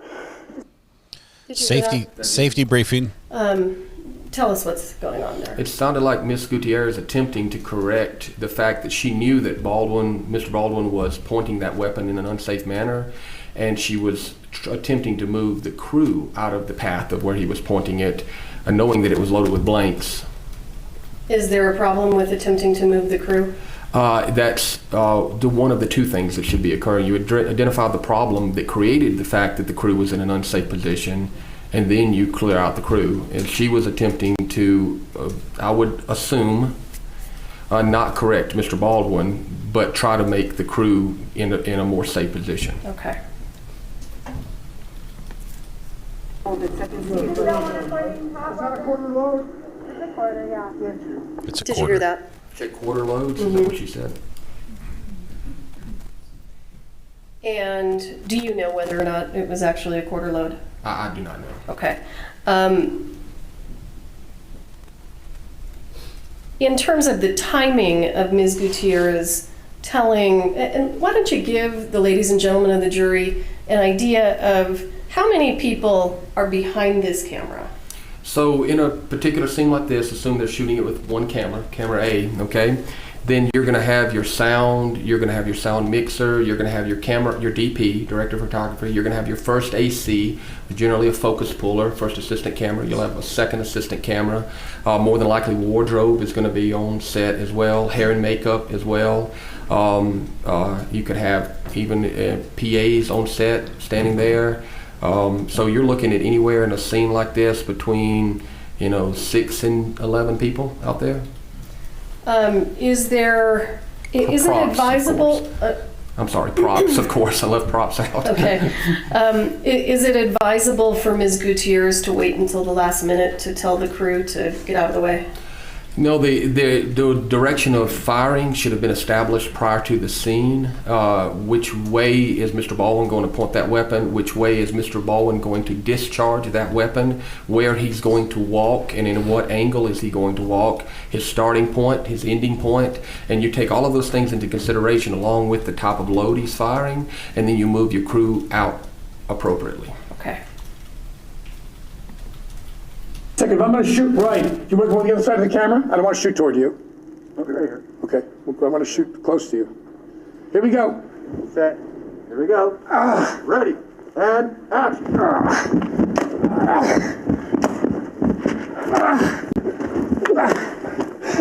Go!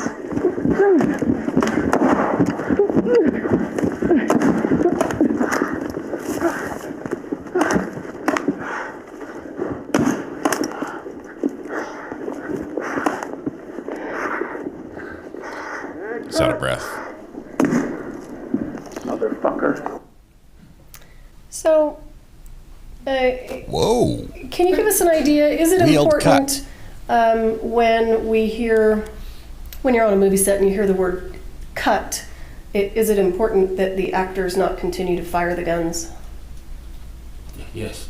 And then when you say cut, everything stops, and it's not just from a creative standpoint, it's also from a safety standpoint. Keep in mind, you're dealing with stunts, special effects, explosives, et cetera, et cetera. So when the word cut is said, everything should cease immediately.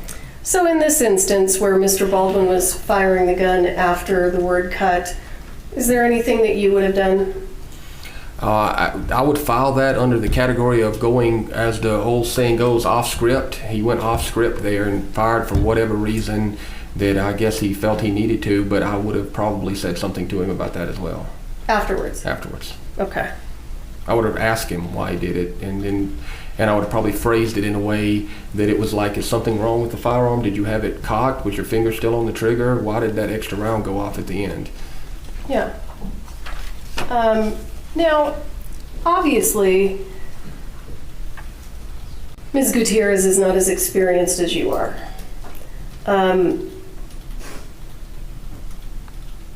Does her lack of experience, in your opinion, change the amount of responsibility she has as the armorer on the movie set? Once you take, I would like to expound on that. Sure, a little bit. Move your microphone a little closer if you can, if it will move. Okay. Once you take on the responsibility of safety for another person, you take on a responsibility of making sure that you do what's necessary, even if it's inconvenient, even if it's not in your best interest. And if that isn't something that you feel capable of doing, then you should never step into that position. And it's unfortunate, I feel, that Ms. Gutierrez's experience level on this film may not have worked in her favor. It's the best thing I could probably say there. However, she took the position, and therefore these people on the movie set depended on her guidance and her professionalism to keep anyone from being harmed. And convenience isn't an option at that point. Okay. Thank you, sir. I'll pass the witness. Can I unplug? No. Okay. Let's see how they're not gonna fluster this guy. I would be my jaw would hit the floor if defense gets up here and puts this witness in a tight spot. Cross-exam. Thank you, Your Honor. Ask how much money he earns. Good morning, Mr. Carpenter. Yes, sir. Yes, sir. I want to first talk to you about your experience and background. It sounds like you were in the police force for how many years? I worked on and off in different law enforcement groups since about, I want to say about 94 up, and I would bounce back and forth in different departments. How many years total were you in the police force? If you count total, I would say probably 4 or 5. Okay. You were in SWAT? I worked on New Orleans Police Department SWAT during Katrina. Okay, sir, and you were in Katrina? That's correct. And then you also worked after that. That's when you started in the movie industry? Yes, sir. Okay, sir, so how would you say in total, how many years do you have firearms experience? Including film? Yes, sir. Yes, sir, I would think Makes me feel old. Probably 30 plus years. Okay, and in 30 plus years, I take it you've developed protocols, you've developed best practices over that time. That's probably evolved. Yes, sir. So, sir, when you started, is it fair to say you probably didn't have those same practices you have now? That would be correct. Okay. And you've been trained both in the military, the police and the film industry, and over time you've developed those series of practices and protocols? Correct. Okay, sir, and do I understand from that there is no national certification of armorers? That is correct, especially in the southeastern United States. Okay, sir. And that means there's no governing body that certifies how much training or experience armorers have to have? Correct. Okay. And I know that you said earlier that 40 hours of training was something that you would think would be required. Am I wording that correctly? Yes, sir, as a minimum. Okay, as a minimum. Now, and that's from your experience and background, but that's not in any kind of protocol or written format as in an armor. That's correct, sir. And those hours, if I might add, would just be for safety handling. If you were going to additionally add the work as a professional armorer, you would need some OTJ, some on-to-the-job training under tutelage. Okay, sir, so ideally, there would be a national body that would have a set hours, 40 hours minimum, then on-the-job training, a certain amount, and that would be the practice before an armorer is certified. Yes, sir. Okay. Now, at the time of this movie, obviously in 2021, that was not the case. Is that correct, sir? To the best of my knowledge, yes, sir. Okay, and also there is a difference, is there not, between union and a non-union armorer? Well, you can be in the union and work on a non-union show. The union armors, depending on which union you're in, like the 44 out of California has different regulations and different safety standards. So really is the point of the union gauges and follows the craft a little bit better, but it kind of interchanges depending on which job you want to work on. Okay, now when from working over the course of your career, there's different tiers. There's lower tier movies, lower budget, and there's higher tier movies. Correct. Okay, sir, and I think you said that in your practice now, where you're at now, you try to work with the higher tier movies. Is that right? That is correct. Okay, sir, and you're established, you have your production company. You try to work with the reputable suppliers like ISS, correct? Yes, sir. You're aware from your experience that people just starting out that may be working on these lower tier movies, you're not going to have the kind of resources, management support, that kind of thing. Is that a fair statement? It would be. Okay, sir. And on those lower tier movies, would you agree with me? A lot of times because they're lower budget and because of how they allocate funds, there's unsafe practices that may occur. That is correct. That would be a correct statement. Okay, sir. And would you also agree that production has some responsibility as well to set the safety tone and to make sure certain safety practices are occurring on that set? Most certainly. Okay, sir. And that would also include the first assistant director? Well, the first assistant director kind of runs the tone and tempo of the movie set itself, whereas the production company would be the governing body that would put these safety standards into practice that are already present. Okay, sir. And part of that safety responsibility, for example, if there were negligent discharges like there were in this film, there should be a chain of custody and reporting format and then something done to address that if there's a safety issue like that. Would you agree? I would. Okay, sir. And on this set, you knew that from your review and your work in this case, there were 2 negligent discharges.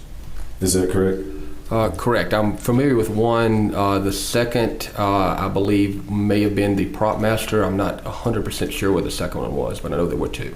Okay, sir. And on both of those, you don't know all the ins and outs of them, but you just know kind of what they occurred. One involved the prop master, Sarah Zachary. Is that right? That is correct, to the best of my knowledge. Now, you said earlier, and I've heard this phrase before, I'm familiar with it, 2 is 1 and 1 is none. Correct. So, sir, I think you applied that on this set to, ideally, would you believe there should have been 2 armors? Yes, they should have had more than 1 armor on this movie. Okay, and that's because, in your opinion, this was a gun-heavy set, is that right? Yes. So, on a gun-heavy set like this, it's ideal to have 2 armors. Were you aware that the Rust production company actually had Ms. Gutierrez Reed working as a part-time armor? Yes, I was. Okay, and is that So that, because you believe there should have been two, I take it that is not an advisable practice on this movie. No, it is not. Okay. And were you aware that Miss Gutierrez Reed sometimes would have them to do props duties and take away from her armor duties? Yes. Okay. And sir, in anything that you read, were you ever aware that on days when they brought out real firearms, Miss Gutierrez Reed also would have to run and do props duties? It is my understanding that she was having to do that continuously. Okay. And sir, were you aware, or have you learned in your course of your review that production treated Miss Gutierrez Reed as some days were prop days, some days were armor days, and that's how they allocated that? From a financial standpoint, yes. Okay. And sir, if they bring out real firearms and it's a prop day, those firearms don't magically change into props, obviously. They still require an armor. Is that correct? That is correct. Okay. Now, you said that those firearms should first come from a legitimate prop house, verified safe source, and that chain of custody is very important. He's using the witness right, to point the finger of blame at everyone else. And chain of custody, because you were a police officer, is also important in evidentiary items. That's right. Okay. So with regard to a firearm, you want to maintain that chain of custody as the armor and going to the actor and coming right back. Is that fair? That's fair to say, yes. Okay. Now, if on this set, if the first assistant director took possession of that, I think you've already said that should never happen. Is that right, sir? That's correct. Okay. And under no circumstance should the first assistant director be possessing those firearms. Is that fair? Yes. Okay. Now, I know that you also said that multiple layers of safety is important. And on this, several of the videos, we'll get into those more in a second, but I noticed Mr. Halls, the first assistant director. I don't know if you knew what he looked like, but Ms. Morrissey said to assume. Did you see that individual? I did. Okay. Now, in certain videos that we saw, if Ms. Gutierrez Reed is not present, do you understand under the safety bulletin that then that falls to the first assistant director for responsibility? The safety aspect, yes, but the gun handling, no. Okay. So under that scenario, if Ms. Gutierrez Reed, for example, has been sent off to do props duties, would it be incumbent on the first assistant director to call her back? Somebody call her back to come back and deal with the gun handling? Yes. Okay. So if there's a circumstance where that happens, you would expect as a professional armor with your years of experience, somebody to call her back and say, come back, we need you on this gun scene. Right. If there was a firearm needed to be delivered to or used in a scene, then yes, they should have called her back. She should have been present. Okay, sir. And with regard to the union that we talked about briefly, in the early stages, do you know people have to get certain hours to become a part of the union? That's correct. Okay. And while you're doing that, sometimes people have to take jobs in these lower tier movies? That is true. Okay. And again, to do that, sometimes you're going to have to deal with situations where you have a part-time position, but that's not something you would ever think would be advisable for an armor. No, it should not be. Okay. Mm-hmm. And sir, let me ask you this: even if it's a movie set with two guns or a really small grouping, is it ever advisable to have a part-time armorer like this? So what you're describing is a day player versus a run of show, ROS. And so, yes, sometimes if there's a show that's only using a couple scenes that have firearms in it or a few firearms, then they can call in an armorer for a day player, 1 or 2 days to come in and handle that one particular thing, and then that'd be it. Okay, and when would a day player scenario be okay to do? I can tell you one of the last times I worked on Interview with a Vampire, the latest television series, and they had one scene in a funeral home where the actor was shooting a derringer at someone, and they called me into day play for that exact scene only, and that would be an example. Okay, but on this particular, I'm sorry about the things we're doing. Is that not better? George is like, please talk into the microphone. Yeah, but that doesn't Okay. control the sound. Okay, thank you very much. He still needs to talk into the microphone. Is on this particular Western set, when you've got so many firearms, you wouldn't have a situation where you'd have a day player, that kind of thing. No, I would not think so. It's too many moving parts, too many firearms out at all times. Because we saw in those videos, and I understand what you're saying, there was a lack of muzzle discipline in several scenes, and you described that. We didn't see, though, in fairness, the entire video of the context. Would you agree with that? Just a clip, that's all we saw. Okay. So in fairness, sir, you don't know at times when you were saying, I assume, you don't know if Miss Gutierrez Reed came up after and said something to those people about muzzle discipline? No, I do not. Okay. And sometimes, and I'm not holding this because you're just looking at the clip too, like all of us. Sure. But in certain situations where you might think there's a full blank, there might be a quarter load. Is that fair? Yes. Okay. So, in fact, another scene I think we were looking at, you talked about replacing a replica with a live weapon, and he was going to get thrown back into the wall. In that instance, I don't know if you were totally sure whether that was a replica. No, I was not. No. Okay. On the Rust set, there were primarily real firearms. Are you aware of that? Yes. Do you know, sir, how many replicas there were? I do not. Not at that count. Okay. So in general, every time the Rust set had guns out on that set, they should have had the armor present doing armor duties. Is that right? Yes. And in fact, I think you said they should have had two armors. That would be very fair. Okay. And sir, with regard to the industry, you may have answered this. If you have, I'm sorry, but is there any specific licensing requirement for armors in the industry? It is not. Okay. We can all be armors. Is there any specific Rush your application checklist or in now. protocols for duties of an armorer? Industry standard and safety protocols put out by IATSE and SAG, et cetera, and CSATF. But aside from those guidelines put out, that is pretty much industry standard, there's no hard and fast rules other than just what's expected on set. Okay, sir, and I know with your professional experience and how long you've been doing this, you've developed very good practices and best practices.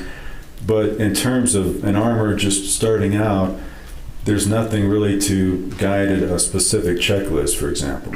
Nothing short of the Cooper's 4 rules. Cooper's 4 rules, which I want to talk to you about that for a second. Those are what you describe. Treat every firearm as loaded. Don't point at something you don't want to destroy, and keep your finger out of the trigger guard unless you're ready to shoot. Those kind of things. That is correct. Yes, sir. And sir, you saw several clips with 3 out Mr. of 4 isn't Baldwin bad. violating those rules. Correct. Okay. And I think towards the end, I want to talk about that a little more, but he was using the firearm to point at people. In that particular scene, yes, sir. Okay.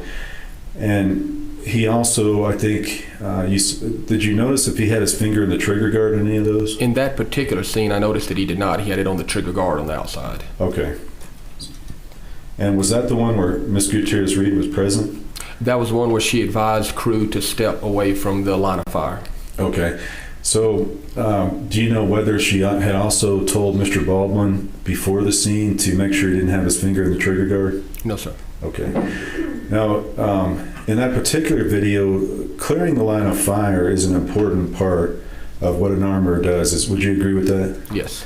Okay, sir. And Miss Gutierrez Reed did indicate she was trying to do that? Yes. Okay.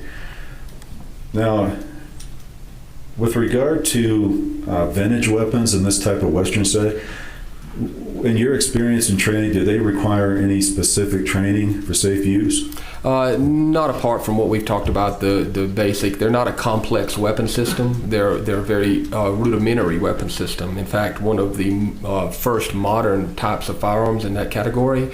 So aside from just safe weapons handling, they don't require any specificity in that. Okay, sir. Now, I know that you testified earlier that you're a big proponent on training. Very. Sounds like, okay.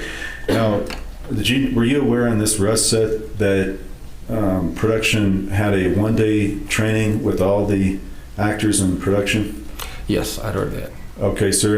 And to you, with your background experience, to you, would that have been advisable to have everybody trained in mass on that one day? It would not have been advisable. It all depends also on the level of experience for each individual actor. Some may have more experience. You can vet them out pretty quickly by just speaking to them for a moment and see how they, what actionable words they give you back for your questions. Having said that, you make your decision on who needs more training or less training based off of that. But having a one-day mass training is not the best way of doing it. Okay, sir, and with regard to the stuntmen, were you ever aware in your review of this case that they were not participants at that training? I did not know if they were or not, no. Okay.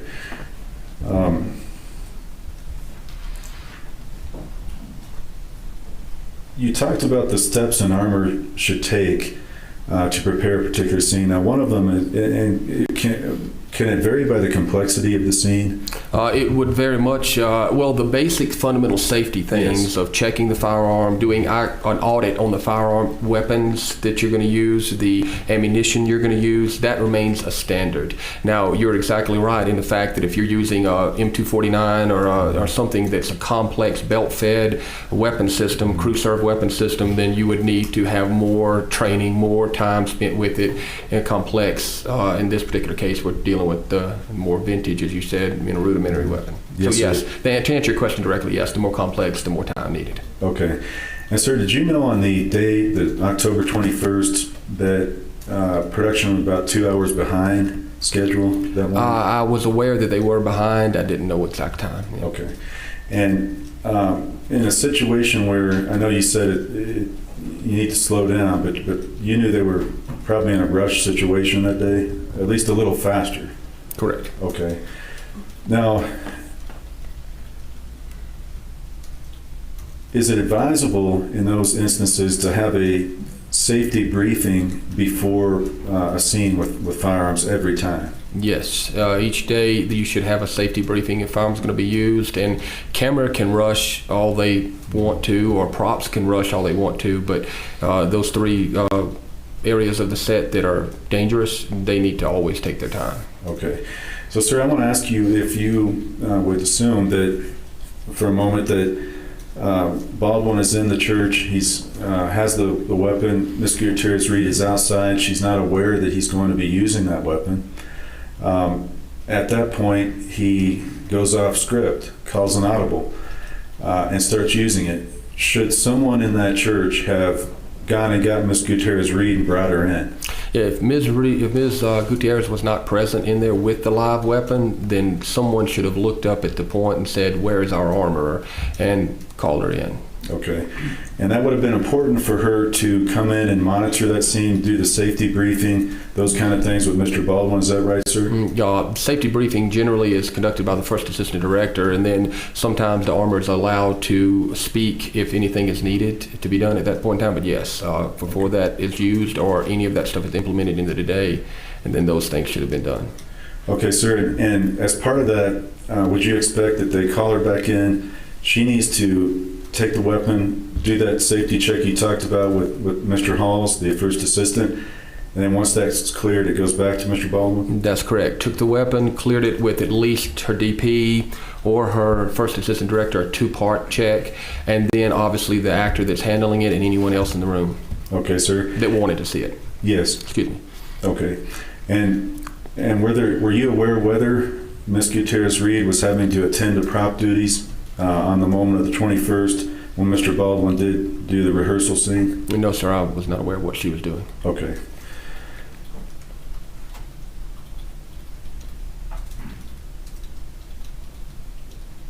Some of those videos that we watched just now, did you notice that Mr. Baldwin was essentially ordering people around? Yes. And I think we saw one of them where he said something like, "Go, go, go, reload, reload," something like that? Right. Okay. I think he said that here we see Mr. Baldwin ordering not only the armorer, but looks like the camera crew. Right. Okay. Now, in that instance, when she's being ordered, I think you mentioned that you would step in and say, take them aside gently and say, we're going to have to slow down. This is a safety issue. Right. Okay. Now, with regard to an A-list actor like Mr. Baldwin, would you agree that it would be difficult for a young armorer trying to get in her second or third production She's not had 100 productions. Would that be a difficult situation? It would be a difficult situation. Okay. And with that much speed and that much happening and being rushed, and it's Alec Baldwin, is that something that it didn't look like anybody was doing anything? Right. And including, I think we saw Mr. Halls in a few of those. It didn't look like he said anything either, did he? It didn't appear to. Okay.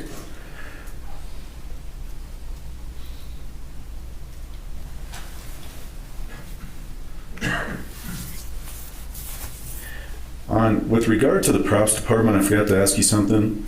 Miss Sarah Zachary was the props head. Were you aware of that? Yes, I was. Okay, and were you aware whether she was Miss Gutierrez Reed's boss as part of that department? Yes, typically the prop master is the boss of the armor, correct. Were you aware whether Miss Zachary had training in the use of firearms from Seth Kenny? No, I wasn't aware of that. The only knowledge I had of her was her statements that she was not proficient with firearms. Okay. Sorry, I was having some J-Hatch counter trouble. I think you mentioned in your direct testimony, if she was trained or proficient, then there's a certain instance where she can handle weapons as well. Correct. Okay. You talked a little bit about gun safes and properly maintaining weapons. Were you aware whether production provided Miss Gutierrez and Miss Zachary a prop cart? I'm not aware of the prop cart. Okay. Did you know the quality of the safe that was provided to them? No, sir. Okay. And do you know, I know you said you had a Pelican box, but do you know whether they provided Miss Gutierrez Reed anything like that? I do not. Okay. Some of those scenes in the videos we saw, there's blank fire by Mr. Baldwin, and the cameras are right there. We just went through that. Did you see any of those plexiglass shields? Well, flat on the front of it. I did not. I think maybe there was one on the front of ACAM but I'm not aware of it for 100%. But it may have been one on there. Thinking back now. And can you tell the jury what those plexiglass shields are used for? So the plexiglass shields are used to, you would hope that they were there to protect the operators, but they're really there to protect the cameras. So the cameras are very expensive, and they don't want them damaged in the middle of any kind of gunfire or anything of that nature. Generally small shields that go over the lens of the camera to avoid any kind of damage. Okay, sir, and as part of that, would you agree that in Hollywood there's certain tricks they try to use to make sure, even though it looks like it's pointed at the camera, so it's actually pointed camera right or left? That's correct. Okay. And in some of those videos, is it fair to say that, in fact, one, I think you mentioned Miss Gutierrez Reed was holding a shotgun with the muzzle pointed upward. Right. Is it fair to say it's difficult from that angle to determine whether it was pointed directly at her or a ways from her? The angle of the firearm would be hard to determine, but the general handling would be pretty standard. Yes, sir. You would say that it should have been pointed differently? Correct. Yes, sir. Okay. A couple questions about the dummy rounds instead. I think you said you inspected them. Did you find a mixture of types of dummies? Yes, sir. Okay. And sir, you've done 100 films as an armorer. You've been around this business a long time. Was it your conclusion these were lower quality dummies, for lack of a better word? That would be correct. Okay. And some of them, is it true that some of them rattled, some of them did not? As far as the rattling, I'm not sure if all of them rattled or did not. I know that some of them had holes drilled in the base of them. They were just a mixed assortment. And sir, did you also know there was a round called a Denex round? Are you familiar with those? I'm familiar with the company Denex. I believe it's a Spanish company. They make a lot of replicas and whatnot. They do make fake, I wouldn't call them a dummy, I would call them a fake bullet.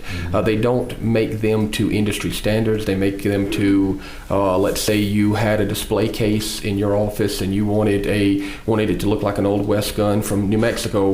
You'd have the weapon in there, which was a replica that looked very authentic, but it wasn't a live gun, and then you'd have some of those Denex rounds in there to look like you had the live rounds in there. They would be for display only. For display only. Yes. Now, would you think it, with a part-time armorer, various types of mixture of dummy rounds, including rounds that rattle and rounds that don't, is that a safe situation when somebody's trying to manage that? No. And are you aware that production was the one that sourced the ammunition? Purchased the ammunition. I'm not aware of who actually purchased it. No. Okay. In general, in your experience on movie sets, when ammunition needs to be purchased, is that through the props department, production, or who does that?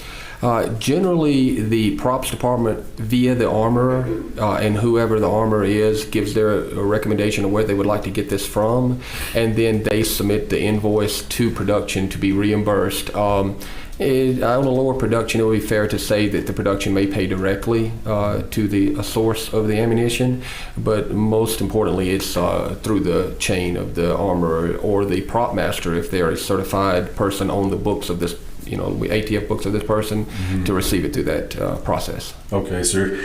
Now, these dummy rounds cost some money. They're not super expensive, but, there's various types, correct? Yeah, that's correct. Okay.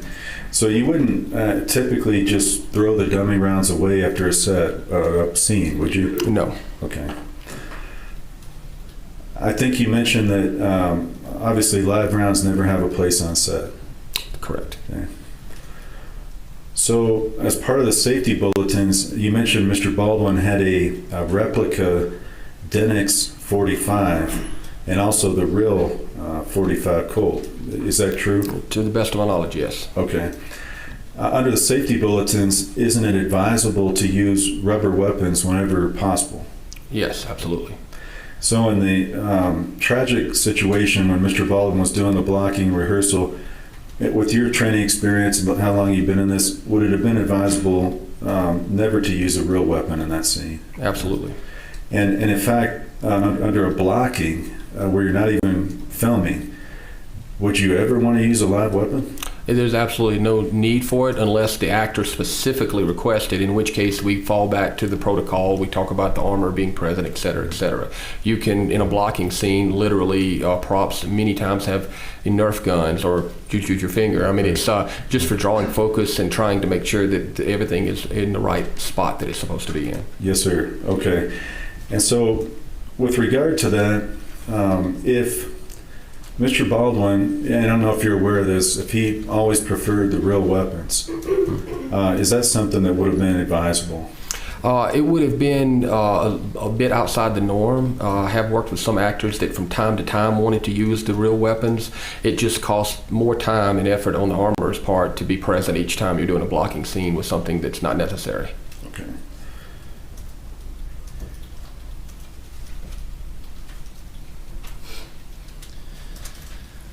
Defense is pointing at everybody else. It's the don't look at Hannah defense right here.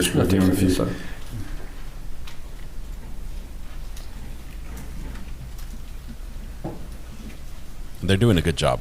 They've got a very credible witness, and they're getting him to say everybody else who had blame or should have done better. Okay, I'm going to move to the videos just that we watched. 149,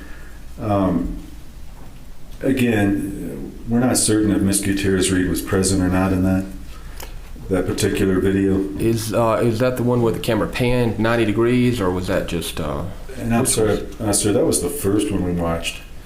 Where, when the young actor came up close to camera? Yes. I can't see behind camera, so not sure who was there. Okay.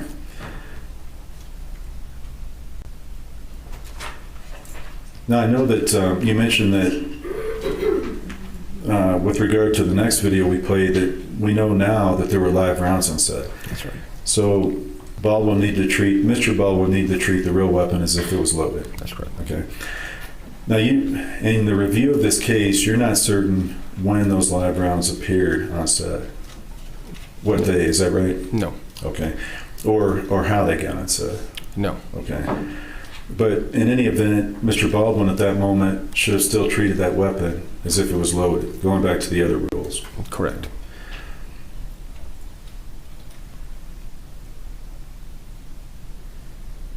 Did you read the OSHA report in this case? It's part of it, some of it. Okay. And do you know that they found fault with production for several safety violations? Yes, sir. Okay. And do you know that objection there? Those safety violations for that there was a financial penalty? Correct. Okay. Was that covered in motion and eliminate, or is it allowed to come in? Budget. Did you review any of the budgetary items for Rust? Not many. Not many. No. Did you look at whether there was money budgeted for the armor? I did not. Okay.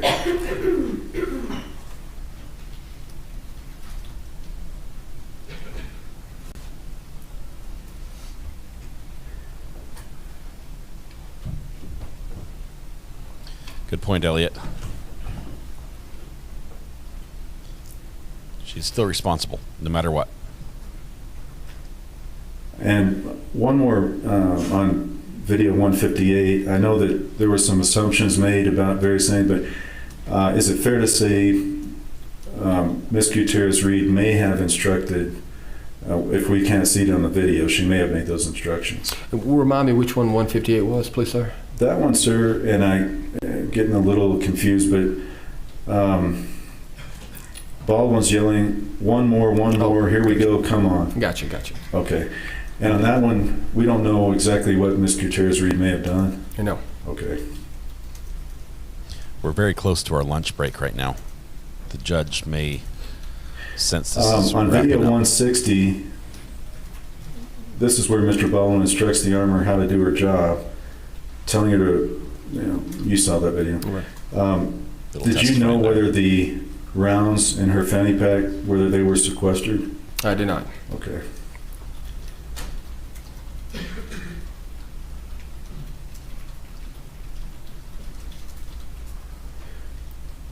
Who, in terms of a blocking of a scene, directs that? Is that the director? The director generally blocks a scene along with the director of photography, the DP. They work together.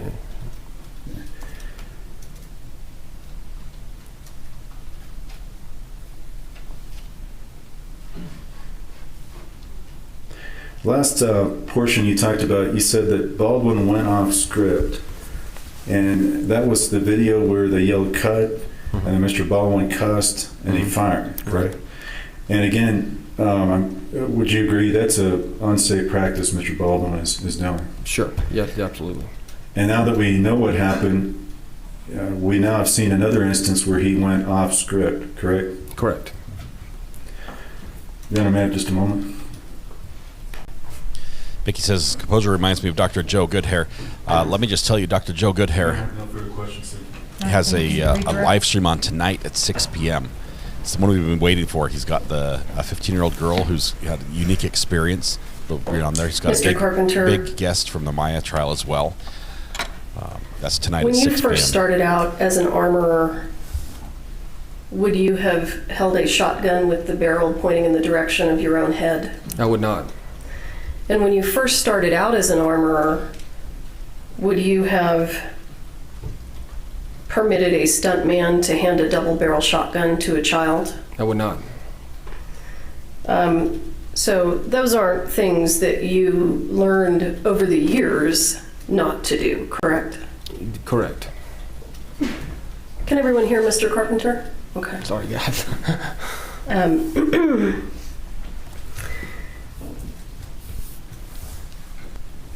The dangerous handling of the shotgun in the videos by the stuntman,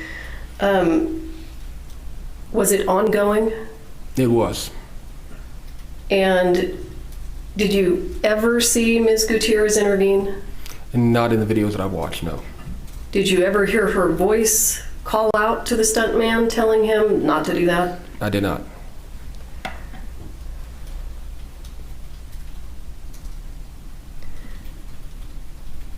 And during those videos that we saw with the stuntman and the gun, he was actually on numerous occasions pointing the gun at people, correct? Correct. And he was doing that when cameras were not rolling. That is correct. Is it the armorer's job to make that stop? It is. Regardless of whether this is their first movie or their 100th movie? Correct. The safety protocols are in place to mitigate accidents, and they're there for a reason. That you have to follow the standard of safety, i.e. checking firearms, checking rounds, checking dummies, and maintaining, again, I know I've said this more than a few times, maintaining the 4 safety rules in their entirety. And you indicated that a lot of the training that armorers receive is on-the-job training, right? That's correct. And in reviewing the discovery in this case, did you become aware of how Ms. Gutierrez received her training? Somewhat. Understood that it was a little bit of tutelage from her father, from Thale Reed, and that is about all that I knew. And let me stop you there. Are you aware of who he is? I am. And based on what you know of Mr. Reed, is he qualified? He's qualified armorer to work. He works in a specific genre of films more than anything, and he's been on a lot of major shows. Does he have a reputation in the industry? He does. Oh, sure. They're going to object. While they're talking, let me show you something that's a little bit exciting. Right now, we are very, very close to hitting 56,000. I get ahead of myself. 56,000 subscribers. That's the live count from at this very moment, and so any second now we're going to roll over and hit that number. Let me direct the question a little more. Does Mr. Reed have a reputation for being qualified? Yes.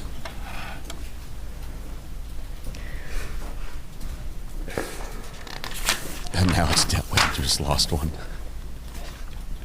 You guys, you're doing it wrong.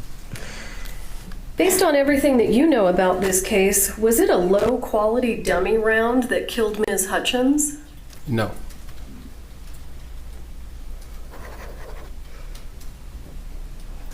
And here we go. Whose responsibility is it to ferret out any possible live rounds on a movie set?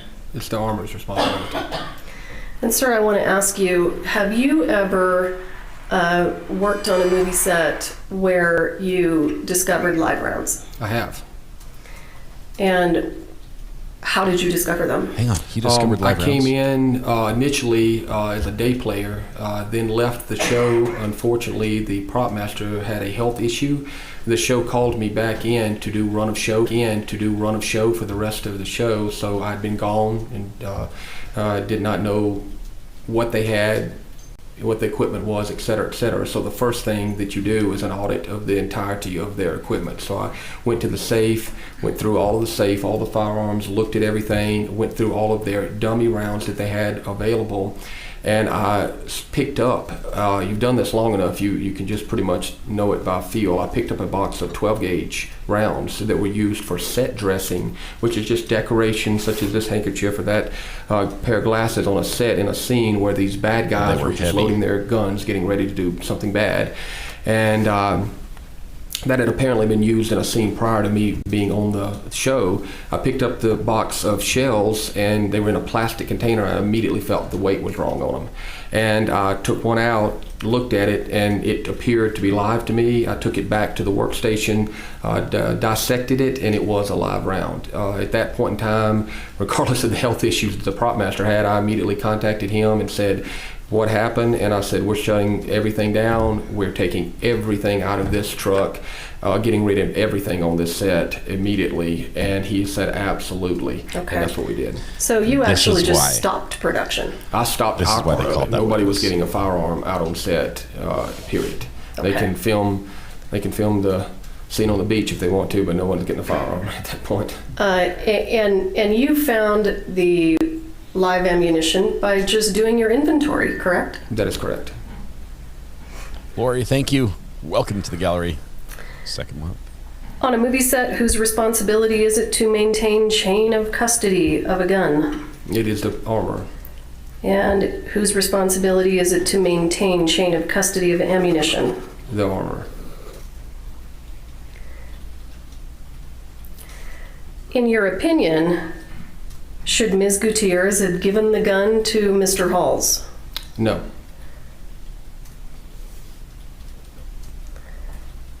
Should Ms. Gutierrez have given the gun to Mr. Halls and then left the room? No. And let's say that she's got prop duties. Is that an excuse for an armorer to leave the room and leave a real gun out of her sight? Unfortunately, no. When you are an armorer on a movie set, and let's say you also have prop duties, how do you prioritize those things? They generally, if it's a movie where they only have a few firearms, you can work props on the days that there's no firearms present and armor on the days that weapons are present. But an intermingling, the two never shall meet. In other words, if there's firearms on set and you're doing prop duties, you're an armorer. You're not a props person because you cannot do both jobs adequately. Okay. And are you aware that October 21st, 2021, she was actually, that was one of her armorer days? I was not aware of that. Based on your review of the documents in this case, who loaded the gun before it was handed to Mr. Halls? Ms. Gutierrez.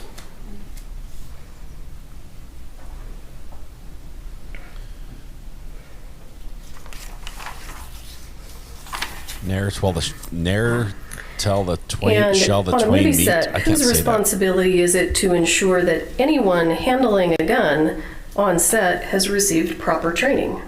The armorer.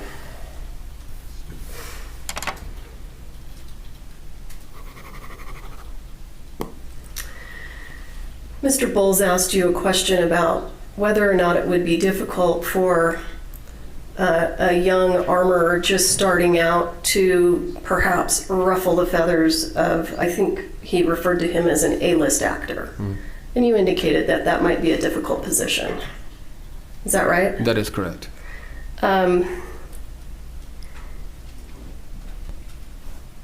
Is the armorer required to do it anyway? If it becomes a safety issue, yes. In your opinion on the set of Rust, was it a safety issue? Yes, it was.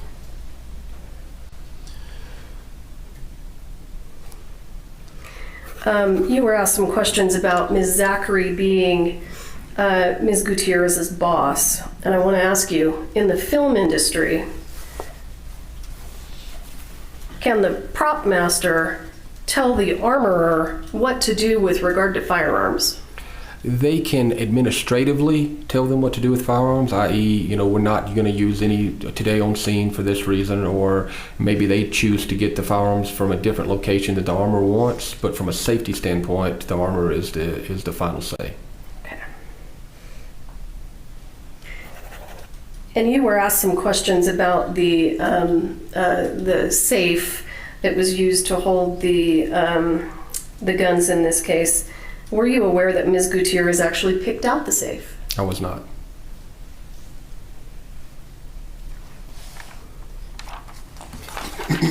Where does all this stuff go after they're done with it? Back to And you were asked some questions about Mr. Baldwin demanding that he have his real gun during the blocking. Who permitted the real gun to be used during the blocking rehearsal by Mr. Baldwin? Objection is speculation. What are you going to say about approaching from now on? Come up on every objection. Judge laying down the law on every objection. Approach every objection. She's not going to have any more arguments just done willy-nilly in front of the jury.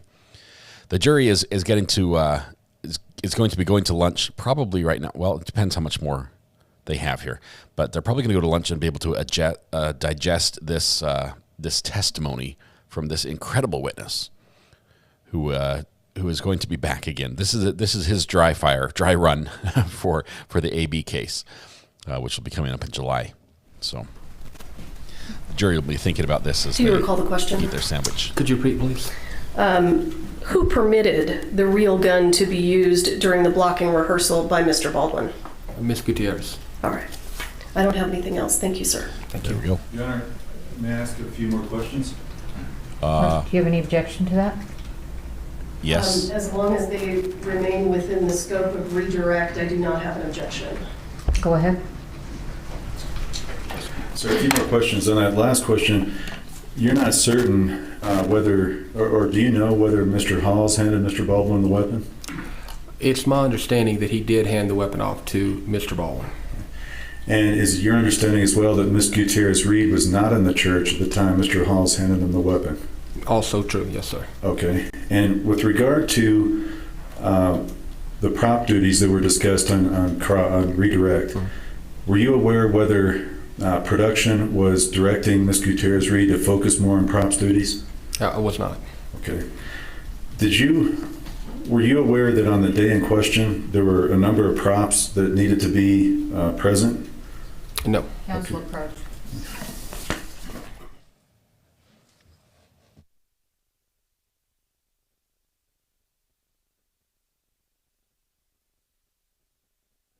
Gesundheit. Not sure what's going on here. I think there's an objection to the scope of the question. Thank you. Oh, they're done. The judge just kicked him off. You're done. No more questions. All right, counsel approach. Counsel approach again. Get back up here. I didn't say you could leave yet. You guys, what do you want for lunch? Where are you going?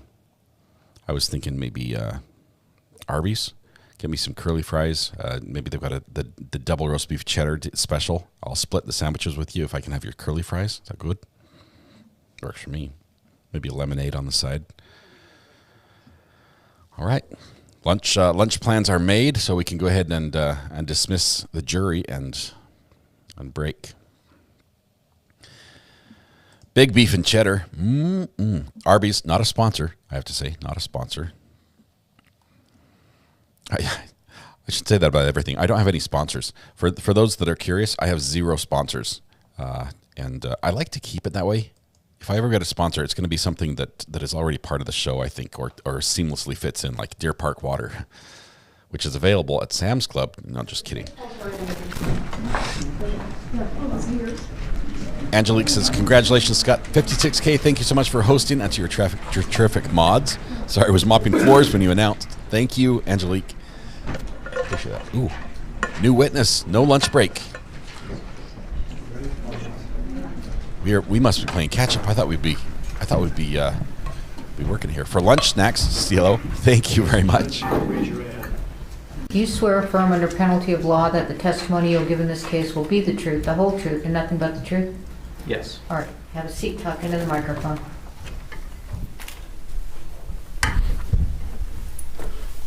Good morning. Morning. Would you please state your name for the record? My name's Ryan Winterstern. And would you spell your last name for us, please? Winterstern. Thank you. Mr. Winterstern, were you involved in the Rust movie? Yes. And what was your involvement? I was one of the producers. And as a producer of the movie, can you give the jury an idea of what your job description was as a producer? Me specifically, or the producers in general? You specifically. I was one of the producers who helped procure the financing for the film. Okay. And were you on the set of the filming pretty regularly? Yes. Okay. Would you say that you were on the set every day? Yes. Okay. And what would you typically do while you were on set? It just depended on the day. Sometimes I'd be a liaison for the actors. Okay. The primary reason that we've asked you here today is because the defendant testified at an OSHA, or actually it was an Occupational Safety Board hearing. And during the hearing, she testified that she spoke to 2 producers, one named Ryan and one named Nathan. She wasn't clear about the last names, but she did identify the first name. She said that she had come to Ryan and Nathan and complained that she needed additional armor time to work, in particular with Mr. Alec Baldwin concerning his cross draw. Do you have any recollection of a conversation with the defendant about her needing additional armor time? I don't recollect that conversation. Okay. And do you believe that she had that conversation with you, that it would be something you would have remembered? I believe so, that I would, if the conversation did happen. Okay. Did you have many conversations with her? I don't believe so. Okay. So it's likely something you would have remembered, you say? I assume so. Okay. Thank you. I'll pass the witness. Okay, that guy, his answers were so qualified. I assume so. I believe so. If it happened, maybe. I think I would. We got nothing from that. Zero. Good morning, Mr. Winterstern. Good morning. I believe you said that your involvement pertained to financing, right? Yes. Okay. Is the financing of a film gathering investors to contribute money for the funding of a film? Is that what you mean by that? That could be part of it. Okay. Now, can anyone just invest? So with this being a low budget in a film, or do you have to be an accredited investor with a high net worth? I believe anyone could invest in a film. Okay. Is it true that a film that's made here in New Mexico can have it actually receive about 40% of its costs back as a transferable and sellable tax credit? I don't know the exact. There is a tax credit though. Okay, you don't know the specifics, but would you agree with me that there is a tax credit where you get costs back? Yes. And that tax credit is in fact transferable and saleable? I don't know specifically. I know that the at some point there is a credit that can be monetized. Okay, and that credit that's monetized, sell a tax credit? That would be there regardless of whether the film even makes money at the box office, right? I believe so.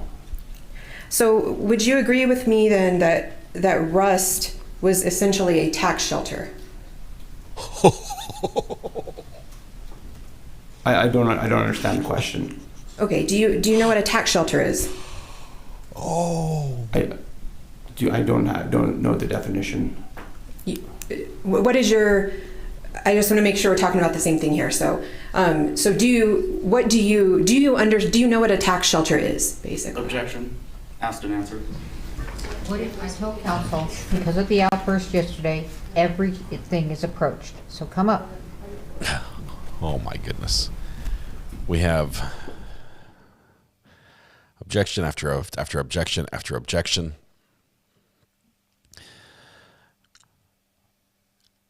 Is it true, Mr. Winterstern, that Rust, the entire Rust film, was just one big tax credit, tax shelter?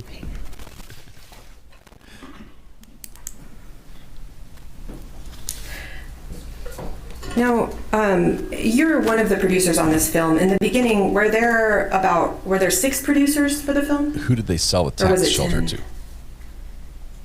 There were, I believe there were 6 people listed as producers. Okay, and who were all the producers of Rust? So there was myself, Alec Baldwin, Ryan Smith, Angel Nigam, Matt Del Piano, and Nathan Klinger. Okay. Now, to me, I'm not greatly familiar with film. That sounds a little top-heavy to me. Is that normal for a low-budget film to have so many producers? I don't know specifically. I would say it could. Sometimes yes, sometimes no. Okay. And part of the producer's job, you mentioned financing, but it also involves the budget for the film, right? Well, I mean, in terms of what? In terms of the budgeting for how funds are going to be allocated to make the film. Oh, a budget is made, but that would be by the line producer. So you're saying that just the line producer makes the budget? Is that what you're saying? Yes, the line producer is the one who creates the budget. Did you have any role in helping create the budget? I received the budget. I saw the budget, so Someone emailed it to me.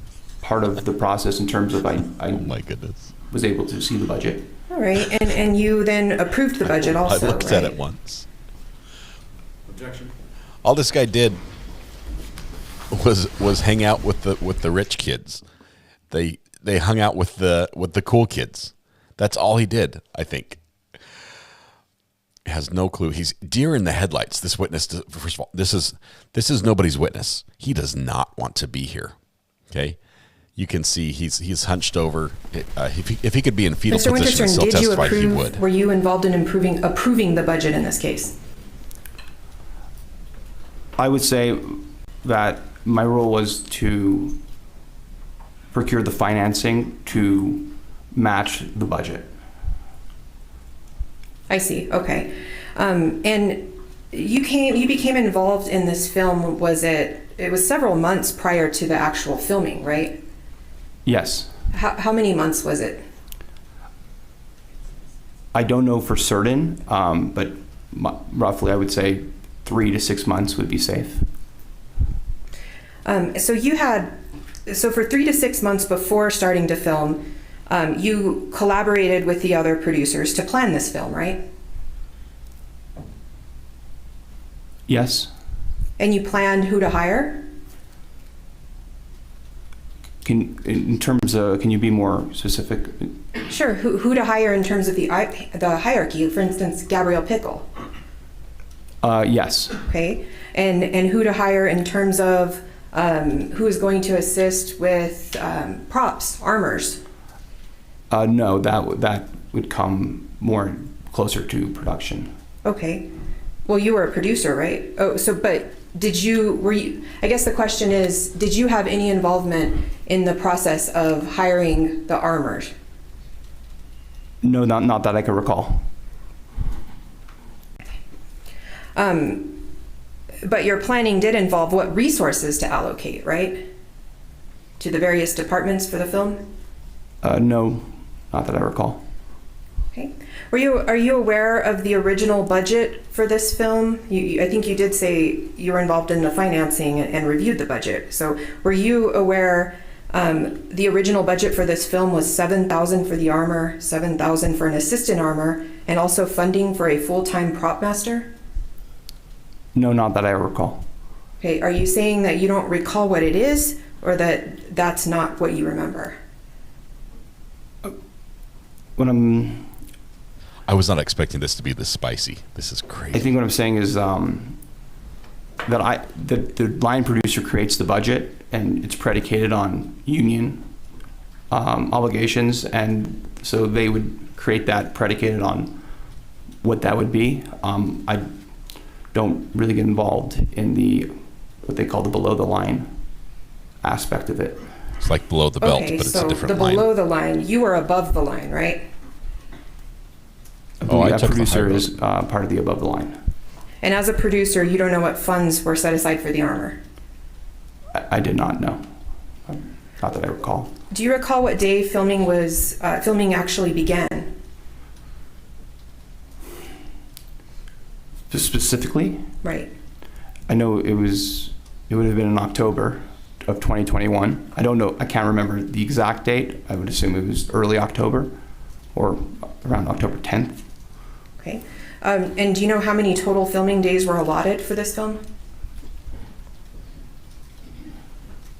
I believe it was, at the time, I believe it was 21. Okay.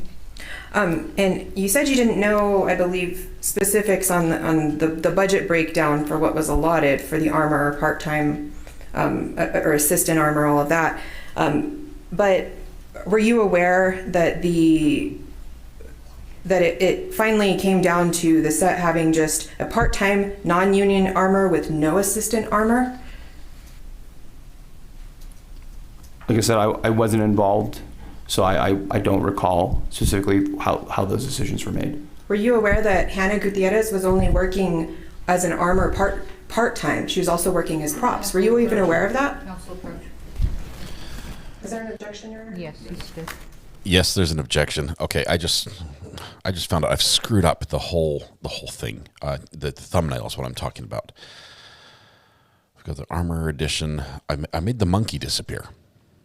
Gorilla Grip is gone, so I need to bring that back. Don't know why. Ungroup. Let's take this and set it to the background. Is the background already? Where'd the monkey go? Okay.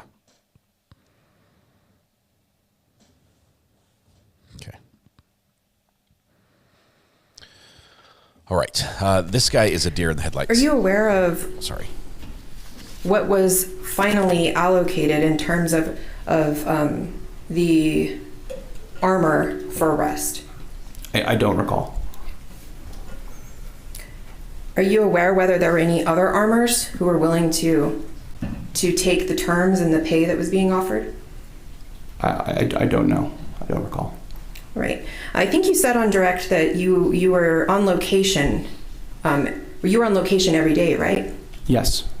And once filming began, you were actually present for some of the filming itself, right? Yes. Okay. Who was the actual signatory for the Rust Movie Productions, LLC?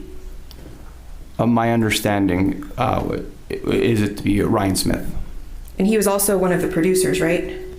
Yes. And he was on location during the filming as well, right? Yes. Okay. Was the owner of the Rust LLC ever at one time Alec Baldwin? I'm sorry, can you ask the question again? Yes. Was the owner of the LLC who owned the rights, let me rephrase that, to the movie ever Alec Baldwin or his company? That was my understanding. Okay. So I want to be clear. So if I understand what you just said correctly, Alec Baldwin was at one time the owner of the rights to Rust LLC? Objection. What can you Just a minute, he objected. I think I know it. She's like, don't stop me here, I'm on a roll. But the judge has ordered every time you say objection, everyone takes the long walk of shame up to the judge's bench to get ruled on one way or the other. So with respect to ownership of the movie rights, what was your understanding of Alec Baldwin's ownership?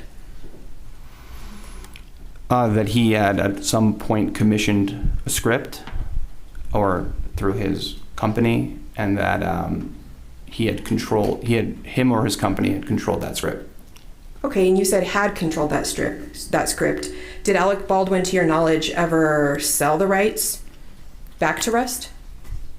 Yes, that in order for the film to get made, the rights were transferred to Rust Movie Productions LLC, from my understanding. Okay. Was any part of your job as the producer to give direction to the stills photographer? I don't believe so. Okay.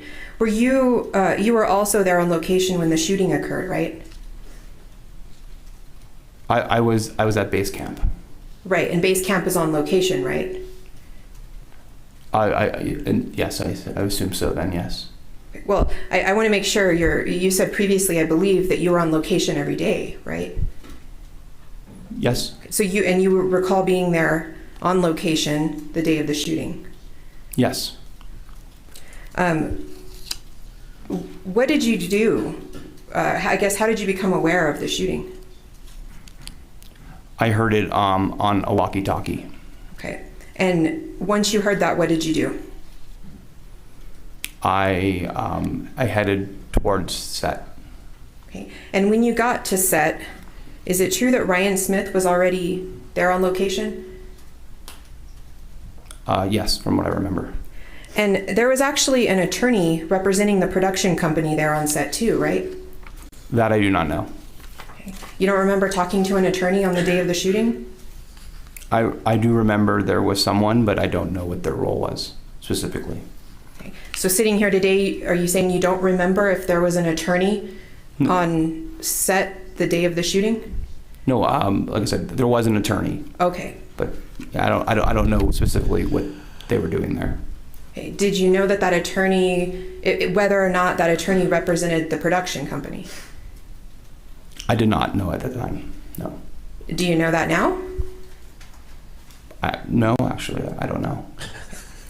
And after the shooting, did you see Alec Baldwin at any point?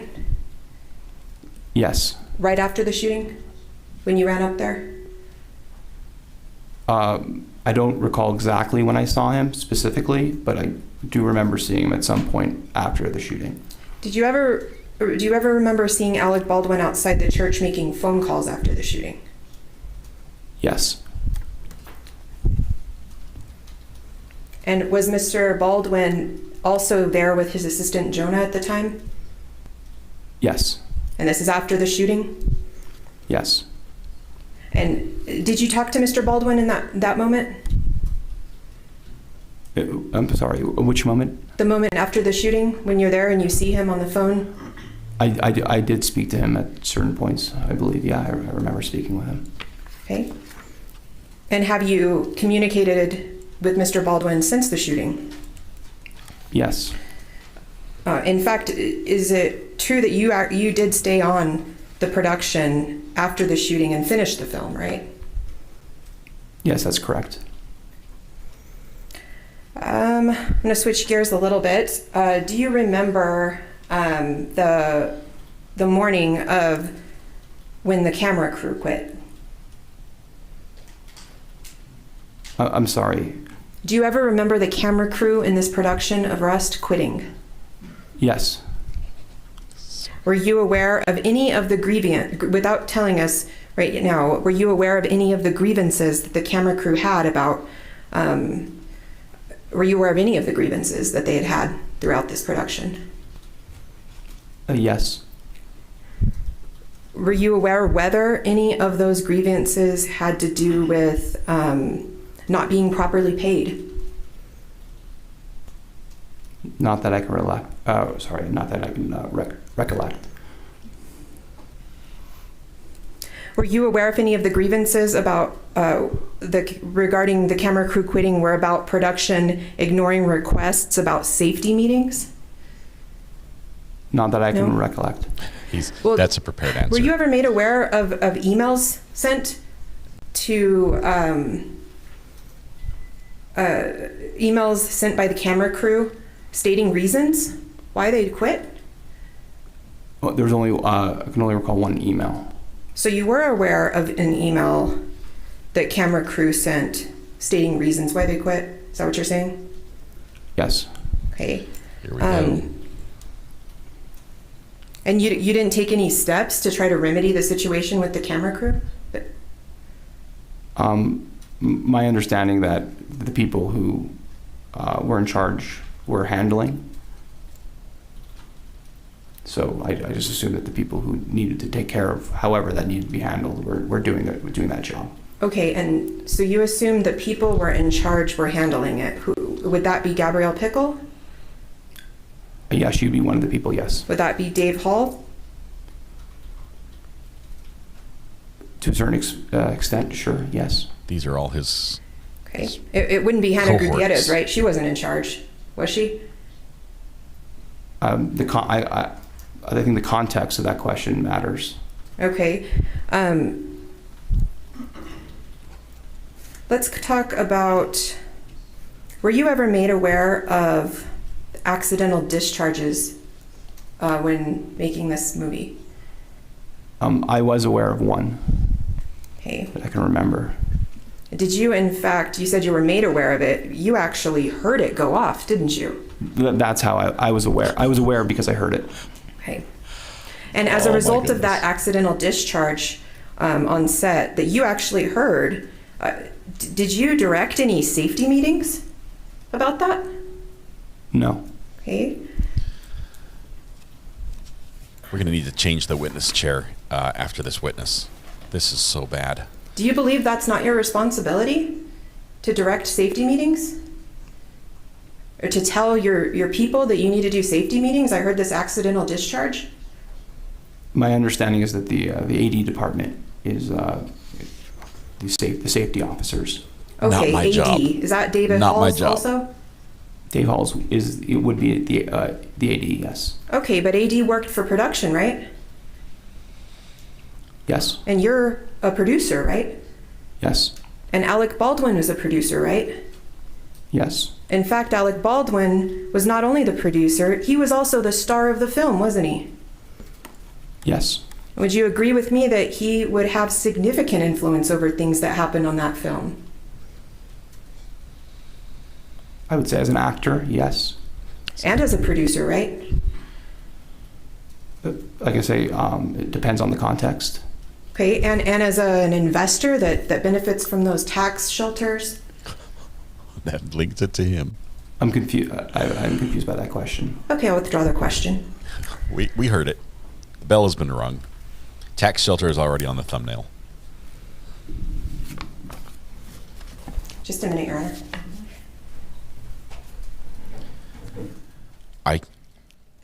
I think the prosecution called this guy and said, look, we just got a couple quick questions. It'll be easy. Don't worry. It's really quick. We'll go over them with you. And then defense pulled this out. Mr. Winston, do you recall the defense counsel just asking you about whether one of the complaints from the camera crew was accidental discharges on the set? I'm sorry, can you repeat the question? Sure. Do you recall the defense counsel who was just standing up here asking you questions about whether one of the camera crew's complaints was regarding accidental discharges on set? Your Honor, may we approach? Yes, come on up.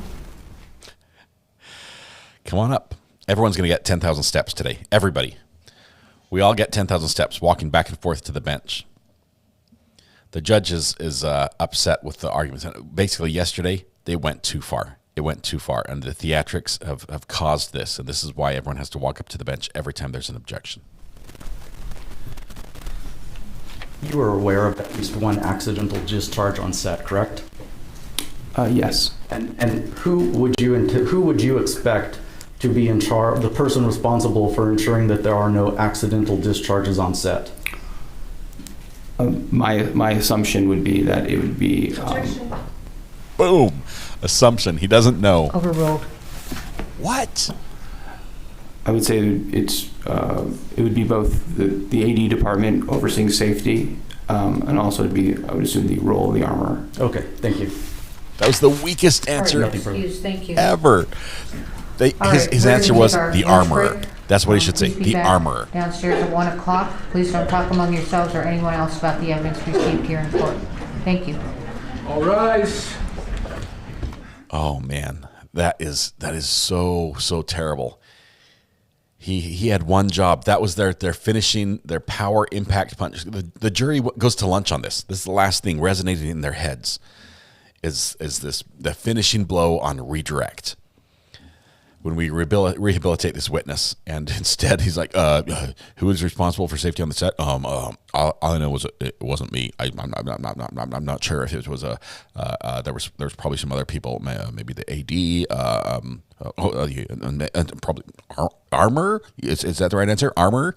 That was the worst answer I have ever heard of a witness who was teed up with a softball question. Oh, that was brutal. That was brutal. Oh, that was terrible. I'm sorry. And Mr. Ryan Winterston, I am sorry. I'm sorry. You are not a professional witness. I'm not mocking you. I'm saying that the failure here is probably on the part of the prosecution not prepping their witness. If the prosecution failed to prep this guy and realized that bringing him on the stand was going to open the door for defense to get them to basically put somebody on, a management person on the scene where they can ask all the other questions and make him point the finger of blame to avoid himself looking bad. That was an oversight if they missed that. And if they didn't miss it and they knew this was coming, why in the world did you make that decision? I don't think we got out of this witness anything worth what the prosecution lost on this. Oh man. With that note, we're ready for lunch. I want to recover something just briefly. Dr. Joe Corcoran reached out to me just a minute ago on text. He let me know that he's been teasing a production, a live stream for many weeks of a witness in the Maya trial, that a psychiatrist in the Maya trial that he wanted to bring on, and he has a 15-year-old girl who has had some experience in, and we're talking about being an advocate, right? An advocate for yourself, especially in a healthcare setting. She has some experience there. He's told me they are awesome. They're incredible. It is going to be tonight. It's going to be at 6 p.m. on Dr. Joe Corcoran's channel. I think we might still be right at the end of the day here when that happens, and it's sort of right between when we end here, or it might be some overlap when we end here and before we start the podcast tonight. So if you're looking for something to fill that little gap, I would highly recommend checking out Dr. Joe Corcoran's channel tonight. His YouTube channel is right there. Thank you, Samantha, for that. Appreciate that. Oh, wow. The prosecution can't finish here. We still have the big witnesses, the big names we were expecting yesterday didn't happen. So we need them to happen today. I do want to say also another thing. Thank you, everybody who subscribed. We're all the way up to 56,000. 56,000. Thank you. It does not seem real. I wake up in the morning and this number doesn't seem real. This has been such the incredible journey to meet you and this community and just be able to spend time together. This is incredible. Thank you, all of you. That is so wonderful. So you watch, as soon as I put it up, it goes down by one usually. Wait for it. Oh, it went up by one instead. Thank you. Thank you, number 56,018. All right. Now, let's see, where are we? Let's turn off this so we can make some room on the screen. All right, we hit 50K on Maya verdict day. Was that on verdict day? I don't remember. I don't remember when it was. It just snuck up on me. It was so fast. All right, anything else that we have? Breezy's not going to be able to call in right now. She let me know. We're going to probably talk with her after lunch. This is great. We have lunch break until 1 p.m. Mountain Time. It's 2 right now, which makes it noon there. So we have an hour. We have an hour off. We're going to go ahead and get some lunch. I'm going to go sneak some more of my wife's bread because I don't think it's gone. She made 5 loaves. I showed you that loaf of bread yesterday. She made 5 homemade loaves of bread, and I think we're down to 1.5. We ate the other 4.5 yesterday and this morning. So. All right, Peter went live with his lunchtime recap. That's a great place to go as well. If you guys are going to swing over for a lunchtime recap, let's see if I can actually point you that direction. Just one second. So make the trip a little easier, right? Peter Tragos, for those that are not aware, is an amazing legal mind and has been following this case. And his analysis, although sometimes different than my own, is usually right. You know, what am I saying that I'm wrong? Yes, I'm usually wrong. Peter Tragos, I'm not sure if he's going to talk about it, but he thinks, or at least he thought at one point, that Hannah was going to take the stand. So I'm interested to see if he talks about that during lunchtime. We'll redirect over to his stream right now, which is just now starting up, and we'll do that. So other than that, we need to just play some music and let you down softly. There we go. Thank you, everyone, for being here. We've had a great group. If you want to come back after lunch, we will be back in about 45, 50 minutes, right before 3 o'clock Eastern time. And we'll be picking up the afternoon stream to discuss and follow along with all the happenings in the courtroom of New Mexico in the Rust shooting trial. Armor Edition. If you're not able to rejoin us after lunch, we will miss you. I'm sorry. Thanks for being with us. Hopefully you clicked the subscribe button already and that you rung the bell so you can join us when we come back live. But tonight when you go home, please hug the people you love. Smile at someone. Make their day just a little bit better. And please stay safe till we go live again in about 40, 50 minutes, right around there. Can't wait to see the rest of today. It's going to get spicier. It's just going to get better and better until we get to the end. It's going to be great. Thanks, guys. Be good to each other. We'll see you after lunch. Bye.